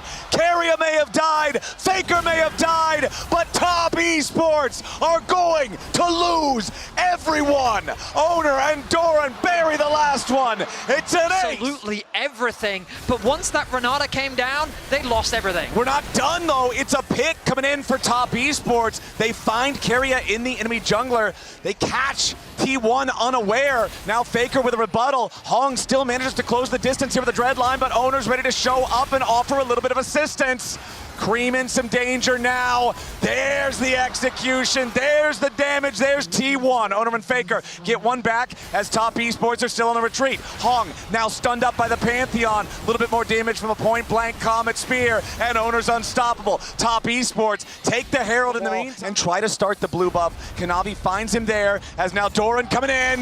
Big collision on Jackie Love, and Gumayushi picks up the free payday. No flash on the Draven means that T1 can simply run him down. Oh no, Kanavi! What was that? He jumps into the middle of everybody, and the Comet Spear to execute him. The pressure of elimination in the semifinals is crushing Kanavi as Owner tanks up 369 for the time being. Hong with the pressure onto Guma. Cream goes between worlds, tries to jump in. Gumayushi about to die. The bailout will not save him. Top Esports, they need more now. Cream wants to get out, but the Solar Snare locks him up. Faker gets the return kill as Faker and Keria duel with Hong and 369. A triple to the Ornn as that will be the execution through the golden to help get a few kills back for T1, but we return to the Rift as they push on the top side. Kanavi goes in, but his ultimate doesn't get a lot. Owner with the shield ready to continue the counterattack as Hong will be first to die. Faker takes the kill, and 369's their next target. Solar Snare won't hit him. Ornhorn maybe for the counterattack. 4-man knockup from 369, but it is not enough. T1 still over 2,000 gold as the axe is spinning, ready to step up, try to clear the vision. Cream pincering around, looking to try to cut off T1. Come in behind him. Top Esports backing away now on the main front. Cream shows himself, ready to try to enter into the fight now, but a lot of lockdown. Nobody finds the first kill. Kanavi is dead. Cream's next to follow. Top Esports jungler is caught again, and now everyone else has to run. Jackie Love with the flash over the wall just to try to survive. Hong is running. T1, they want more kills. 369 and Jackie get enough distance to get away, but T1 have claimed defeat, claimed the Drake, claimed the tier 1 turret. Since 2020, it's been 5 years for Top Esports getting back to this point. They've never made it to the finals, and T1 wants to keep it that way. Faker's the target for Top as he tries to get the route to buy himself a little bit more time, but Faker is shut down. Cream's the target now for T1. Flashes over the wall, but Owner's ready to flash follow. Cream dies, mid for mid. Gumayushi with a flash forward, and he's putting arrows into Jackie Love's back. Jackie gets away with a Kimtech blast cone, but the rest of the arrows continue to focus fire. One more volley takes him out, and Gumayushi gets it done. T1 will not let Top Esports rest. It has been so many years that they've continued to find picks and plays. And Kanavi again just picking the wrong moments. He goes in, he survives for now, but it costs Hong's life this time instead. T1 for 12 years T1 have beaten the LPL in best of fives at Worlds. 5 years Top Esports. Redemption play. He finds a route onto Carrier and nothing more. Now he's marked. Kanavi trying to do something on the side, but it's Hong here on the front line that's taking most of the burst. Owner still in the middle of everybody. The Redemption coming in to save him, and the bailout does just that. Cream at least gets one. Hong at 200. Jackie Love trying to fight, but the decimating smash guarantees that he can't. Gumayushi knocked down as we've got a 3 for 2 favoring T1. Faker's not even been in the fight though, and Mel is ready to make her arrival. Cream, the only damage really left for the side of Top Esports. Faker pops the rebuttal, and Carrie is still alive. Solar Snare locks up the Ornn, and 369. The countdown's about to hit 0. They're just waiting, trying to stall this out as long as they can. Make sure that he's not alive at all for the Dragon Soul. T1 against the LPL at Worlds. Jackie Love forced to flash over the wall. Doran flashing after. Here comes the Comet Spear, ready to fly over the top of the decimating smash, but Redemption keeps Jackie alive. Maybe the kill from Kanavi, but no. At least Faker should die here through the bailout, so Cream's gonna get the credit on that one, but T1 aren't done. Cream goes between worlds. 369 with a 2-man knockup. Top Esports, they found Gumayushi, but they have to trade Cream. Jackie's still alive for a little bit more damage as Carrier, Owner, and Doran want some more. Hong gets almost caught by the hostile takeover, but it's 369 focused instead. T1, their carries might be down, but they still find another kill. Doran goes on a rampage, and the 3 remaining men on T1 knock down the tier 2. 369 survives for so long, but it's only so he can shed more tears as T1. 2025. They eliminated AL in the quarters. They're about to eliminate Top Esports here in the semifinals. Kanavi takes the arrow, and there's no way he's getting away from that one. The Baron secured by T1. There's no neutral objectives to care about on the map right now, and there's 35 seconds until the enemy jungler is back alive. T1 and eliminations at Worlds are just a different beast altogether, and Top Esports are all too familiar with it. Quarterfinals, semifinals, it does not matter. T1 only see victory. T1 with the Baron pushing into the enemy base now. Doran happy to tank the turret. T1 continuing their push straight through that mid lane inhibitor. Sidewaves not really set up for a successful multi-lane push. So T1's just gonna keep going straight for the Nexus. Here comes the Grand Starfall, and Jackie's already down. Hong goes with them. The focus fire into 369 as Cream and Kanavi scramble to stay alive, but nobody on Top Esports has anything to stop T1. It's only the mid laner left. They'll get the final kill. And yet again, the highest peaks of the LPL are merely stepping stones for the unkillable Demon King. Faker and T1 have set the stage for the World Finals Telecom War. At the World Championship, it is T1 that define excellence. as for the 4th time in a row, they will return to the World Final. 8 out of the 10 times Faker has made it to Worlds, he has now made it to Finals. An 80% appearance rate is absurd at this level of competition, but he continues to show up year after year after year. Incredible showing from T1, heading to the finals yet again. And now it's time for us to go ahead and toss this one back to our analysts. And it ends not in a bang, but in a whimper for the last representative of the LPL in their own house in Shanghai, as they once again walk into the wall that is T1 and Faker at Worlds. And it's just another notch for T1, and it really hammers home again that we are in the I don't know how many era of T1. I mean, standing ovation. Standing ovation. What a series. Yeah. For him, right? I mean, Not for TS. it wasn't much of a series, but great for T1.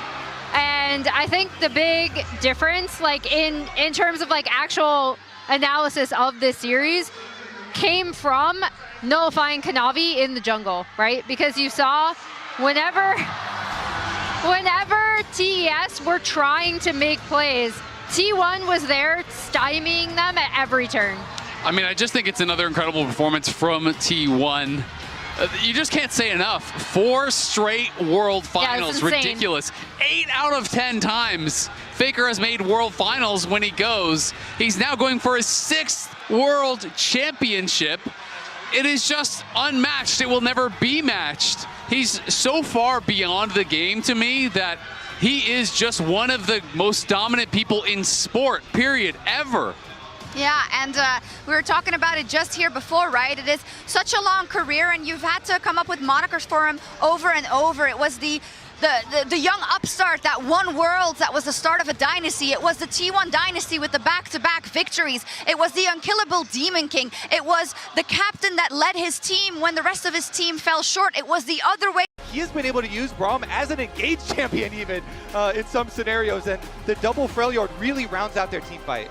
And Doran gets his ambassador. This to me is the champion that he started kind of the turnaround on. Coming into T1, there was a lot of pressure on this play. I really highly prioritize right now as far as the jungle pool is going to find the first skirmish.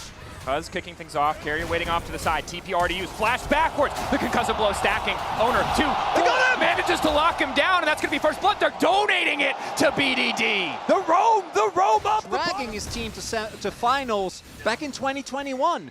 As Dom going in, Hunter's volley not quite enough. Now Carrier is looking to finish the job himself. Slowly but surely the Poppy whittling him down. Dom forced to flash away, but Carrier hungry for blood. A little bit more time, the Q flash forward. Dom with a bit of a sidestep, extra movement speed, trying to make it through the minions. Dom living for an extra moment, avoiding the angle back into the wall. Carrier gets the knockback. The cleanse coming out. 1-for-1 in the bottom lane.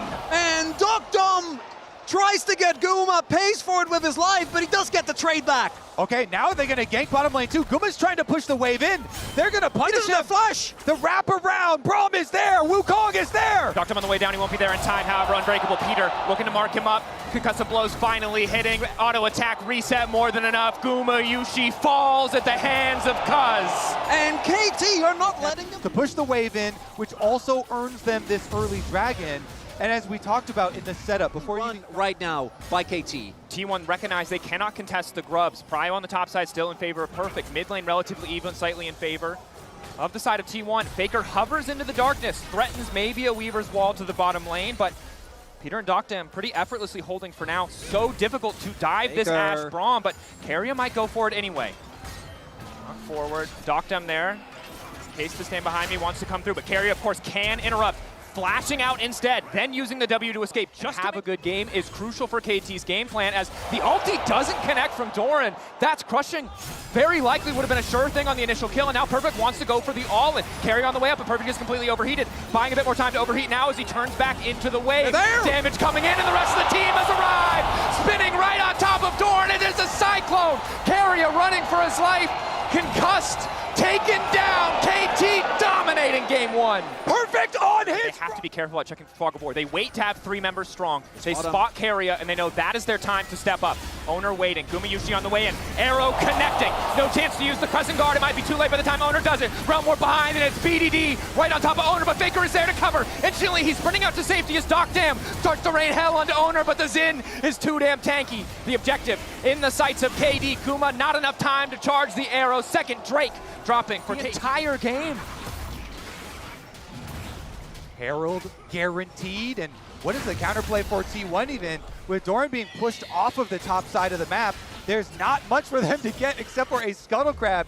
Bottom side mid wave is not even going to get pushed all the way in. Doran, that's 4 people. Concussive blows, the Cyclone immediately comes out as well. Doran can't push a single button.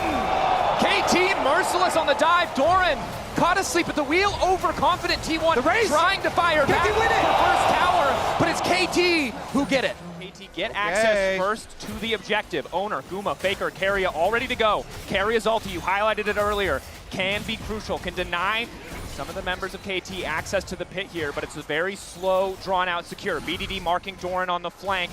Arrow starting to rain. Peter getting chunked out. A flashback from Perfect. T1 chipping away at those resources. Eyes on the equalizer. Redemption now used. Cooldown up just in time. KT is going, but now they want to turn it right back. Instantaneous equalizer. Carrier locked up. Realm War coming in, but denied. Carrier wants to knock Perfect out of the fight, but it might not matter because it's Doran into the back line. Owner stays standing. Cuz taken down. T1 fired back. No matter the early deficit, T1, they still win the team fight. They still get the dragon, and they're looking for BDD. On the hunt for BDD, but there's just nowhere for him to go in the blink of an eye. KT's lead. Distance the ward. Doran is getting the top tower at the moment, so that is going to be guaranteed gold here for T1. And this is the struggle of playing against T1. Their movement around the map is so confident. KT need to be ready to pull the trigger, and they have. Otacon started. A big risk. Doran resetting back to base, likely to finish the second item before he TPs into the fight if needed. Owner in the area. It might come down to just a 50-50, but Faker also has access to the Weaver's wall critically. No flash for Doctum. No flash for Cuz. KT luckily able to reset the objective, but I don't think they're going to get a chance to leave quite yet. T1 know they have an advantage in the fight if it comes down to the 5v5. Flash forward. Ulti into the back. Immediately thinks he picked off. Peter does his best to heroically disengage. It is not enough to keep Doctum standing. Cuz taken out as well. Doran in the 3v1. Completely and totally unfazed. Carrier there to stop any further follow-up. Faker taking down Perfect, and BDD is not enough to stop T1. And it's the Croglord that finds his mark. Doctum goes down, and T1 turn onto Otacon. Doran, the addition to this T1 roster, annihilated him. Hello. Resetting, resistance is shredded by the Otacon. Carrier, ward over the wall, spots out Cuz. T1 know it's a 50-50 now. 5 seconds on Doctum, but he doesn't have access to a TP to make it to the fight any faster. Perfect TP available. BDD finds the angle into Doran. Carrier now backing up. 3K on the objective. Getting lower. Steadfast presence gone. Faker on the backside. Cuz wants to try to make it out of this one, but now they're moving into advantage. Take down Guma. No, Guma living. Oyster wants to finish him. Looking for a bit more damage, but T1, they find the double for Carrier. They take the Thornbound Otacon, and Perfect. It is too little. It is too late. Baker teleports in and he saves the team fight. He gets that shot. Cuz is getting chunked. Already took an arrow. Faker's looking to split the fight. 7K. Cuz gonna have a hard time healing back up that chip damage. Does have access to the Sundered Sky. Objective reset now. Eyes on those support cooldowns as well. Carrier's ulti, the Unbreakable for the Braum will be important as T1 already getting mid-prio. Doran fishing for the flank once again. Ready to come over the wall with the public execution. Carrier going into the wall, locking up Cuz. Instantaneous knockup! A flawless combo to keep it going. Duckdown finally escapes, but he just finds himself in a 1v1 versus Doran. Hope fading fast for the side of KT as Carrier is still standing. Perfect and BDD running for the hills. T1 grabbing their second Drake, but Owner not done yet. Knocks Peter out as well.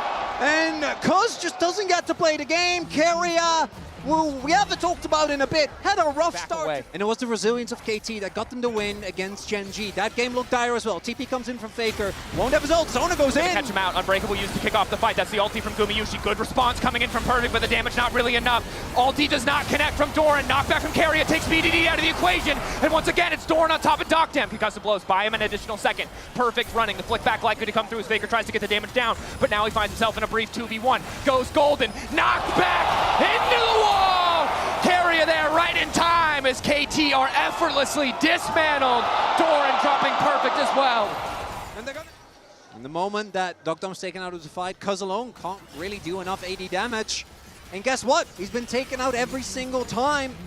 As being Ash against all these dive threats, T1, even though the very early skirmish didn't go their way, are now marching on KT's base. Final wave of this Red Bull Baron power play. Brought in the mid lane from Faker. Wall to isolate the tower. They want to break open the space, limit the options for KT. T1 outplaying in the fights, and now that they have a lead, they're not looking to give anything away. 3 minutes on the next Baron, 3 minutes on Soul for T1. As Faker still fishing for the flick back, for the seismic shove. But KT running out of options. Hopefully for KT, set up one of many defenses that they're going to need to fight their way back into this game.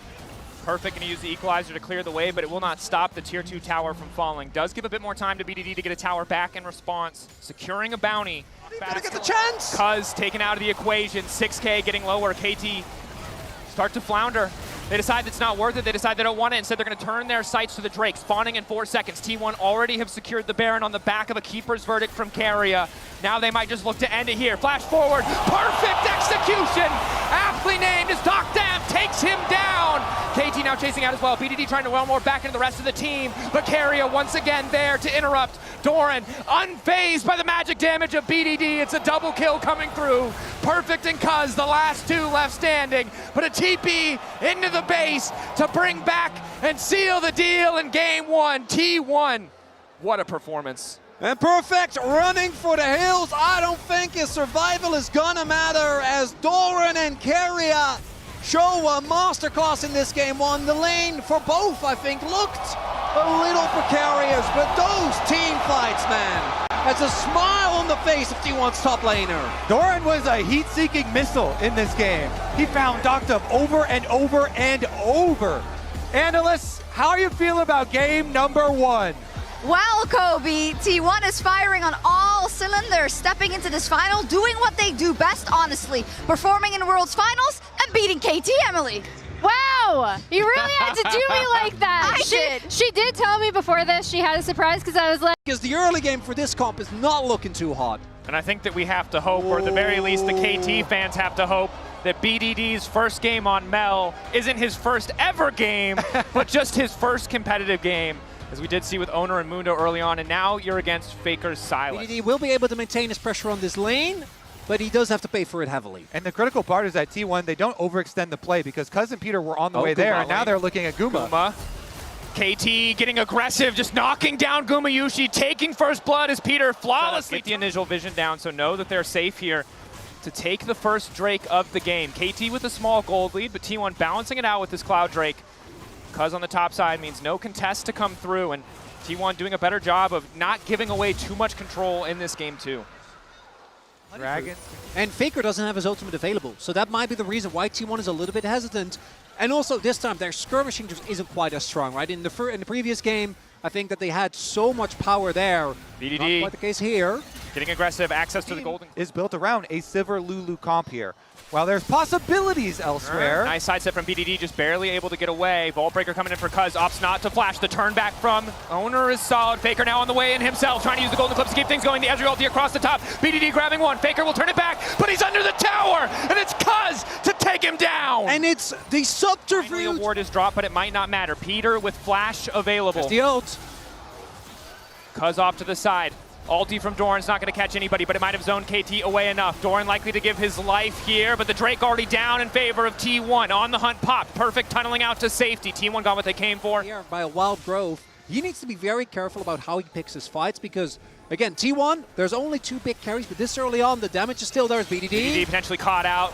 Layering into CC a little bit off. BDD unstoppable for a brief moment, ready to use the ulti, but Faker has stolen one away. The goal in the clips, but the follow-up is there from Peter. Makes it a 1-for-1. Vault Breaker coming in. Faker just CC'd for an eternity. The Kingslayer healing not available in time as Cuz is on a killing spree. The idea was to make the quick play before the Rift Herald fight, but KT, they close the trap, they get 2 back for themselves, and the teleport from Doran does signal they want something. I need to be careful. Tower going to fall. Likely not enough damage to kill Doran, but at least zoning him away as they set their sights on the objective. Herald already started. Cuz will secure it uncontested. I did get tricked by Peter being Mel there. I'm like, oh, 11, good amount of... No, they don't have damage. The play still works out, though, very nicely for KT. They're get Arm advantage, holding on to a decent lead of his own, has opted for a bit of healing reduction. Going to make things that much harder for Owner and Faker as the charge comes through. Last time, this was the point where T1 turned the game. The lead this time is bigger for KT, but I think T1 don't want to let them get this dragon, want to get soul point themselves. Faker's ulti available. Needs to hijack the ulti of Peter.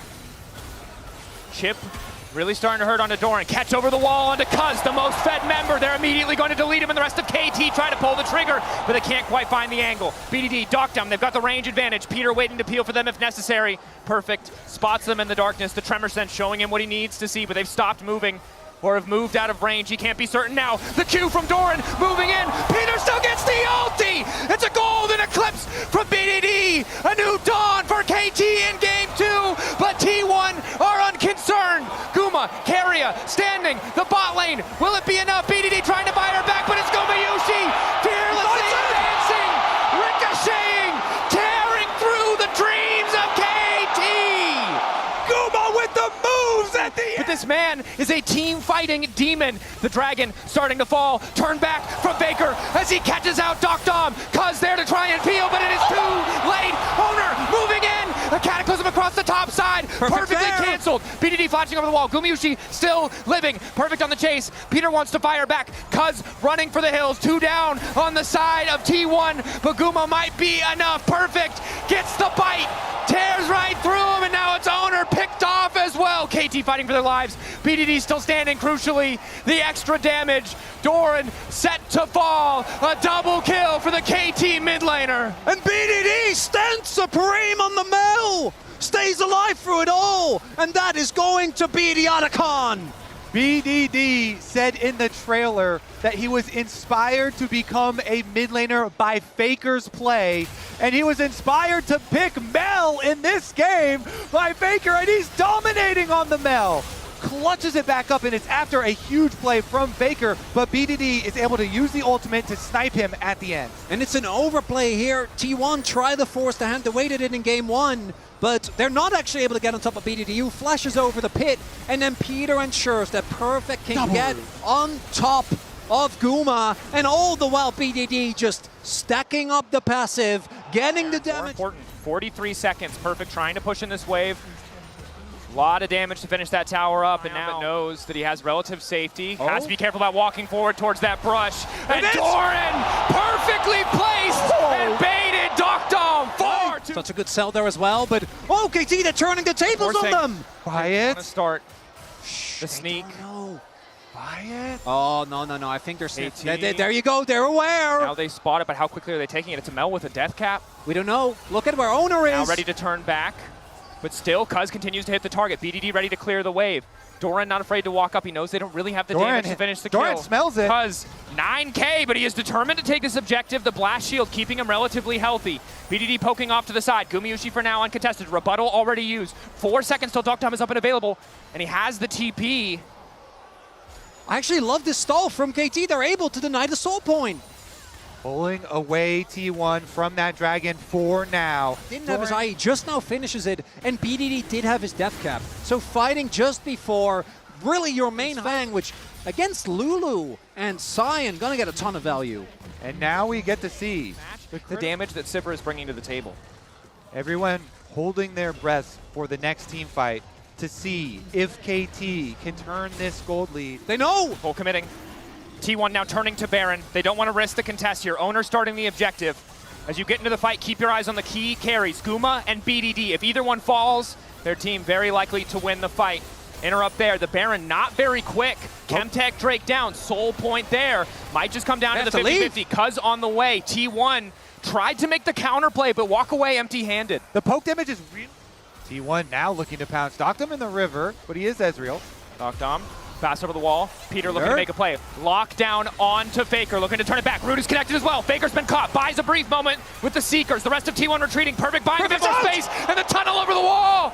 It's a heist. He buys the time to take Faker down. Doran with a decimating smash. Peter on the chase. They'll only connect onto one, but it's enough to start the fight in their favor. Gumayushi untouched, but he's now also not able to do any damage.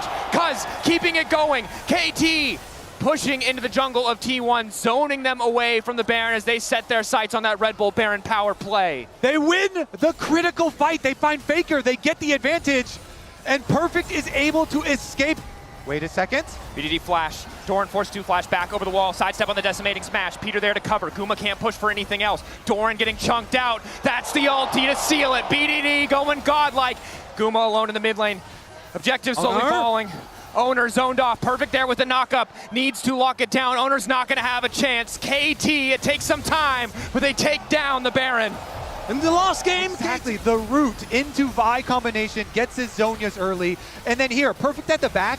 This is one of the best changes they made to Rek'Sai. Just walk past the Nico because Peter held his ult, and now the Red Bull Baron power play for KT. 8K, 9K gold lead here. Gold lead. His first competitive game looking damn good. Faker going golden. The second the chains miss, he doesn't want to push for anything else. Ball break over the wall from Cuz ready to go, but he's not going to overextend because the mid lane's already falling. KT taking their sweet time with this one, knowing that T1 have one shot to turn this back in their favor. It's just Guma. He's just a Sivir trying his best, but KT doesn't give him the opportunity to do any damage. Perfect continuing to push, has access to the tunnel to escape. He's just been a thorn in the side of this T1 lineup. So many Rek'Sais haven't been able to find this level of performance, but Perfect has been a nightmare for T1 to manage. Waiting now off on the side. Takes out the control ward. A single empowered cannon minion pushing as another wave stands behind KT, ready to keep the siege going. The siege is unrelenting from KT. The Baron buff still buffing up the cannon. The poke damage still coming through. Owner faking the engagement, throws down the flag, misses. This choke point. BDD waiting for some of those major cooldowns to be used before he takes a step forward. Mega Blast Cone getting two members of T1 over the wall. KT retreating back down to the bottom lane as Cuz starts the objective. Flag there, spots the objective play. Faker on the flank. Perfect not going to give him the angle. KT starting to retreat, starting to get forced backwards. Doran to kick things off. Peter to look for the interrupt. Faker using an ulti of his own to be stolen away. BDD taking another fight, but down goes Guma. Cuz making it work, but PD's owned away by Carrier, and all of KT now collapsing on the T1 support. At the end of the day, it is only Owner, and he cannot stop the soul.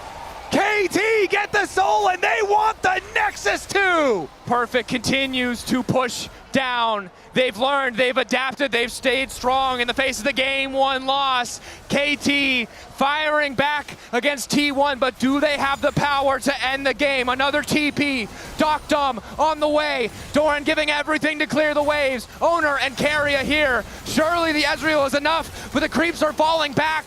Doran remains standing. T1 are not out of it yet. Doctum needs more, and he cannot get it. Guma's up in 10 seconds. The reinforcements from T1 will arrive. And T1 will cling on to this game. Doran won't be able to find the blind decimating smash, but the ulti to kick things off. He connects onto the wall. Perfect waiting on the back line. Doctum untouched. BDD untouched. Doran straying way too far forward in a moment of miscommunication. Down goes the top laner of T1. KT start the Baron. That faceplant means Baron, boys. It was always going to be a Hail Mary from T1 if they wanted to get back in this game, but that one does not hit the mark. That's Baron, the second one for KT. We talk about Dominic's KT again in this position where they keep that long-range siege going. BDD not showing on vision yet. The last inhib tower falling down. Inhibitors following after. T1, a last desperate hold here in game two. If they can turn it back, it takes them to match point, but KT set to even up the series in the 2025 World Finals. Doran isolating Cuz. Peter going forward, finds three with the knockup. Perfect there to follow, but Faker turns it right back and knocks down Peter. Doctum, BDD, still standing. Baguma, he's shredding through everybody. The Sivir finally allowed to take over the fight. but they manage to take him. Faker still alive in the scrappy fight. The extra healing is making all the difference. Doctom doesn't quite have the damage that he needs. KT holding on for dear life. Doctom able to find the kill. Perfect, cause Doctom falls. A final hold for T1. It almost turns in their favor. But Perfect is going to end the game. Guma dies, and so does T1. KT even up the series. And I can't believe I'm saying this, but Perfect, reliable as all hell in this game, doesn't go down. Deals the damage, and with the alpaca thumbs up, brings KT to 1-1. KT resilient on this stage. They bounce back in game number 2. They create such a lead, but it still seems so difficult, you know, brick by brick, piece of gold by piece of gold. KT, they have defeated T1 in the second game to even up the series. It's incredible, incredible stuff. But before we talk about that game and what's ahead in the series, we saw him in the opening ceremony. Now let's check out the world debut of Zahan. Take a lot of work. And there's layers to this because Cuz is one of the best Viegos we've had in the LCK. BDD earlier this year had the best Syndra play that I've ever seen. Hit a 4-man scatter, and he will be locking it in here. BDD Syndra. Now, this is also, you know, a scaling champion. It did feel like KT was able to, again, settle these early gold leads. As Cuz maybe doing some poking, but I don't think an actual contest is in the works here. As long as he has his passive up, Peter is. He's not too worried. Hex Drake down. BDD waiting in the darkness. Multi-man. The CC layering is there. Doctom on the way in, but he's only level 4. Owner now running for his life. Forced to flash away. Ulti comes out from Faker. He doesn't have a lot of mana left. The Dark Sphere hitting, slowing Faker down. The chase coming through, but they really don't have what they need. Ulti there. His power unleashed. The weak scattered. And first blood for KT. BDD has an inside route and access to the alligator, though. That's a Mundo with red buff. Doran. Yeah, Syndra's coming. Doran. He's just dead. You only have one piece of CC. Cornered. Yeah, that doesn't work on him. He's going where he pleases. Doran, I think this might not have been what you wanted. BDD on the way, hoping to get this donated. Doran, I think...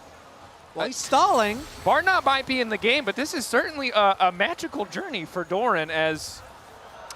I don't... Trying for the execute. It's all he can do, but not going to happen. Well. Because it's there, and Mundo... That's a hard to steal. be unbothered. Continuing to do That's decent damage. Infernal, good damage as well. Lock up there, but Owner going is unstoppable. Peter caught out for a brief moment, immediately going to be forced to ult. That's the unbreakable. The flash, it doesn't connect. The Q doing absolutely nothing means T1 are able to walk away. A bit of a fumble from Peter, but it doesn't cost KT much yet. Gumayushi standing on the backside, ready to transcend if he needs to. Doctom going all in to try to stop him from getting in this fight. Owner on the way in, looking for the reset to keep the fights going. BDD going over, wants to kill Owner, but Owner lives for an extra second. The stun to turn it back. Owner taking over BDD, but the stun does not connect, and Peter's now running. Cuz locked down in the meantime. Perfect is finally here, but it might not matter. Reset on the ulti from Owner means he gets to back away, but the health bars are low across all of T1. KT, this is an insane gamble. Objective, lower and lower, and Cuz gonna take it unstoppable for Perfect. Gets a bit more space. Carrier still living. Doctom on the way in, and Guma set the fall. Down goes the 80 carry. Doctom on the way out, the TP in. Fish in a barrel, and it's time for KT to start free firing. T1 thought they had the edge, but in the end, it's KT who take the Drake and the play. Second professional Mundo game. Yeah, on track, looking good. And I gotta say, Owner, he gets the Kraken Slayer. Uh-oh, Gumayushi. Has not decided to ult. Doctom might be in trouble here. Knockup does not connect. Peter trying to get a bit more space, and Cuz is on the way in. All of T1 forced to retreat. Maximum dosage popped just to get him in range as BDD then is now collapsing on the side lane. Multiple pieces of CC. Stun, initial lockup into Owner is decent. BDD trying to turn back. Sidestep does not work. Owner taking the kill. One of the hardest parts. If they do opt to contest. Oh, there's the TP. There's the flank. TP from behind. Flashing forward. Carry's going to find the knock on to Doctor, but Peter beautifully stopping the initial engage. Doran from behind, though, more than enough to knock down that 80 carry. KT running. Huge TP flank. What? It turns into more. Peter, flash out, reset from Owner. Unstoppable for a moment. Owner setting up for the angle, but he's not going to overcommit. Just a good play. Nice flank there from T1, but then Peter stepping forward and cousin BDD trying to look for a kill on the opposite. It's scary. And unlike the Sivir, this is a champion that I think has the mobility, the tools to really start taking over. You can see he's already getting the confidence to just step right up into Doctom's face, even in the face of that Trinity Force. And Dragon is going to be picked up here by KT. Camtech definitely high value, but you do give up the topside turret. This gold lead for T1. Getting larger and larger as Keria not sitting on Peter, Smite. Hex Flash, Pulverize, knocks Keria back over the wall, and here comes Doctom. Down goes Keria. A little bonus kill on top of the Drake. Certainly not. Eyes on the scat of the week. QE not going to work. Cleaver certainly hitting like a truck. Doran very likely to just have to concede this tower. So KT get the Drake, they get a kill. The Redemption now used as well, and it's on Doran to instantly delete this wave. It's working out well so far, but can he keep his life? TP's coming in from the side of T1, but it's just Faker and Guma off to the side. They don't have the tools to keep the fight going. Scatter to clear out the rest of the wave. It'll be a chunk of damage, but the tier 1 will not drop. Nicely done by KT to parlay that pick into an extra kill. T1 happy to have the poke chipping away at that health bar. Oh, they're pincering them. KT losing control of that Tri-Brush is big. Scatter going wide, also massive. It's a huge cooldown at this point in the game. Perfect over the wall with the Blast Cone. Knocks back Guma. Redemption going down. Cuz holding onto the maximum dosage as long as he can, but it's Faker off to the side. Not too isolated. 5K on the Drake. Getting lower. Eyes on Peter. The Alistair to make the play as Faker tries to zone away. KT, it's Peter in the clutch. Scatter to fall, but the fall of damage is not there. Exhausted is Faker. And Keria tries to turn it back, but he's all by his lonesome. Doran cannot get into the back line. KT managed to find the initial kill. It's perfect start to pop off. Guma missing completely. They get the Drake, but it might cost T1 everything. He flashes into the wall, and that might be the Otacon going over to KT. Cuz continuing to go where he damn well pleases. T1 forced back. The tier 1 tower starting to fall. Otacon already getting started by the remaining members of T1. Critical that T1 made split calls here. Look, they don't have Viego The damage. fog of war, whether it's Renekton or Sion, the lesson has been learned as Cuz has been caught out. Initial CC is good. Cuz getting bursted through with the flash over the wall keeps him standing. Peter trying to zone away. Ulti from Guma means they want to keep this fight going. Good scatter, but doesn't quite connect on Gumayushi. Critically, he's able to just free fire. KT forced backwards, but Faker now half HP. Peter, what a psychopath. He went in instead. A lot of damage to come down, and KT, they're looking for the chase. Cuz connecting the Cleaver, still has access to the maximum dosage, zoning all of T1 away. Faker just barely able to make it out. TP is his. He can get back to this fight if KT try to force the Baron. Flip it. Faker can TP back in. A lot of cooldowns are gone, though. Look at the ultimates that aren't available for T1. They have to be careful of moving into the choke, and they know it. Owner trying to approach from another side. The potential for BDD to line up a multi-man scatter for it to end the fight in a blink of an eye is massive, but once again, it's the flank that they're looking for. But it's Doran caught out! BDD unleashing his power. Cuz using the maximum dosage as KG start to push into Gumayushi. He's ultless, he's helpless. There's nothing he can do. Mundo pushing further and further into T1's back line. KT are doing it! The stun from BDD right onto Renekton as he's trying to go through the wall. BDD stuns him as he dashes, and the reward might be Baron.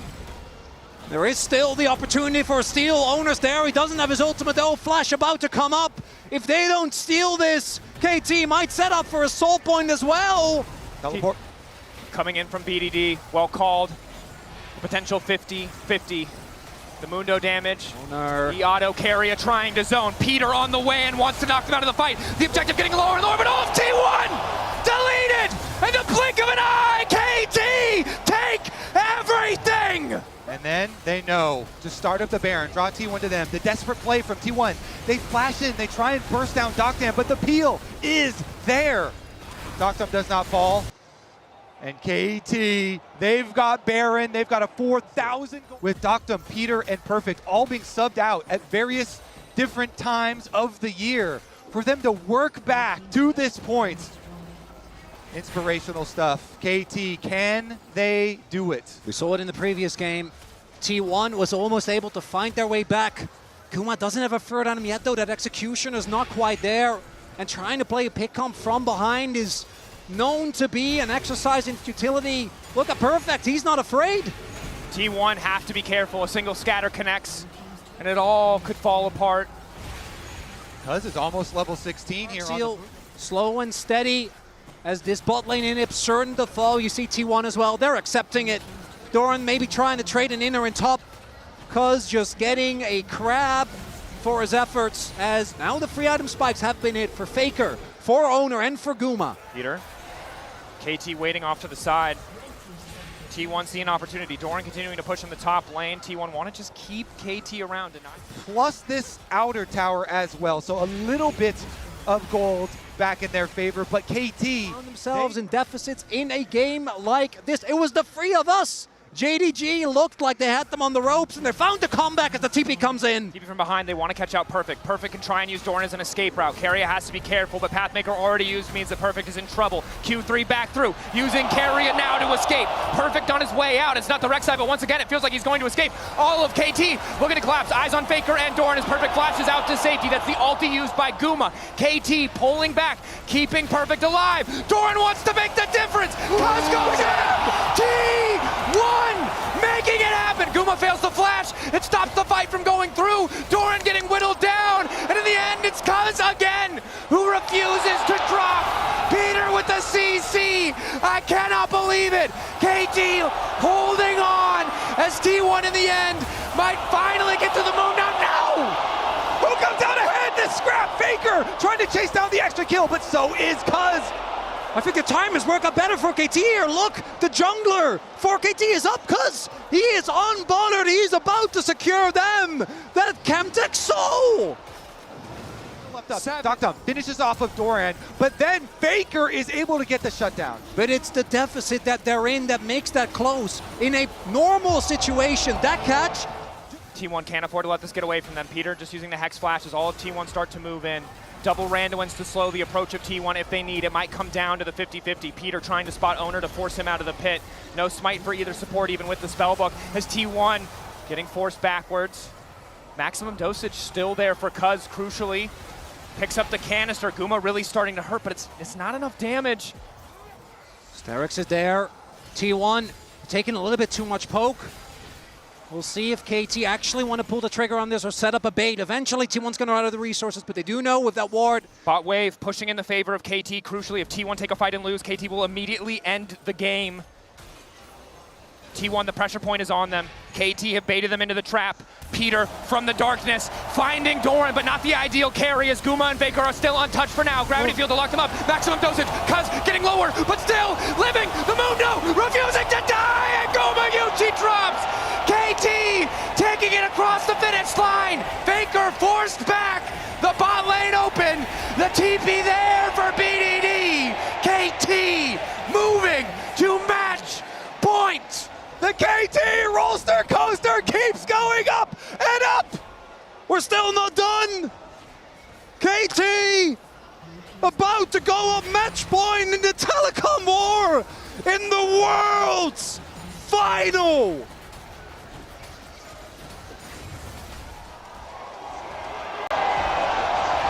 A story at this tournament of dominance when it started, and people doubted the quality of their opposition, and then they beat Gen.G, and now they're taking T1 to match point. KT monstrous in Worlds 2025. Let's see what the AD has to say about it. KT saying one is all you get, just like Gen.G. We will take that match point, and they walk past the cup thinking we're gonna be back for it very, very soon. What an incredible game, and what an incredible roller coaster, I just have to say it, that we are on. I mean, it's just incredible at Worlds for KT to be the team that's coming up big in these small moments, where it's usually T1 that are always rising to the occasion. To me, this game came down to a couple of small moments, mistakes and outplays, and it was KT making the big ones. The magic. What is he going to lock in here? Perfect. What's the R5? It is interesting because Mordekai's a champion that can still split push even when faced with Nocturne comps. True. So I do like it even when, you know, T1 have ways to attack side lanes, you know, with Nocturne and other people joining. Make something happen. Might look here. Has his Raptors just now done. Making his way over. Even getting a summoner or getting the egg would be big. Baker grounded. Cuz on the way in. Good wall to force the disengagement. BDD full committing even though he has no mana. They do manage to get the passive out of Faker. Cuz full committing. Peter on the way. The tongue lash there. They want to get the kill to BDD, but it'll go to Cuz in the end. And what could be the deciding game, KT, they send all resources again towards mid lane to BDD to make it happen. But it's Cuz that gets the kill again. Now we saw how that benefited them. As T1 wanting to look for the punish here. Keria and Guma are powerful. They move in with the heal. A pillar to immediately block them out. The 50-50 goes to Owner. Flash away from the handshake. Caitlyn, Tom Kench. Good lane, mid lane control from Keria and Gumayushi, and now Owner Walks his way up top side, immediate 3 grubs secure. T1 continuing to stack the objectives that they need in this game. Using Guma and Keria, their priority. It's really looking like a full commit or bust. Cuz ready for the 50-50. Faker off to the side, decent damage onto BDD. Owner going all in. Flashback coming out from Cuz. Wall there as well as BDD just barely able to skirt around the edge. So the objective set up now for the side of T1. Double TPs. KT want to claim it for a bit more. Ulti coming out from the side of Keria. Drake down. The back line of KT Berserk as they look if they can turn it back. But again, they don't have the tools to keep the fight going unless Peter wants to flash Tongue Lash. But that's all their CC. Perfect fighting off to the side, dragging Faker into the Death Realm. In the meantime, BDD starting to walk forward. Doran potentially caught out. The forward man! BDD! Showing he can be clutch in the moments that count. Turning it again. KT were losing the fight as they lost the objective. Gumayushi will not be able to make the bailout work. The Drake to T1, the fight to KT. Oh, Doran's gonna want that one back. The big whiff on the Gragas engage there. Peter, knock up a bit too far. The thick skin, yeah, it's not gonna save you. Caught up in the hype, caught up in the moment. Faker gonna get one back. The way that they're gonna apply this pressure to KT and not allow them a lot of extra time in the game. Early objective stacking going the way of T1. Convincingly Access to the ulti. TP available. Full commit now going down. Owner turning off the lights. All of KT immediately pulling back. Peter isolated, caught out. Trying to stay standing with the thick skin. Full Abyssal dive away as Faker takes down the top lane tier 1. And again, this is the struggle of the KT composition. It's so hard. Right there on the Ocean Rift, looking for a big displacement. Herald summoned in the mid lane. 5v5 at the pit. Flash ulti available for BDD if he wants to try and find it. Perfect isolated off to the side. Hostile takeover stops Peter from going any further. Docdam completely isolated. Cooking the barrel for just a little bit longer, and now the Drake is going to go down. Owner taking it. Docdam isolated. And Perfect trying to force a fight with Faker, but he gets nothing as the wall comes in to interrupt. Flash over the wall. The ulti from BDD. He might get a couple more kills, but again, the objective belongs to KT. Even as T1 begin to fall, Faker and Keria are ready to turn it. But have they overcommitted the wall there, trying to disengage Keria? Faker running into the pinch, Obliterate connecting for full damage. Cuz on the chase, waiting a few seconds. One are collapsing, and in the meantime, waves are being deleted. It's costing KT hundreds of gold just to be here. And if T1 take the fight, it might just cost them the game. Perfect has sticking around, ready to get them away. The ulti not stacked up. Perfect going forward just a little bit longer. The Death Realm to come out. Owner going to respond with an ulti of his own, turning off the lights on this team fight between both lineups. Gumayushi and Perfect in the Death Realm, and Guma takes those. T1 focusing on the objective. Cleanse used from Keria. Heal on the way. Faker finding a bit more damage. BDD isolated. Hostile takeover going to connect onto BDD. It won't have much effect as Cuz tries to chase Faker out. But Docdam, he might take Keria. But it's T1 taking the Otacon. Guma securing the objective. And there it is. The poke from T1.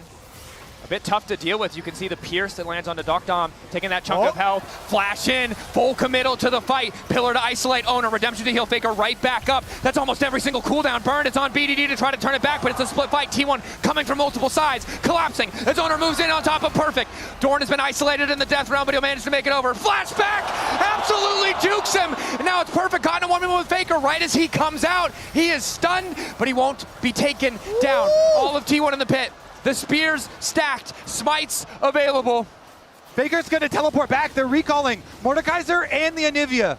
The fight just continues to go. 6K getting lower. Docdam trying to get a bit of poke. Hostile takeover connecting. They don't have a cleanse. Devour from Peter is good, but it might not matter. Cuz continuing to move in. BDD waiting over the wall. The ulti is there, but they don't need to face him yet. The turn on to Faker isn't enough.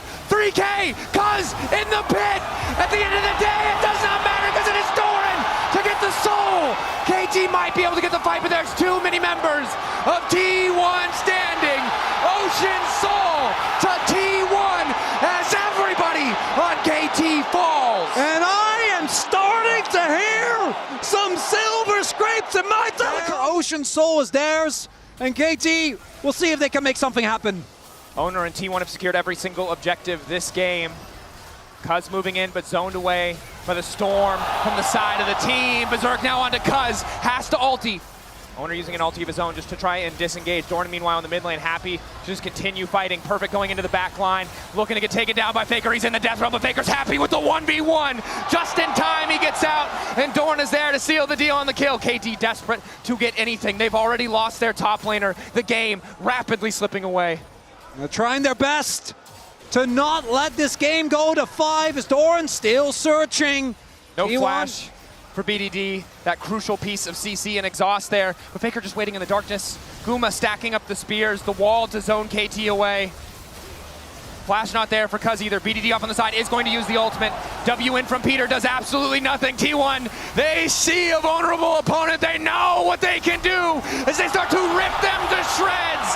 KT is not going to take a bear, and T1 reminding us why they are here, what they can do in a world final. And T1 ensure that we are going the distance. We are getting our full value out of this series as KT just cannot close the gap to T1's backline. The turn off of Baron to grab the kills, and now they will secure the... Yeah. It's looking like a hard road for the side of KT. And now, but it's good news for us. When a comeback happens, if KT can make it happen, then it's something to be considered. Maybe a miracle flash, but it will take that miracle. And for KT, it's so important not to lose sight of the bigger picture. This is a game you could afford to lose because of what you won earlier. It might come down to a best of one, but you need to be at your best form for that matchup because this game is looking done and dusted. Owner pushing in the mid lane. KT can't really afford to split as that tower falls. The threat of T1 diving into their backline, a very real threat. BDD found a big play on his Yone in game 1 against Gen.G to find a miraculous comeback, but this game feels so much more dire. About 35 seconds till we see that Elder come up. I don't even know if T1 really wants to wait for it. With 2 inhibitors, they can just decide to back off. No pressure on them. Owner waiting, hoping to catch out a member of KT, over eager, knowing how important it is for them to stop the Soul from going down. 20 seconds, a TP into the mid lane. Maybe going to catch out Gumayushi here. But it's perfect. Again, this is the problem. No matter who TP's in, it's so effortless for T1 to just walk away. Yeah, perfect. Guma is 2 levels up on the top laner. Cuz caught out, isolated, immediate subjugate to try and stay standing, forced to flash back. BDD in the darkness! 3-man! But it's Doran to try to turn it right back. The ulti is decent. Carry wants to turn it back with the hostile takeover. The gold deficit is just too massive. Even a miracle, even an incredible angle was not enough in the face of this T1 lineup. The triple, the quadra, T1 bringing us to silver scrapes. Guma lives the engage, and T1's hopes live in the grand finals. And the telecom war has never been this insane. World's finals, game 5.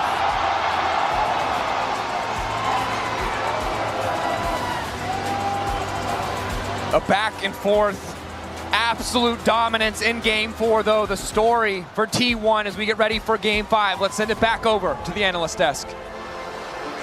They're on it again, Dracos. That's what's happening. I cannot believe what's happening in front of my eyes. The fact that at every single objective, they look like they could lose the game, but somehow they secure it and somehow they stay ahead despite everything KT threw at them. I can absolutely believe it because I've seen this happen at Worlds several times and I've seen it happen to my team so many times back in the LCK and in OGN Champions. I don't think it was louder in this building than when Faker absolutely popped off on Anivia and they showed the damage numbers at 8,568. This entire place is deep.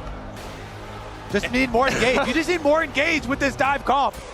Grab the ultimate here, and the question is, yeah, Smolder could be a good lane into the Galio, but can you survive later? With all of this T1 dive looking for you, a game 5 Faker Galio. To both farm as many stacks as possible and keep this Galio lane locked. If Galio isn't able to make impact in sides, especially in the early game, it's going to make it a lot harder for T1 to find plays as, oh, look at Owner. He's diverted his pathing. He's looking for top. That's a classic. Perfect. Needs to back up. Level 3. Getting lower and lower. Last Right's offering a bit of healing. The tactical sweep there from Doran to slow him down. Owner all but certain to make this one come through. First blood for T1. Doran's coming. So much Fred here in mid. Yeah, it's a critical breakpoint because Galio lane does really revolve around, do I have jungle pressure to put threat behind when I move up in lane and try and taunt you? And now you don't have that pressure at all. Q forward, sidestep, the taunt, Faker, turning it back, BDD, one more auto, the 1-for-1! A BDD! No hesitation! Must have known that was going to kill him. Meanwhile, on the top side of the map, Doran locked down with the Pandas. Cuz on the way up. Oh, just barely. With the flail. Doran barely able to walk away. They didn't want to use the flash, knowing that Doran's still at his. But we are getting explosive here. No slow early game in this game 5. And BDD, he goes for that dive. You know, he does invest his flash, so that is something critical to look at. Owner is back and ganking again. Perfect needs to get out. Has the flash available, but Doran just going to immediately flash follow. The adaptive defensive, the hook shot still there. The Q back for a bit of healing, but it's not enough. Beautifully played, no hesitation. Owner flashes.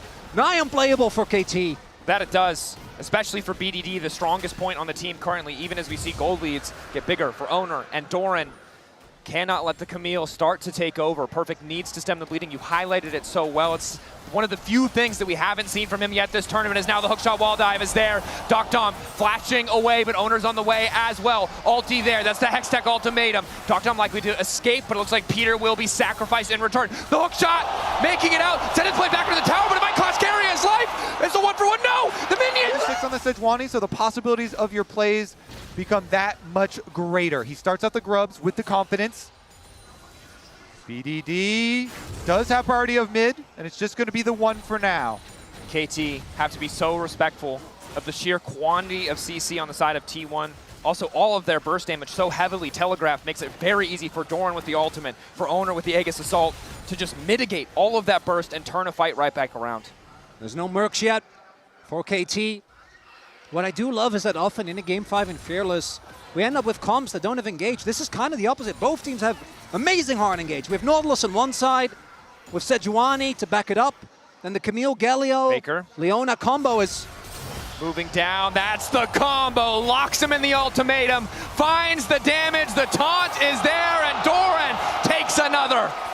Baker. 1,000 individual gold lead over Perfect. BDD zoning, poking while he can. Dodges out on the tactical sweep, but uses the flap, so needs to be careful for at least a few more seconds. That's the Drake just gone. Yeah, KT. Got the first one, not the second one. The Maiden summoned. Doran, though, he's got backup. Owner on the way in, locked once again in the ultimate of Doran, but Perfect living for an extra second. The Q2 coming through just in time. KT want to punish. They're a little bit. Plus, you're losing bottom side power there with Galio just up at the turret. Faker pushing on that bottom side tower with the power. Yeah, the dream for this KT squad is to be able to poke with your Ziggs as well. Is it going to cost them? Faker. Second Drake is big. Access to the ulti. T1 might just be a little bit late here. Cuz desperately needs to smite. Doesn't quite connect. Crucially, Doctom able to get out for a brief moment. BDD now trying to turn and fire back, but Faker is on the way. Ulti going in. Doran is down. BDD still standing. The exhaust managing to take him a little bit lower, but Gumayushi sits on the back line completely untouched. BDD finally able to start opening up. His Owner gets one back in return. Perfect is here to keep his mid laner alive. And there you go. KT find an angle. T1, but it doesn't look like they want to take the gamble. Perfect also about to be taunted up. Has to be careful. They have so much damage here. Doran can, of course, just reset the tower aggro, but he is locked down for a damn long time. Doran untouchable for a brief moment, but they managed to kill him. T1 fumble the play in the mid lane, and Perfect redemption as he survives the dive. Mom called, but she will not connect. The dark procession from Perfect. It got them so much, and now they're opening to get the tower, the extra gold as well. KT, they're striking back. And it keeps the gold lead within touching distance. It further accelerates BDD. And this game 5 just keeps on delivering. Have to try their best, T1 does, to maintain this momentum, but they're not even close to a break point on the Dragons, as Kuma is just taking matters into his own hands. Doctom, no ulti available, decent poke. Owner Faker here, the TP's used. T1 making the fast play happen. KT caught reeling, too far behind on tempo. Doran might have fallen in the previous play, but he is still damn powerful. Doctom here. T1 pushing them back. It'll take a miracle for them to get this one out. Owner, Peter coming in for the lockup, but Owner manages to get the objective, the fight coming out. Fire rained over the wall by Gumayushi, and down goes Peter. BDD finally arrived. That's the ulti coming in the meantime. He needs a little bit more space. Doctom, BDD untouched, but the front line has fallen. BDD, CC'd, knocked into the sky, and right back into the grave. T1, get Otacon, and ace KT. A triple kill by T1, a team notorious for forcing early objectives. And it all falls apart for KT. The Baron started as expected. KT in dire straits as Faker brings it back. Wants to turn with the taunt. Initial lockup from Keria is good. Dogdom laying down a bit of poke, and he's going to be able to satchel out, but an immediate flash follow coming in from Owner. T1 don't even need the objective. They're happy to keep pushing for a bit more. On the top side of the fight, they've isolated BDD. He's continuing to fight. He wants to turn it back. He gets the kill. Doran, crucially, Faker falls. KT hold. BDD, the heart of KT, is alive. The smolder. Flanks coming in. T1 entire topside missing flash, that crucial cooldown, but their ultis will be there. 3 seconds on Doran. Gumayushi, the other player to keep your eye on as well. The ulti can do a lot of work. Doran going in, doesn't connect the hookshot wall dive, immediately CC'd. Exhaust coming in as well. Combo over the top from Guma. Finds two. Exhaust as Keria moves his way to the backline. Faker rains down from the sky. Locks up BDD and obliterates the hope for KT Rolster. The bullet time will end the time of KT here at Worlds as T1 him down, and that's Dragon. That's actually they ran straight to Baron. I'm sure they got Dragon with that. They're not wasting it. That Dragon as well. The leftovers. Tasty snack for T1. For KT, the item finishes few and far. They're looking to secure their third World Finals win in a row. They don't want to give BDD the time to get that Infinity Edge. KT don't have the luxury of defensive items either for their key carries. Redemption, really all they have to protect Dogdom and BDD. Faker solo pushing in the mid lane. The tier 2 will fall. Bot lane inhibitor likely next. This Doran really cannot be contested by anything more than the entire force of KT as long as their Nexus stands. And all's on the line.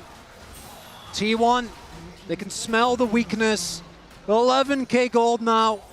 The Baron siege continues, and they will not be denied unless KT pull out an absolute miracle. I think we're seeing Owner looking for an ult angle, sitting in that jungle, but even with the wave clear of Ziggs and Smolder, it's tough to hold on. Doran looking to get things kicked off. Hookshot wall dive brings him over. He's taking the tower already. Flash back to get away from Cuz's ultimate, and the ulti manages to connect from Dogdom. A big fumble, not enough to get T1 back into quick just look to end, so perfect has been called back as T1 looks set to get the soul. And T1 also have the luxury, they could just look for the fight if they wanted to. Owner takes the soul. Cuz stuck around a little. But now with the Baron spawning, relatively even setup, but again, it's the waves in favor of T1 that make this so hard, as immediately they're going to kick things off by going in on Cuz, taking away the Frost Armor passive. Lockdown from Keria is there. TP in from Doran as well. Ulti's going across the board. BDD caught off the side. A good flash to take him out, and Guma has to be careful, but he's so damn fast. Owner, pulling up BDD. He goes gold in an extra 2.5 seconds to consider what went wrong as T1 looks set to end it all. They're going to finish the job. It is Doran and Peter left alone in the mid lane, and T1 will ace them. T1 earning their legacy again and again and again. There can be no doubting it. 4 players on the Rift today, making the impossible possible. Owner, Faker, Gumayushi, Keria, and now Doran as well are world champions. And the disbelief on his face. A teammate that so many have praised over the long years. Domestically, he's always been able to show it. As T1 find the freepeat. An unrivaled dynasty here has just been made. The three-peat is real. A team that when they found despair in 2022 against DRX, took it to heart and have come every single world back to the finals, back to this trophy. KT had an incredible run, but against T1, it just feels impossible. A team that even in the face of bad games, even in the face of match point after game 3, did not falter for even a moment. It's KT's run, it has to be respected. Hearts out now to the players on stage. Huge respect. What a run this roster has had. And here now we check out the trophy ceremony presented by Mercedes-Benz. for these players in front of this. And again, this is T1 to its core, right? There is no arena, there is no stadium where they do not feel at home. Doran, you can see still, barely believes it. Faker keeps giving him the shoulder taps. As T1 shows us again and again and again, as you highlighted, Dracos, why this is the greatest team in the world. Chengdu erupts.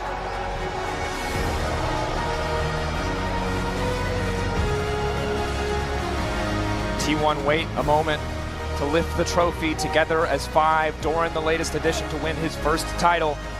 The remaining 4, their 3rd consecutive.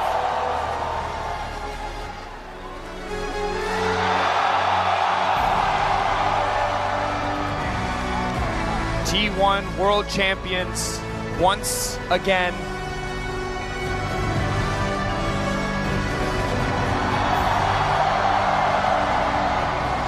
And they did it as the 4th seed. Again, they had to play in the play-ins, the newly created play-ins. Elimination right at the beginning of the tournament was faced. Oh man, Doran lifting that trophy after all the said and done, as Doran is owner is flexing. One-handed lift as the GOAT in the 2nd prime of his career. Does it again. T1 seemingly making a science out of performing when it matters most. Regardless of the story of the LCK, of the regular seasons or playoffs, at Worlds, T1 always find their peak, always find their form, and now are embraced by the staff that has supported them for the entire year. Coma, Tom, Mata, all coming in, hugging their players. And Coma, he's been there for so many, but you can see they still hit real good as he runs up to his team.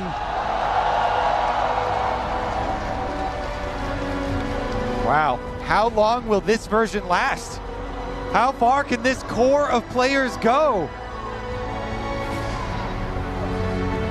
And I mean, again, the series, the context of being at match point of one of the most dominant game 4s we've seen into the game 5, where even when there were small fumbles, they got right back on course. T1 indomitable.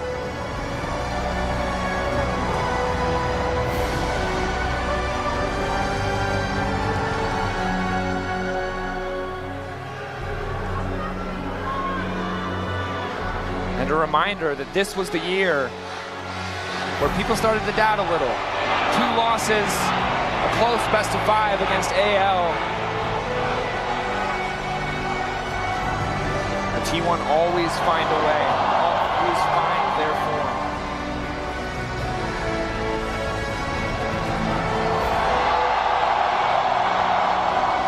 Let's send it down to the stage for an interview. 下热爱英雄联盟的每一个你，成都的朋友们，最后一次，让我们汇聚所有的能量与热情，让我们把所有的掌声和欢呼声送给2025年全球总决赛冠军战队 T1。It is absolutely incredible, but they have done it again. The three-peat has been completed, and Faker has lifted his 6th World Championship trophy. The Summoners Cup, as we see it there, the design returned to the one he knows and loves so much from the first time he wanted to go for the three-peat. But now, finally getting that honor for him, Emily, and the rest of T1. Yeah, I think you can tell how much it means to all of these T1 members, right? We talked about their struggles domestically. We've talked about how impressive it is that Faker keeps reinventing himself to end up right here, lifting the Summoners Cup. And I don't think anything encapsulates this as much as Doran's emotion as he was lifting that trophy, Azale. I mean, it's just incredible to see, you know, Doran has had this career that has been defined by some of these missteps. I think he had a fantastic series here today overall, really earned that world championship. And for everyone else, yeah, they were already world champions, but now they have done the three-peat. No one had done that in the history of League of Legends. To me, it is point blank period, the greatest roster we have seen in League's history. Absolutely, and you could also tell how much that MVP trophy meant to Gumayushi, right? He cited his struggles this year in the first part of the year, substituted out for Smash, came back, wins like MVP of Worlds Finals and his third Summoners Cup. Are you kidding me? It's That's crazy. amazing. It's even crazier because I think we saw the arc within this series. He was struggling with himself just a little. Those moments where he's usually so on point, it didn't quite work out.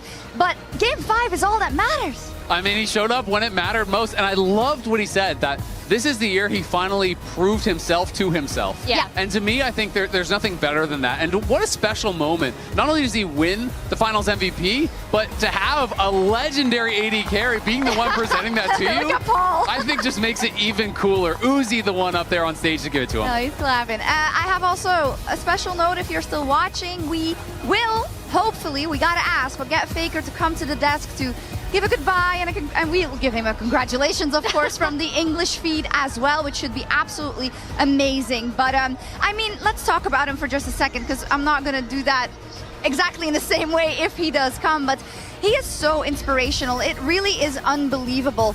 A lot of careers fall flat when they hit the first hurdle. A lot of careers fall flat when they have even a percentage of the disappointment that he has lived in some of the points in his career. Notably, right here in China in 2017, where we saw him just being completely downtrodden about that. Again, in 2022, when he was trying to get back on the docket and win a world championship again, knocked down, but he always gets back up, right? It's crazy, Emily, and it's just, I'm in awe whenever I watch him play, and whenever I hear him speak, he's just, I'm so happy that Faker is the one that we can hang all of our hopes and dreams and aspirations to when it comes to League of Legends esports. Yeah, we're really fortunate. I don't know how many times I've said that, either in private to friends or publicly on this broadcast, how lucky we are to have Faker as the face of our sport. It means so much, and I'm so glad you brought out, because I feel like people really underestimate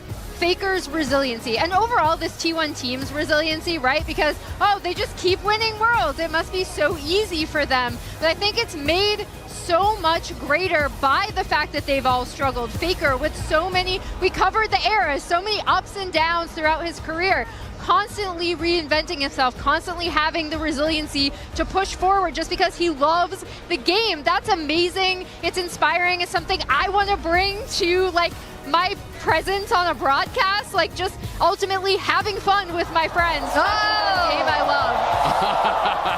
Faker silencing us once again. I mean, to me, like he already do, Emily. That's he heard it. The thing that has always blown me away about Faker, because of all my time as a pro gamer, I always respected consistency above all else, because I saw how much it took to ever even reach that peak one time, to have like a glimpse of what Faker has achieved.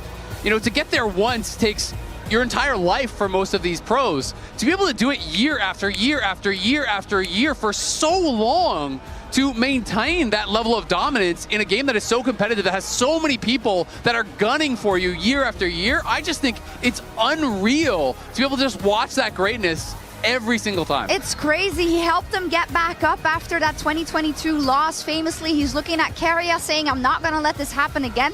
And Keria also talked so much about how that was a formative event for what we see now. And I just want to remind people of what we said back then. This is the best roster to never win Worlds. They might never after that. And they just said, nope, we're about to win 3 in a row. And I think that's crazy for the entire roster, because like no other roster in the world, the pressure that they are under is absolutely huge. I mean, one of the things that people like to talk about when it comes to, you know, GOAT conversations, obviously Faker is the undisputed GOAT of League of Legends. That's not even a question.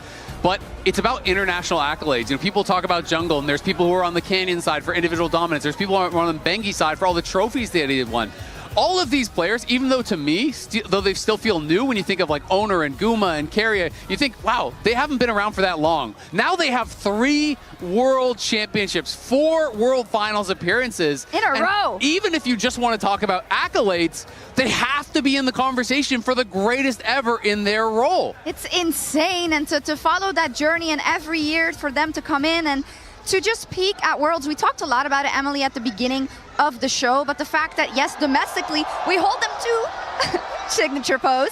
We hold them to an insane standard, right? Because like, oh, you're not going to win the LCK, you really should, but it was always Gen.G. But somehow that is what makes them different from teams like Gen.G. They have the clutch factor. They peak when it matters. The bright lights, they don't affect them as much as other teams, right, Em? I mean, I wouldn't say it even doesn't affect them, but I like how they almost thrive under it, right? Like, they take that pressure and they use it, and that's why I really like that you pointed out, coming out of that 2022 loss to DRX, Keria saying, I wanted it too much, you know? Like, now I just want to have a good game. You heard Faker in his interview being like, thank you, KT. I think we put out a really great performance today, and ultimately, sometimes it's just about having fun with your friends playing League of Legends. And I mean, obviously the players are deserving of so much credit, but you also have to look at T1 as an organization, right? Because it has not just been, oh, you fluked into a great roster and you won a couple times. They have been at the top of League of Legends for so long, through so many different iterations, through so many different rosters, even through times where Faker wasn't always playing and he was getting subbed out at times, right? They still are able to find that success. And to me,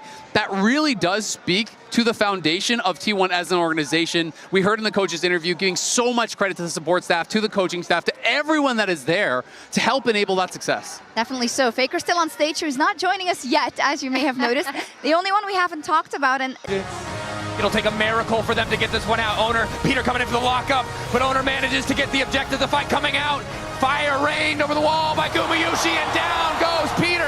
BDD finally arrived. That's the ulti coming in the meantime. He needs a little bit more space. Doctom, BDD untouched, but the front line has fallen. BDD, CC'd, knocked into the sky, and right back into the grave. T1, get Otacon, and ace KT. A triple kill for Guma, and T1, do it!